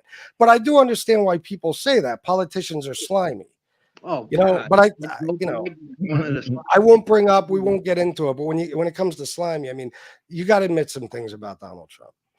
He took no part in his children's lives. No part. He was bitching about going to Barron's graduation. Check it out. He's never been to one of his kids' graduations. Never. That's a fact. He's cheated on every single wife. He's got multiple baby moms. He's got a lot of shit, lawsuits, racism in his past, no doubt. But I understand the whole comment about not wanting a career politician because they're slimy fucking people. I look at the guy for who the guy is and what he can do for the country. That's it. All I know, and I don't even want to make this into a big Trump Biden thing. All I know is that today I'm agreeing with you guys, not on Trump, but on Biden. I disagree on Trump. I agree on Biden. I have never seen him look and sound that fucking bad as he did last night. Never. I mean, I've seen him plagiarize too many speeches. It's not even funny. Sorry. He's just a sloppy Joe's a bad dude, man. Not a good man. Sorry. I don't know that he's not a good man. I'll disagree on that. He's not a good, you look at his life. I don't know if I'd say he's not a good man. He's not good for the office of the presidency. Not anymore. It's time. He's definitely not good for me. Well, I will tell you some things, though. There was a lot of lies told. Joe Biden never called black people super predators. That did not happen. That was Hillary Clinton. So, there were some lies. If you look at the fact checking on Trump, he lied his way through it, but he looked good doing it. You know what I mean? You know what I'm saying? Like he looked. No, but he definitely put plenty of black folk away. Yeah. Who, Biden? It is what it is. Hey, FBS. It's America. It's America. See if you can get Mustache Pete up here. Oh yeah, Mustache Pete, you got to join. You got to give me that one. Mustache Michael. Pete, give us 5 minutes, bro. All the trolls are going to clip FBS saying Trump's. No. I did not say that. No, they'll make it sound like that. What I said is if you didn't know anything about either of them and you saw them last night, Trump would be the guy to go with. Never in my life will I support that man. It'll never happen. All I'm saying is if you don't know much about politics, you're just kind of an outside observer, casually sometimes. And then last night you watched this. If you're an undecided, oh my God, you're going to go with Trump. Yes. Of course you are. You know what I mean? Like one guy's capable, the other guy's incapable. That's it. So that's why I say they got to get rid of Biden because Biden's not the guy. He's just not. When it came down to them talking about golf and fighting about golf, I felt like I was watching Mobtube. that part. And they're both goofy. They're both arguing over golf. They both sound stupid. It's like, who gives a fuck about golf, bro? Come on, man. But that's the type of shit. Listen, you got two cognitively impaired people having a conversation about nonsense. Like when I saw that, I'm like, okay, this part I'll fast forward through because I got behind. I had to go somewhere for a while. So I got behind and I was trying to catch up on it. But he's going to step down for sure. He better, Mustache Pete. Let me drop the link in case you want to join. No, Michelle Obama won't replace him. No. She refuses. She don't, with the shit they put her children She don't through, want that mess. You don't want her children were being called monkeys and every fucking thing. People were abusing them. It was so much racist shit. She will not do it. And let me give you don't get me wrong though. If she did, she'd win. I know some of you guys might disagree, but trust me. Yeah. I definitely disagree. Trust me, man. People here do not care for the Obamas. I'm sorry. People here, but he won 2 elections. You know what I'm saying? He won 2 elections. So people not because I voted for him.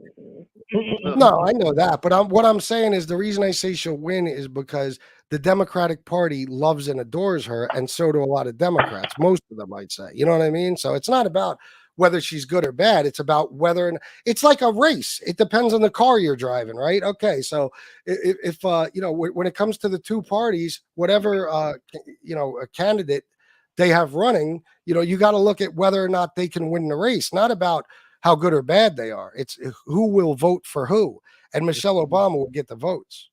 So that's all I'm saying. But anyway, I have a feeling this is already going to become a problem. When it comes down to it all, FBS and everybody. And I don't know if you agree with me. The politicians are just the front man for everything. The people that really run this world are the big corporate execs, Farmer, tobacco, NRA.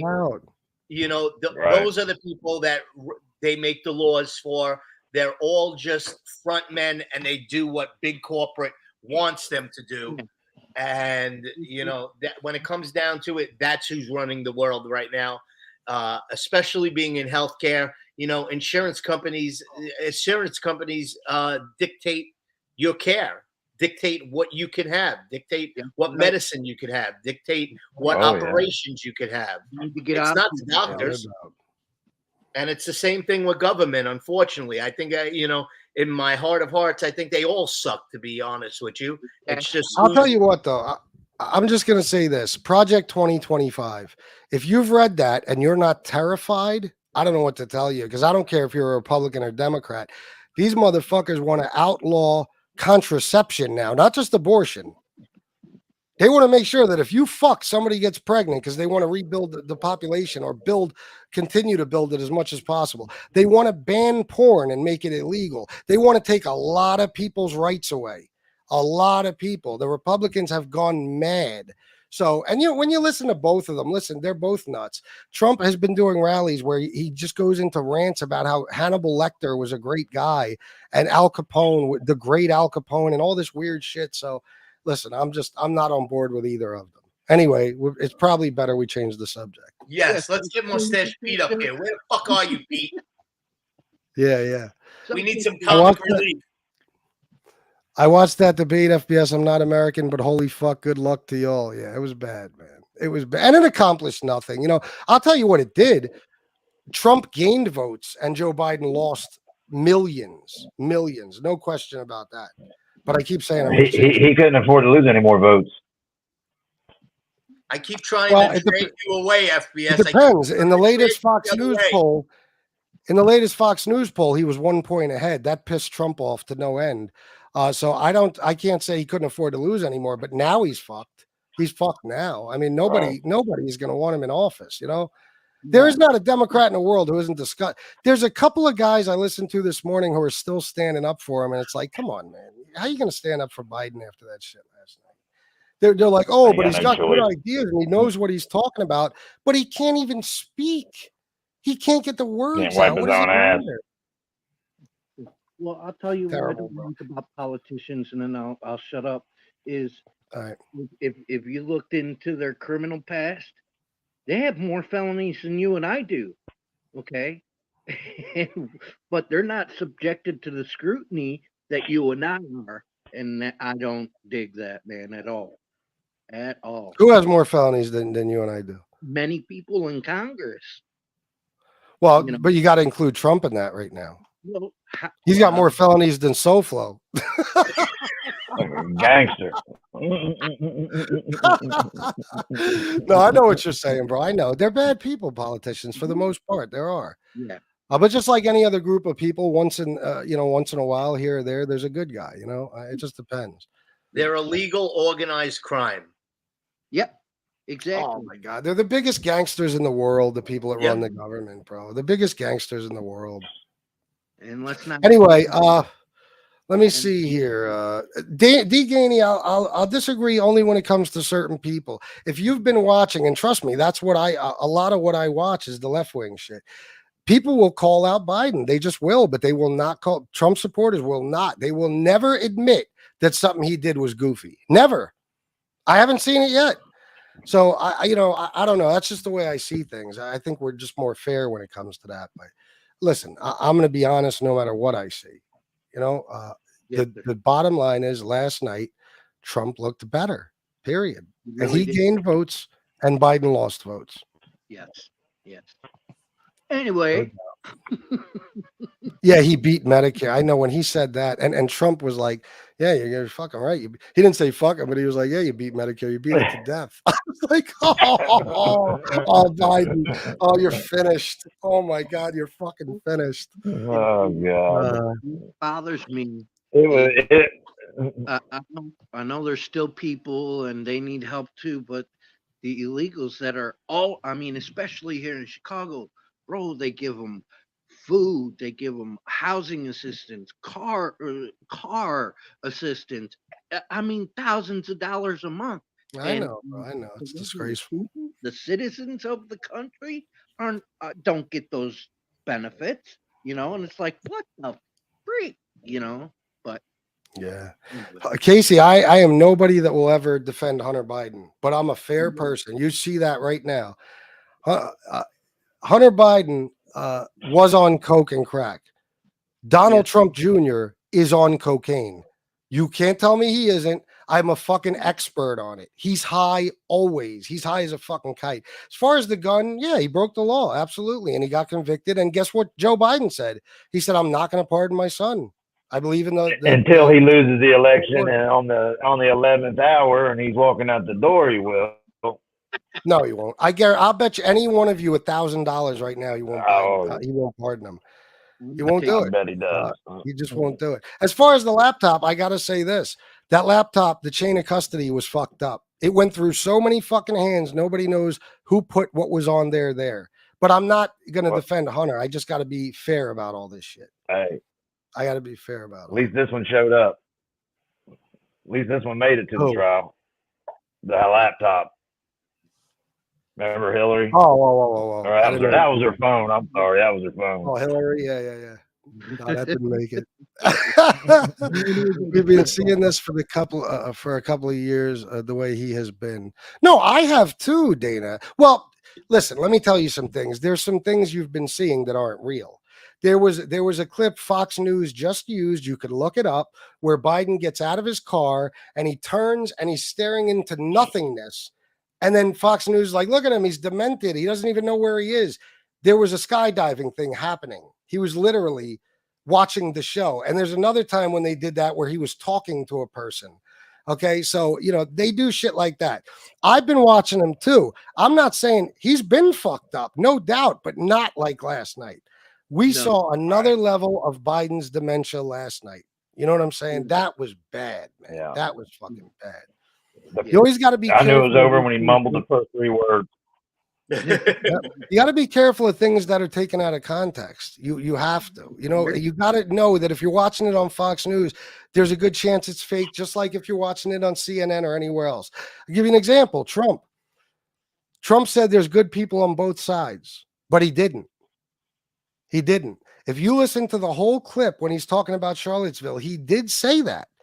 But if you listen for about another minute, he says, and I'm not talking about the white supremacists and the neo-Nazis. Those are terrible people.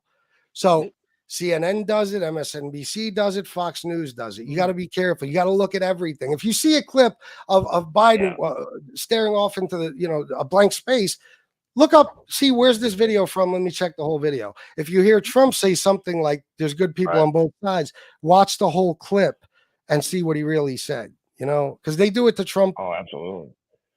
They do it to Trump all the time. So, that's just the way it is. So but many people out there want to spread disinformation. Yeah, none of it is meant to be fair. The bottom line is the government wants us to be divided, and they found the 2 perfect people to divide us.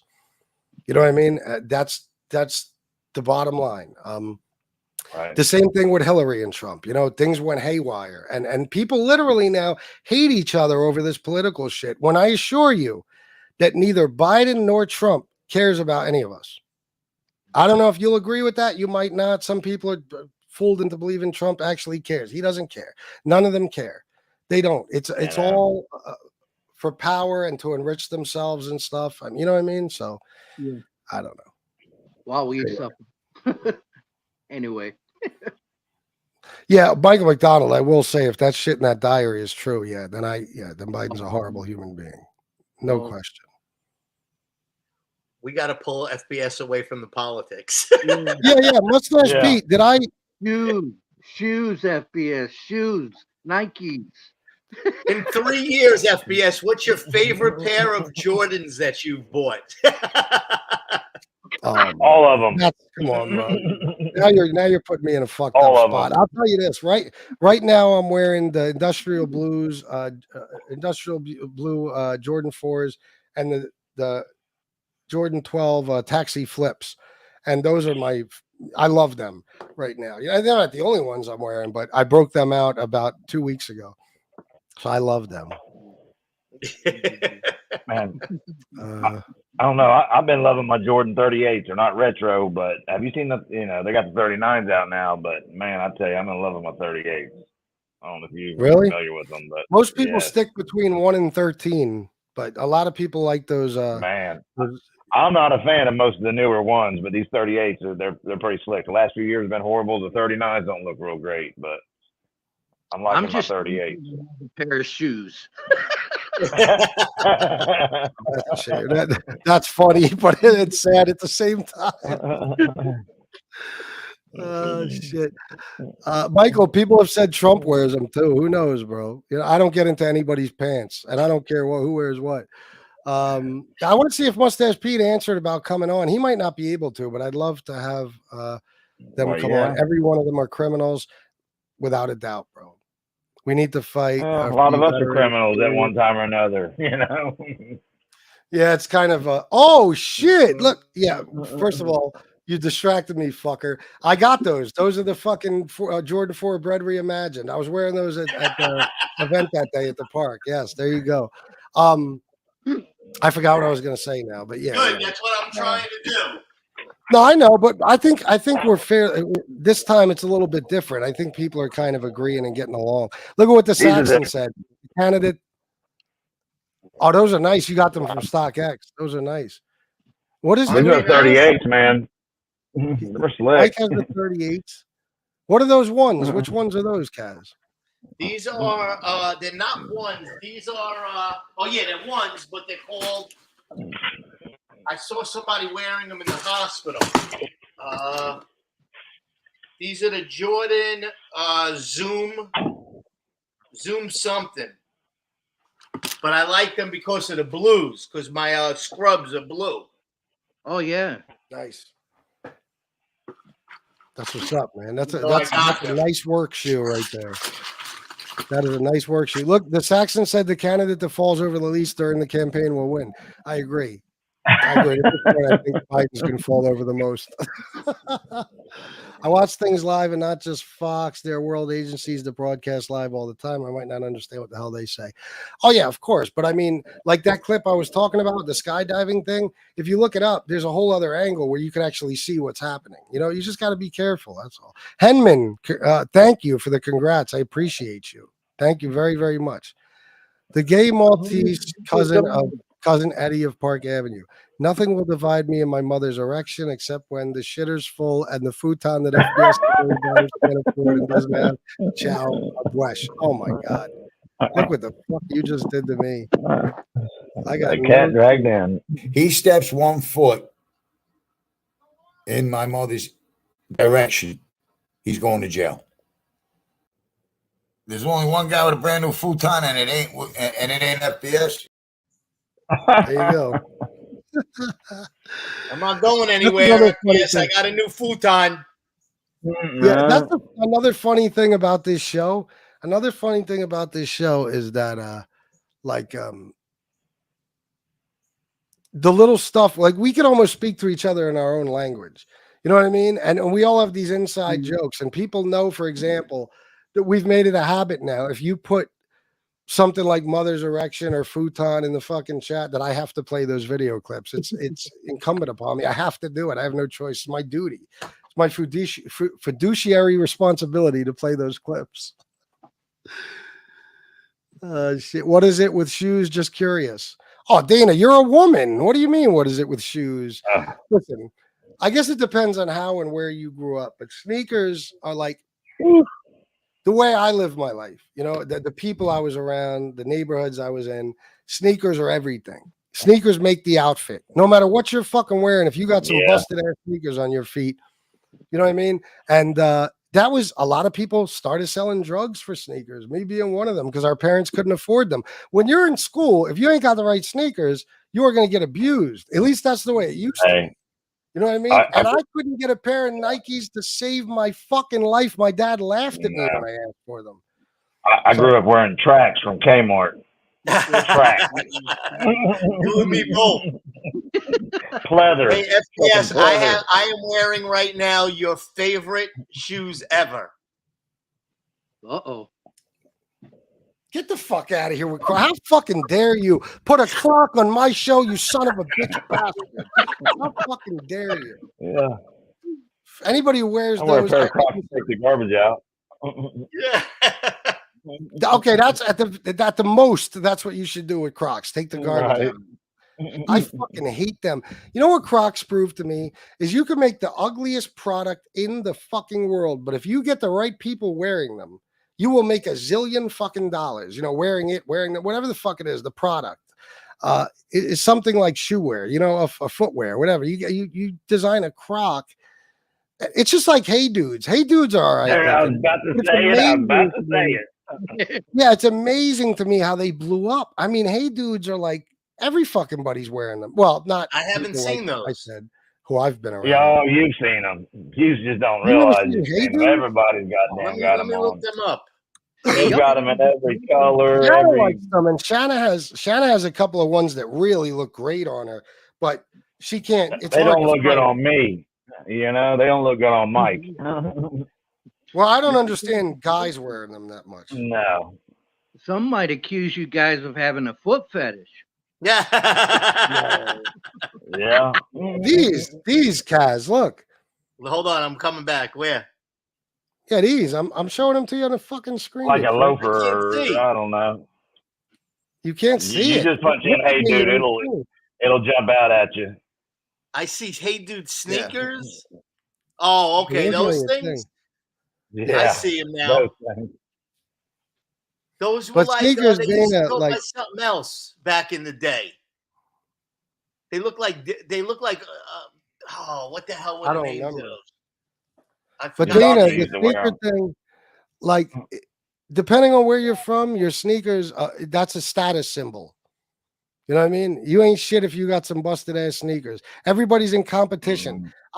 I used to watch in the hood all the time. Jordans get released at 11 a.m. There's a fucking line 2 blocks long. Everybody wants to make sure they have the Jordans. You know, that is a little crazy. But me, I love them just like anybody might collect anything.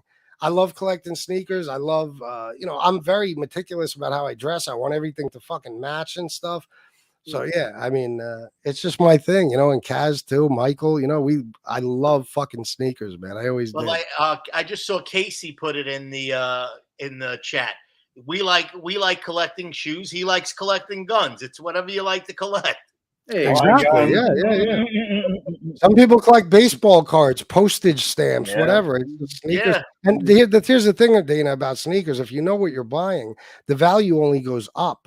So if you say a pair is released Saturday morning, tomorrow morning, because they usually release on Tuesdays and Saturdays, if it's the right pair and you are actually able to get a pair, you're going to pay anywhere, depending on whether it's a one, usually around $2 to $225.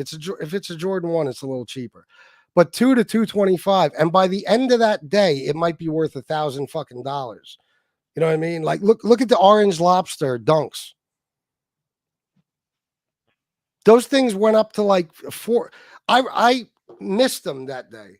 By the next day, a pair in my size was like $4,000 or some crazy shit. Like it might have been, if I got the pair confused, it was at least $1,200. But for some reason, I feel like they at least went up to like $4,000.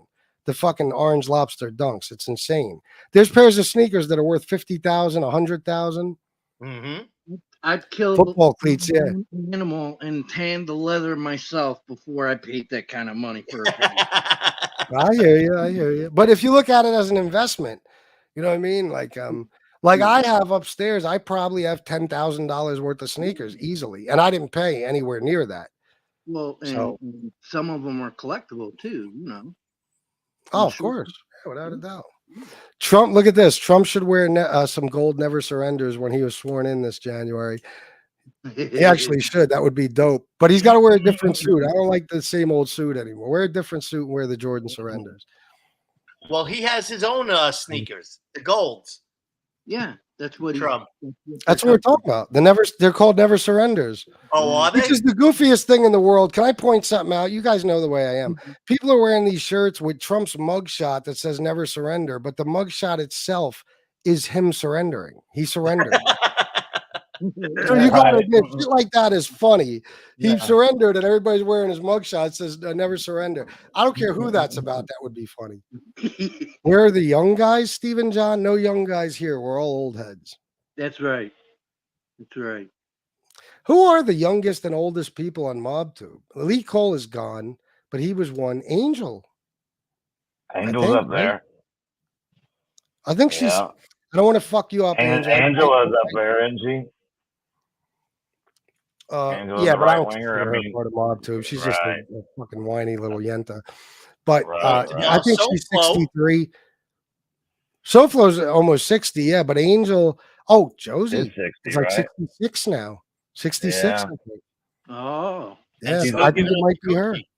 She's a scallywag. I'm feeling There's her.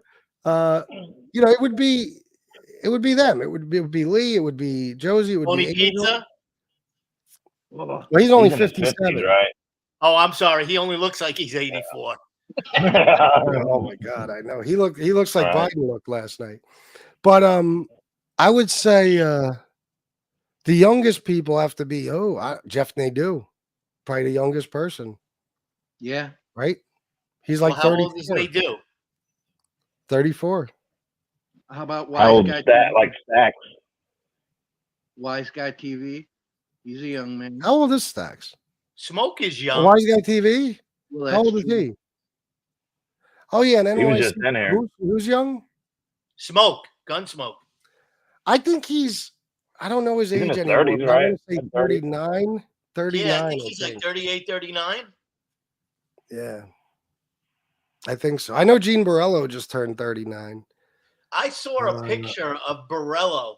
I thought he was a short guy. Borello's a tall dude. Oh Either yeah. that Yeah, or but he's like Marijuana's 6'1" really and- short. Yeah, Yeah, he's he's pretty 6'1" tall. and he's built like a brick shit house. Yeah, Gene Yeah, is a he looks menace. like a Wonder fucking how old wrestler James in these Proctor is. pictures next to Arlotta. Oh, How's Arlotta's Proctor? small. I think he's really short. Proctor, I don't know how old he is. I'll tell you what's funny though. Lefty looks like a kid, but well, not anymore. When he started on here, I thought he was 19, 20 years old. I swear to God. But I think he's like 40, I think. Wow. Really? Yeah. Wow. I never would have guessed. And Proctor doesn't count because aliens don't age. Oh shit! Look at that. Taking a little shot at Proctor. Yeah. I don't know. We'd have to go through all the people. There's been so many. Remember the first coffee Chicago guy? Muscle. How old's he? Yeah, Chicago Yeah. also has to be a little bit older, right? I want to say I haven't looked at my paperwork in a while, but I want to say 54 or 55. Okay. Hopefully, I'm right about that, or Chicago's going to do a show about me tonight. He's gonna go nuclear Wasn't the on you. president? Yeah, wasn't the presidential debate sponsored by Depends? Yes, it absolutely was. Yes, and some sort of golf equipment company. You know who has the best collection, though? We forgot. We were talking about collections. The best collection. Tony Pizza has the best collection of Folgers cans that I've ever seen in this world. Oh my God, that motherfucker has $1 million worth of empty Folgers cans. Right. Casey Robinson said, "I grew up with Chucks." That's another Chuck one. Taylors. Chuck Taylors. They were the shit too. Nike owns Yeah, Chucks man. now. I know. Do they? Stevie the Gypsy, Crocs are comfortable. That's what I heard. Listen, me and SoFlo and Tina and Nikki and his wife, Nikki Blade and Shanna, we were at this Indian casino. We fuck off. We went to this restaurant, Graziano's in Miami, and then we went to this Indian casino. And Nikki parked kind of far away from us, and he got out of the car, because when we were at dinner, I just saw him sitting down. I really wasn't paying attention when I shook his hand and gave him a hug. So me and Shanna are standing there waiting for them to come. We parked in different areas of the parking lot. Nikki's walking towards me, and I see Crocs on his feet. Oh my God, I went fucking ballistic. How fucking dare you wear Crocs to come hang out with me, you motherfucker? I was going off, bro. I was going off. Miss Can't Be Wrong has Hey Dudes. FBS, you know who gave us a lot of good Mob 2 moments, even though they're not around and they turned out to be not good people, but gave us a lot of good Mob 2 moments? Who? Pee-wee. Oh my god. Oh my! See, these What are the happened to people we him? don't think about. They don't come to our head right away. Pee Wee. Pee Wee is a fucking and that's what Yeah, Shanna calls Peanut Pee Wee sometimes now too. I'm like, stop that. Pee Wee, that motherfucker. I have never met somebody as batshit crazy as fucking Pee Wee. Oh my god! I mean, the way he talks, Fucking he's doofy. all fucked up, and he's always drunk. He's fucking talking about crazy shit. Elon Musk and fucking oil. He controls the prices of oil and what? Fucking lost. His Elon's Musk nickname was Shakes. You remember? Oh, Shakes. I thought you said Jinx. I'm like, what is he saying? Jinx? Yeah, Shakes. Yeah, he told us that at dinner. And listen, I like Pee Wee. I don't want to, I don't want to make fun of the guy. And I really, his wife Marianne is a class act, or Anne Marie. I'm sorry, Anne Marie is a class act. And we had a good time with them. But yeah, while we're at dinner, he's talking about he controls the prices of oil that Pee Wee does. He said that of oil in this country. He said he can make a phone call and change the price of oil. He said, that him and Elon Musk were best friends, and he built. Who's the other millionaire? He said he built his house, but no offense to Pee Wee, I could see him building a house in South Philly, but this is like an estate, a mega mansion. I can't remember who the billionaire's name was, but man, and when he comes on these shows, oh my god, yeah. When he comes on these shows though, and he's like rambling, but. Listen, he did help expose Tony Pizza a little bit, so I give him that. Yes, definitely. Haunted Ghost Tube Dana. No, I'm a flip-flop person, period. Always the beach attire, hate sneakers, no freaking Crocs. That's what Shanna mainly wears, flip-flops. But in the winter, I got her a couple of pairs of Jordans and Air Force Ones, Uptowns, and I got her mad Uggs. She's got so many fucking Uggs. And every now and then in the summer, she'll wear Hey Dudes, but that's it. Other than that, it's just flip-flops. Well, you know Mr. what, President, Dana? this is we are going to handle. This is how we are going to handle things. Okay, exactly. That's how it goes. 100%. That's how it goes. Go ahead, Kaz. No, I was gonna say Dana has something in common with pizza. They both wear those. What are they called? That's bloody, man. The sandals. The sandals. What are they called though? Aren't they? They have some stupid name, right? The ones with the big strap, Birkenstocks or something. Is that them? I don't know. Yes, that's what they're called. Is that what pizza wears? I don't know. He wear. I don't. He don't. He might wear nothing on those feet. The way they look. Looks like he wears nothing on them feet. Feeling left in them. I He love runs you, miles Dana. a day barefoot over broken glass, hot coals. Oh my god. Dana, you It looks said like he no was on Crocs. fire and they That's put him why I out. said it. You gotta try Crocs, Dana. Fuck that. At some schools, you'd be better off turning up with bare feet than the wrong shoes. Oh my god, man. Yeah. And not just that. My thing is this. Ever since I was a kid, the stuff I couldn't have as a kid, I want as an adult. Now, don't get me wrong. Sneakers, once I started selling drugs, I had all the sneakers I wanted. That's just the thing I've always loved. I'll always love. But to this day, the things I couldn't get from my parents, I will buy myself now as absurd. I bought a skateboard. There was a specific deck that they wouldn't get me. It was too fucking expensive. I bought that shit. I have it in a closet. I rode it once just to see if I could still do an ollie and a kickflip. That's in a closet now. I want a GT Pro Performer, the bike. I wasn't able. I got a Mongoose Blue Max. That's what I had. I probably had a Diamondback at one point, but I wanted a fucking a GT Pro Performer. I am getting that bike one day, no matter fucking what. There's all types of shit that I couldn't have as a kid. Fuck out of here with those two. These Yeezys. Look at them distracted. No. I buy for myself now. It's like a nostalgia thing. It's like my way of feeling like I finally got the shit. I don't know. No, it's true. I do FBS. It's because Psychological. It's because of you. I really got back into shoes. And when you say it's because I couldn't afford them when I was growing up. Yeah, oh yeah. That's probably the psychological reason why it all started. It was the one thing I could never have that the other. Well, I wouldn't say it was the one thing. It was one of the things I could never have that the other kids had. But it mattered so much. especially, Queens. Like, come on. You gotta have, if you don't have what was back then, like Nike Airs in general, you know what I mean? You ain't shit. You had to have some Reebok pumps or some shit that was out back then that was dope. Reebok pumps. You had to have that shit. Where And I I couldn't get a pair of Nike Airs to save my fucking life. Even the Adidas shell toes, I couldn't get them. There were certain Filas back in the day that were dope. Everybody was wearing. I couldn't get them. Fucking Pumas, you fucking name it. You had to have the right shit. And if you didn't have the right shit, you weren't shit. That's the way it was. And I wanted fucking sneakers so bad and couldn't get them. So once I got old enough to start hustling, that was it. Sneakers. You could ask my daughter's mom. We used to go, I would buy a pair of, this is in the 2000s. This probably lasted about 6-7 years. Okay. I would buy a new pair of white Nike Air Force Ones, $80 every Friday. Wow. Even the girl in the store would be like, "What are you doing? They're still perfect." I'm like, "They're not perfect to me. Give me another pair." Crazy. If we went to the beach and I wore a certain pair of sneakers, those got thrown away and I bought a new pair. As soon as I got home, I bought a new pair. Sand, dirt, shit like that.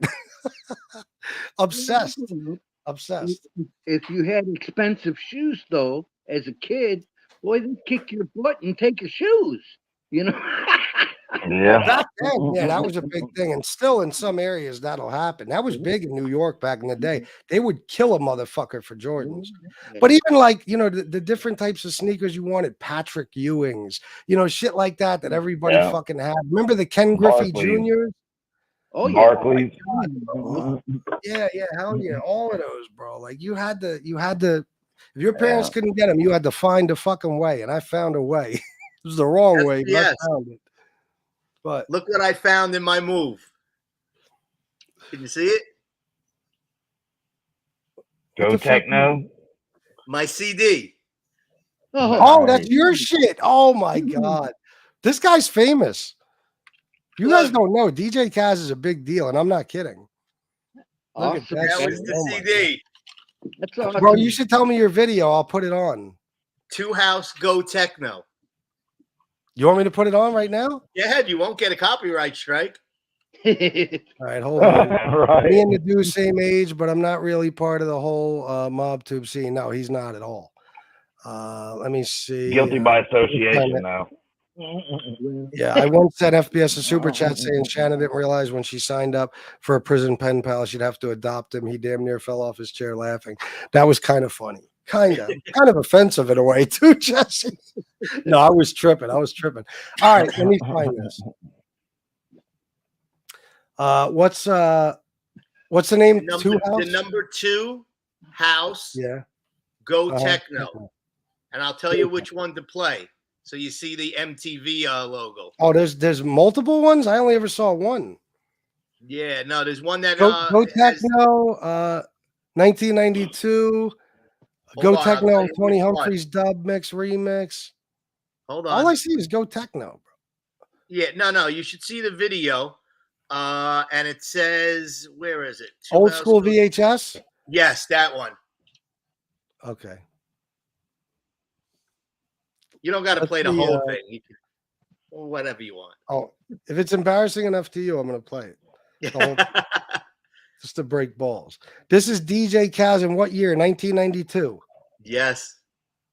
Here we go. It was filmed on the Williamsburg Bridge.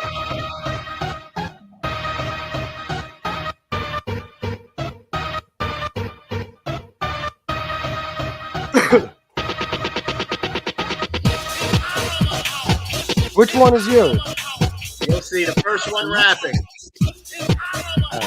Run to the big storm. If you're ready and with it, come That's me. TECHNO. So energize your mind, body, and soul. Slam a jam until the underground London Bridge that's just falling down. Reconstructed and broke to this town. Straight up 2 house, the key to sound. Now back to back with an. This was on MTV. This is MTV right here. Wow. Nice. What was your record label? That's Atlantic. Wow, really? Yeah, bro. Did you make Atlantic any had a money lot off of people that night. I made about, well, there was two of us, but it was the old story that we got, we got robbed. I made about, I'd say in total for the single, I made about 10 grand. Hey, it's something. Yo, go, sweet techno. This is giving me douche chills. I love you, You guys. still And talk back to in your the buddy? day- No. Fast forward, Listen. FBS, fast forward towards the end, and I'm going to give you real douche chills. Uh-oh. All right. Yeah, I don't know if you're the best lyricist. I don't know if you're battling Eminem anytime soon. No, not anytime soon. I'm just fucking with you. What? Keep going. timestamp? Keep going. Right, a little bit more. All right, right there. Go. Let it go. All right. I said me put them on the mic. I said me put them on the mic. Put them on the mic. I said me put them on the mic. I said it coming down. I said me coming down. I said me put them on the mic. I said it coming down. I said chop. Moving on, rolling your baby down. I got the put chop. I'm having them up. I'm flipping them up. I'm bringing them on the crowd. Come on, KZ. Kick your live. The tongue will make you get numb with the regular rhyme. I lyrically design the bigger the bass that will hit you in the face. I hit you once, I hit you twice. Now you're disgrace. I'm making it a man. Write the lyrics you never had. Kaz and define. Yo, we're not a fad. Pump your fists like this. Put my fist in 1992, bro. Listen, this was the shit back then. I bet. I guarantee it. No, pump your fists like this. Techno. Paulie D owes me a lot of money. What? Paulie D owes me a lot of money. I started pumping your fist back in 92. You got the blowout too. So what? Can you rhyme that fast? Still? Can you rap that fast? I could still do that. Yeah. Let me see. Let me hear it. What? Let me hear it. I would need to raise about $50 for me to do that. $50 for FBS. People. Does Christopher Welty's count? Or? FBS, including Christopher Wiles 20. So now it's 30. Okay. Somebody 30 puts up more, another 30. I'll do that part. I got to give it to you though. Look, and Craig B said, "Hey man, props to Kaz." Kaz is fucking. That's a modest request. I don't know how the fuck he came across that record. Love it. I got to give it to him. But if you even knew his DJ, dancing a lot of clubs with with techno music in the day. Oh yeah, no doubt. Kaz is the man, bro. You guys don't know. You think he's just another guy on Mobtube. He's not. Yes, I am. Kaz is not. Kaz's DJ career is extremely fucking impressive. Extremely. And obviously he was a rapper too. Right. I remember you telling me about this a long time ago, Kaz, but I it. didn't remember it exactly, you know? FBS, that was when you held your roast. What are we supposed to be doing? Held my roast. Which roast? Is she Kaz, talking you look about like the hip-hop roast? Kaz, you look like the hip-hop version of New Kids on the Block. That's what we were trying to be, the new kids of house. Everybody was. Let's see. Christopher Welty. I'm sorry. I put it up and Thank didn't you, read it. Wise Guy TV. Congratulations on 3 years of Mobtube and more important, 5 years clean, and great job, brother. Thank you, man. And thank you for being a part of this chat and a part of these shows. It means the world to me. And thank you for your support, man. I appreciate you. I do. Stephen John said, pump up the jam. Uh-oh. What do we got? Uh-oh, Tom Sheehy, I hate you. $30. $30. Oh, Okay, all right. I put that shit back on, but somehow, hold on. My fucking PayPal never wants to work for me. Wait a minute. I got the 30. I just got to see.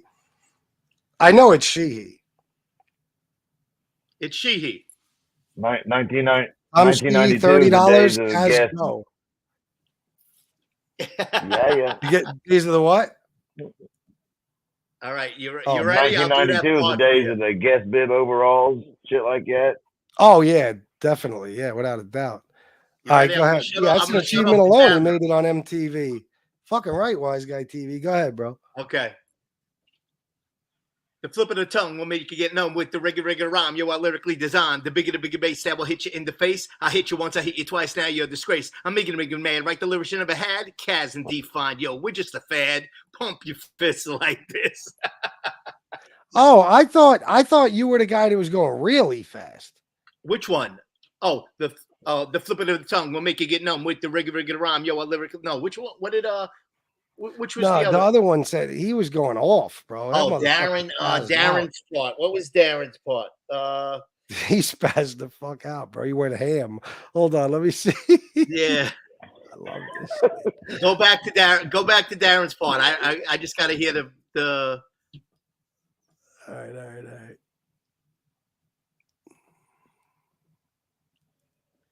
We'll make you get numb with the So go back and drop. Hold on. Okay. That one. Listen to this shit.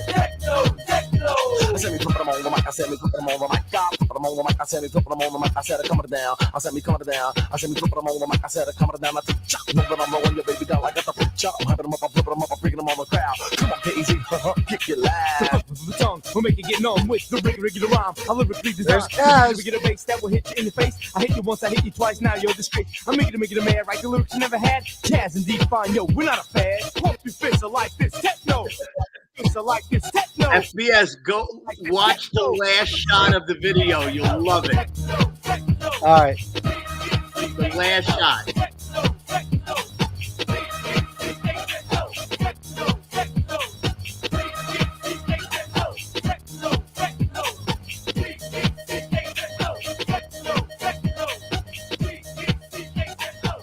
The bedazzled jackets. Oh my god. Fucking Dice Clay rapping. But bro, what was I just gonna say? Flip it up on the mic, I said me, flip it up on the mic, flip it up on the mic, I said me, flip it up on the mic, I said me coming it down, I said me coming it down, I said me, flip it up on the mic, I said me coming it down, the teacher, no, when your baby dog, I got the preacher, I'm hyping up, I'm flipping them up, I'm freaking up on the crowd. Come on, FBS, kick it loud. Jesus Christ. Let me think here. What was I just gonna fucking ask you? I had a good question. The fucking song isn't even techno, it's more like hip hop. It was more like house. I don't think it was. I think it was more like hip hop. Right. It was done by one of the big. If you look up Todd Terry is still one of the biggest house music producers in the world. He still goes around. It was remixed by Tony Humphries, who was one of the biggest house DJs in the world. It was edited by Albert Cabrera, who was of the Latin Rascals fame, okay, the freestyle group.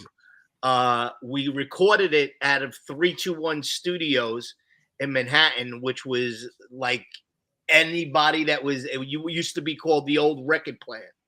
That Rolling Stones, you name it, they used to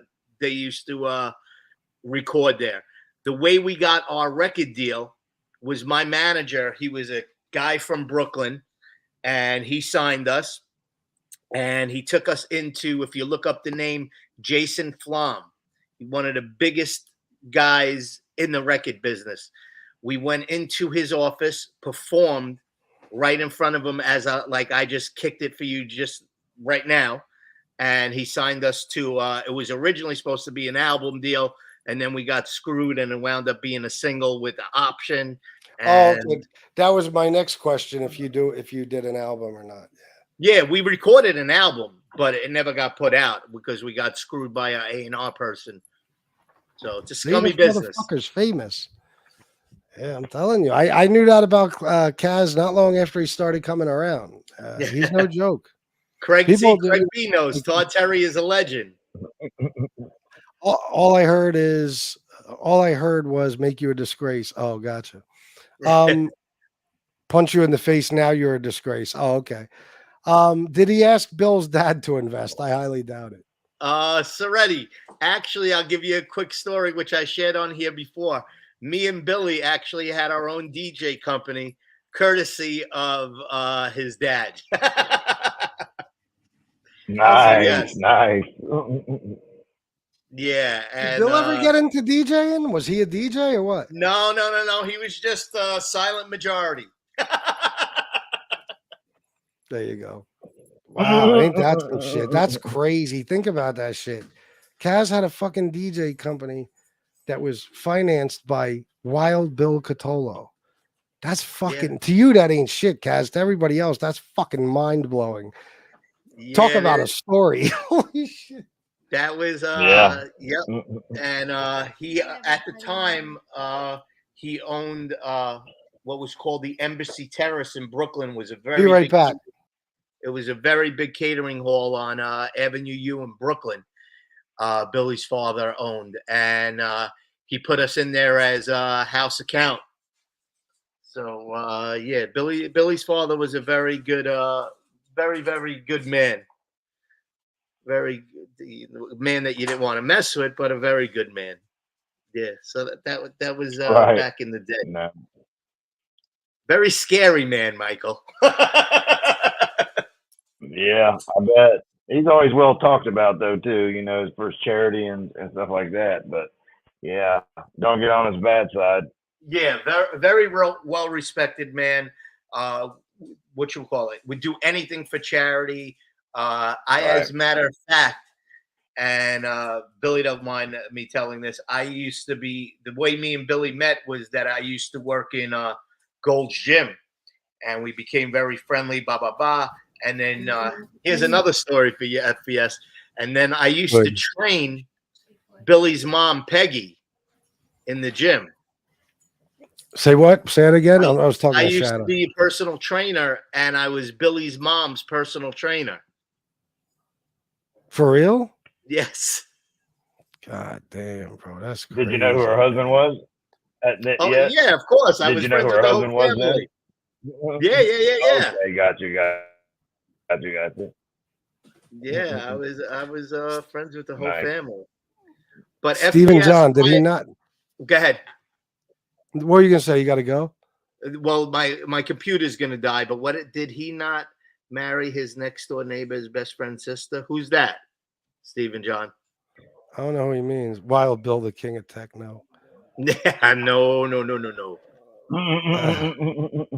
That's okay, War. It's all right. I figured something happened.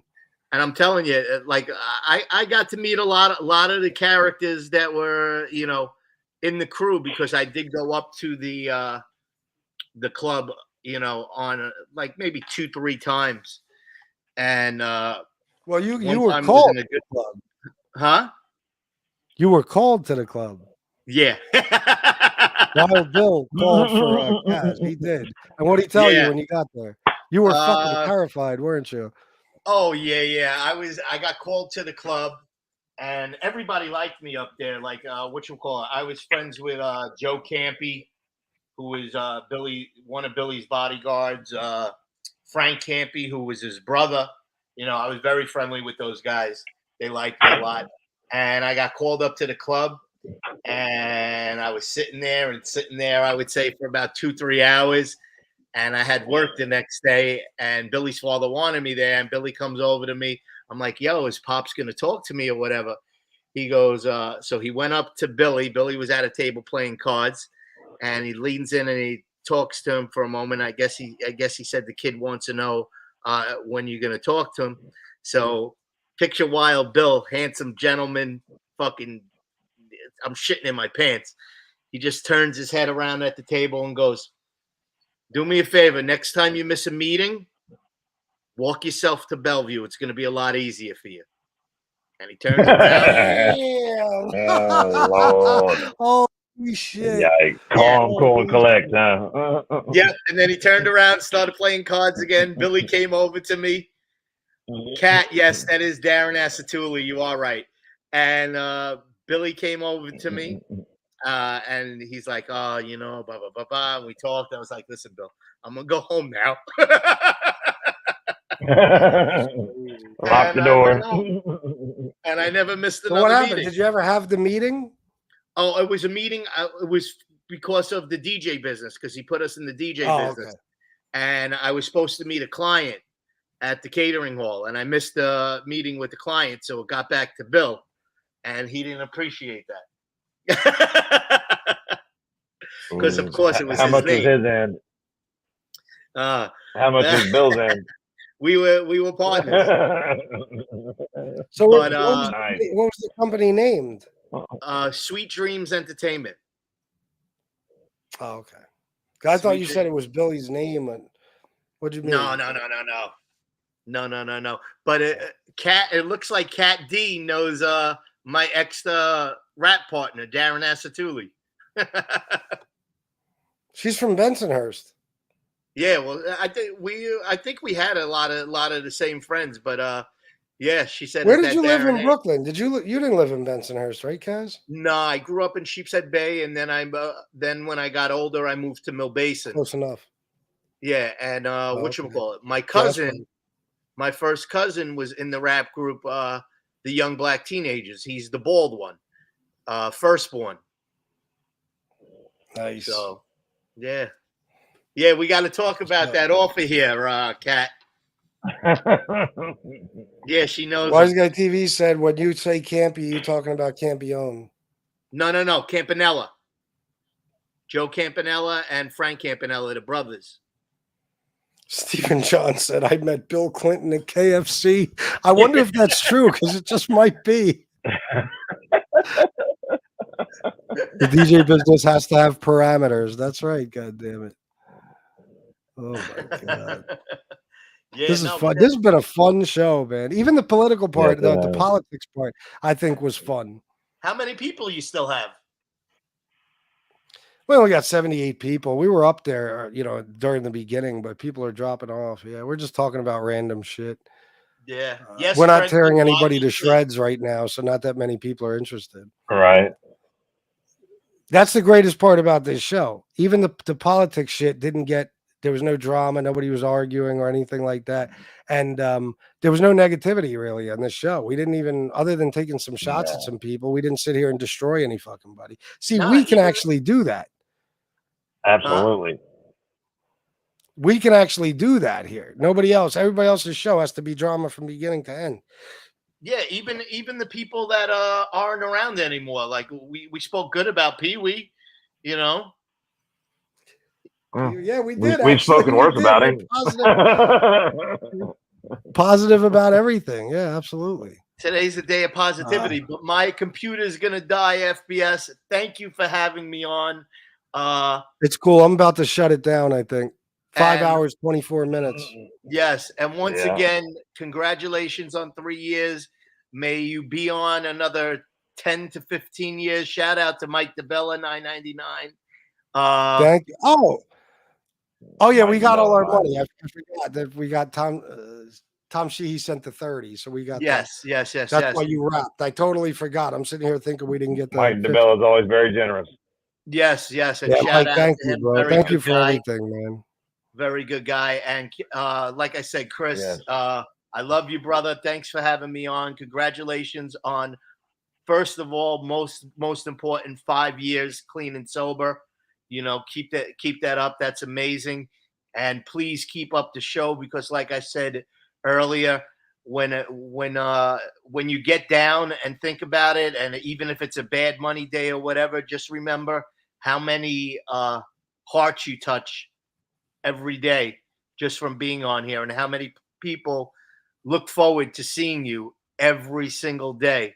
It doesn't give you a monetary reward sometimes, but it also gives you that thing inside your heart that you need sometimes to know that you're doing something positive in life, that your kids could turn back and look back and go, hey, you know what? My dad had a channel and it had, 500 people look forward to seeing it every day, good, bad, or indifferent, that nobody could ever take that away from you. Just like my record. Nobody could ever take that away from me. Nobody could ever take this away from you, bro. It's just a different form of, a different form of whatever the word I'm looking for. But definitely be proud of yourself, bro, and keep up the amazing work you're doing. Thank you to everybody in the Mobtube family. Tom, there's too many to mention. Michael, thank you for letting me share the screen with you. War, Dana, Absolutely. Jason My Mikesell, pleasure. Tom G, everybody, past and present, and one person we forgot to honor today that's not here, which is, I'd like to say, God bless John Abenda. We hope to get you back one day. Oh my God. Without John Abenda, this channel would not be what it is today. It would not. John Abenda is a Mobtube legend. Yes. Michael, you don't remember the John Abenda thing? Is I don't know Mike what still happened to there? Mike. I think I do. That Remember John was a while Abenda? ago, He right? came in here and said he was leaving. Yeah, he said he was leaving, and we made I'm a bad. big I got a joke. Oh my God, John, horrible don't memory. go. Yeah. I hear that. All right, But Cass, man, thank you, bro, for all the kind words, man. Thank you I both love for you, bro. everything. I'm gonna shut it down in a few minutes. I love you too, man. Michael, Thanks, take care, Michael, brother. for Thank hanging you for out your all this service. time. Yeah. And same thing to Casey Absolutely. Pleasure, and my all brother. our vets out Thank there. you. You Always know, a thank you pleasure. for your service, everybody. And the world is a better place because of you guys that served, and we really do appreciate you. Fucking right. And with that, peace. All right, guys. Thanks a lot for coming on, man. I'll talk to you soon. Love you guys. Peace. Love you too. All right. Hey, brother, I'm gonna let you in your What's show. up? I'll get out of here. Oh yeah, thank you, And man. Thank you for coming on. You congratulations on guys the hung out 3-year a long anniversary. time. Absolutely. Thank you, man. I appreciate it. It was a lot of fun. Good people in here. Absolutely. Enjoy the rest of your day, my friend. I'll talk to you soon. Sounds good, All right. bro. See you later. All right. Peace. There you go. Agree FBS, just having a laugh and talking shit. Yeah, Mike DeBella, thank you again, man. Mike is I probably said it earlier in this show but he's always looked out for me and supported this show too. He's a good dude. I always thought he was a good dude, and he's the real deal, I assure you of that. Yeah, we're just having fun. We're having a good time. I mean, yeah, Tom Shee, you believe that? I mean, there is a part of me that says, yeah, that would have been dope, Wise Guy TV. There is a part of me that says, in FBS fashion, should I don't know, tear a couple motherfuckers apart just to end the show, or should I keep it positive? You guys vote. Long ass day for a Friday. No joke, man. I think it's fair to say I won't be doing a second show today. I've never done a show this long. It's never happened. It's the longest show I've ever done.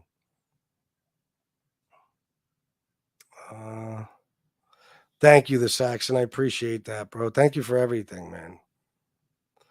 Wise Guy TV said, congrats again, FBS. Real good show. Thank you, brother. I appreciate you, man. Wise Guy TV's been here since the beginning, too. That dude, he used to help me out, Wise Guy TV. Sometimes I would delete shows. He had a channel where he was just basically just putting my shows up, just like my whole show sometimes. Usually it was just clips. But even though, he was doing those clips, like for instance, I deleted the Damian Trites interview by accident. Damian asked me to take it down. He asked me to take it down because of some of the shit that went on during the show, him and Gene fighting and stuff. So he asked me to.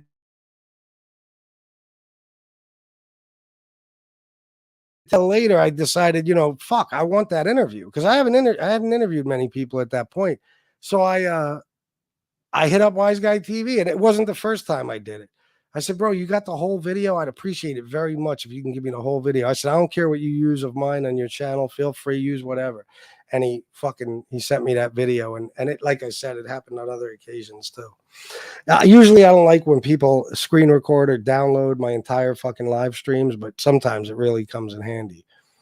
Craig B, what's up, bro? Dave, $10 super sticker. Dave's another guy. Let me just tell you.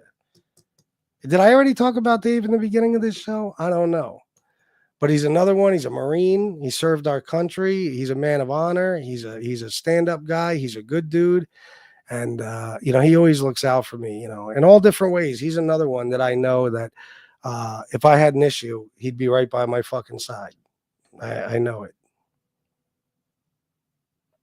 Yeah, I think so, Stephen John. We had some fun. Politics usually gets ugly, but I think it went okay this time. I think it went okay. I'm sure I pissed somebody off, but what else is new? I'm always pissing somebody off. I'm sure everyone who saw the debate last night was horrified at how senile Biden is now. Man, me and fucking Jason Mikesell and a couple of other people, Kaz, texting back and forth during the debate. We're like, wow, that's fucking bad. Hold on 1 second, bro. I just want to, I'm talking to all of you. Hold on. Let me check something.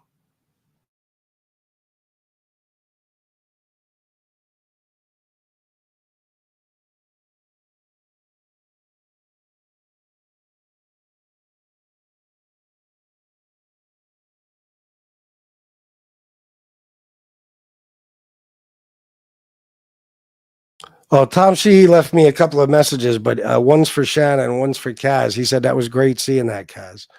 I think just seeing you in general, but I'm sure Tom Sheehy enjoyed that video very much. Thank you, Kat. Thank you so much. Don't forget Vinny Green. You busted him with that fake PC set photo.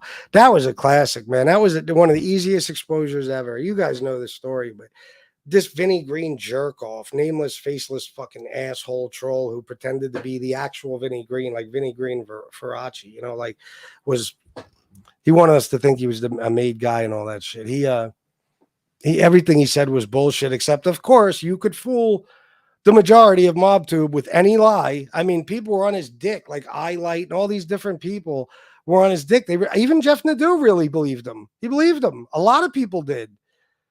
And they took this guy seriously. And I'm like, listen to his fucking fake voice. He's talking about he owns Lamborghinis and this and that, but he never shows you shit. So he posts this picture of this big fucking supercomputer, this dope ass setup. And he says that just a little something in one of my rooms, something like that. I'm like, please. I took a screenshot of that picture and did a reverse image search and found out it belonged to a guy in fucking Pakistan or somewhere. The guy posted it on his Facebook. Who knows how Vinny Green found it? So that was it. I did a screen recording of myself saying, okay, here's Vinny Green's post and here's the real computer. It was great. He disappeared for a while after that.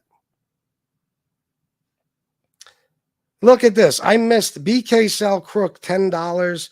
Thank you, brother. I don't know if you're still watching, but thank you.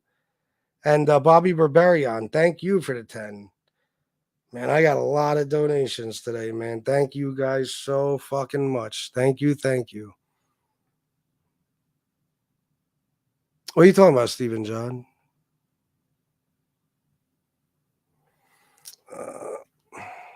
Thank you, sis. Thank you for your donation and all your support throughout the years. Sis is an awesome person. All right, guys. Well, what do I say? Did anybody vote? What do I do? Do I tear some people down or do I just leave it positive? Nobody really voted, I don't think so. If you read the transcript, I'd say Biden won. Yeah, I know. I mean, of course he knows more and stuff, but if you watched it, clearly Trump talks like he's all there still an asshole, but he's there while Biden clearly is done. Yeah. Except that, I mean, last night he talked like he's still there, but I don't know how much Fox News shows a lot of you guys, but if you watch some of Trump's rallies, just even lately, he's glitching all the time. He freezes up. He forgets things. He mispronounces all types of fucking words. He goes into these fucking rants about Hannibal Lecter and Al Capone and black people being proud of him for being a felon like them and all this weird, crazy shit he says. He's fucking bonkers like Biden. But last night he looked, well, he's bonkers in a different way. He's batshit crazy. Joe Biden is demented as a motherfucker. So Trump wins the eye test. Yeah, you got that right. Yeah, it was a Tom Sheehy. It's a classic down for the books. Which, I don't know. I'm all confused now. I'm all confused in the chat. Oh, there's no doubt. If it would have been anybody but Joe Biden, he would have got demolished. No question. But I don't want to get onto that shit again. I'm sure FBS, but at least, oh my God, yeah, I told you, if you knew nothing about either of them, and you like some of these people really don't, they don't watch anything. There's a lot of undecideds in this country. I don't know how, but there's a lot of undecideds. And if you were an undecided and you watched that, you'd pick Trump. Or if you didn't know anything about either one of them, like I said a second ago, you'd pick Trump. There's no question. Trump is flat out. Yeah, I don't want to get into all this shit again. I think I managed to do this show without pissing anyone off. I'm going to try to end it without pissing anyone off. Thank you guys for everything. There's too many people to fuck it. I'm going to do it anyway. It's not like I got to be anywhere. Dave, Mike DeBella, Christopher Welty, Pony Boy, Baby A, Bill Catolo, Haunted Ghost Tube, Dana, JD Hopes, all the members, Paulie Walnuts, Anonymous Legion, JGB, Malik Irvin, Paulie Walnut. I even shout out to people who, you know, have been a member when that stuff pops out. Paulie Walnuts, Robert Ganji, Mike DeBella. I'll just call him E. DJ Kaz, JGP, Dexter Morgan, Pronsky, SL Gordon 3, Isaac FDZ, That's Fax B, Sally, Debbie McGaffin, No Freaking ZD Now, Sven Larson, Frank Gerard Fratello Productions, and he sent 100 this morning, don't forget. Jersey Girl and Jersey Girl. And then, oh my God, we got Stephen Cordell and Tom Sheehy and D. Gainey. And then Michael McDonald, Joey Dimes, Tony Action, Ferris 28, Jesse Roth, Soretti, Darren C4, Chris Capello, Sis, James Horoff, Marianne Reynolds, Antonino, Joey Dimes. Guys, thank you. I love you all. I appreciate you supporting me and riding with me through this last fucking 3 years, as crazy as shit has been. I appreciate the people who stuck by my side, remained loyal. There's not enough I could say to express my friendship. And if there's anybody, or my my appreciation for your friendship, it'll take me forever. But you guys know how I feel, I think, after everything I've said on this show. And if there's anybody I missed who I didn't say, you know, a little something about, I'm sorry. It's just I didn't either I didn't see you, or, you know, if there's a name I forgot, you know, there's a lot of people I'd like to thank. You know, there's a lot of people that helped me. Jimmy Calandra, I have to thank. Jimmy's been a good friend. Jimmy was one of the people that helped me really get off the ground. Jeff, you know, Nadu, I already thanked him, but doing those shows with me, we had some dope shows. Jeff Canarsie, you know, even some of my own enemies. You know, I got to even thank John A. Light, because I built my whole channel off of John A. Light. Ray Mundy, shout out to Ray Mundy. There's a lot of people, man, I want to thank, and I hope I got to most of you. I love you all, honestly. You mean the world to me. You're like I said, your endless support and friendship, and your you know, the donations you guys send to support the channel and keep the show going. It means the world. I'm forever grateful for you guys. If it ended tomorrow, I would never forget any of you, I promise. That's it. 3 years of Mobtube, guys. I won't be back on today because it's Shanna time. But I will see you guys tomorrow morning, 11:45 as usual. I love you all. And until next time, salute.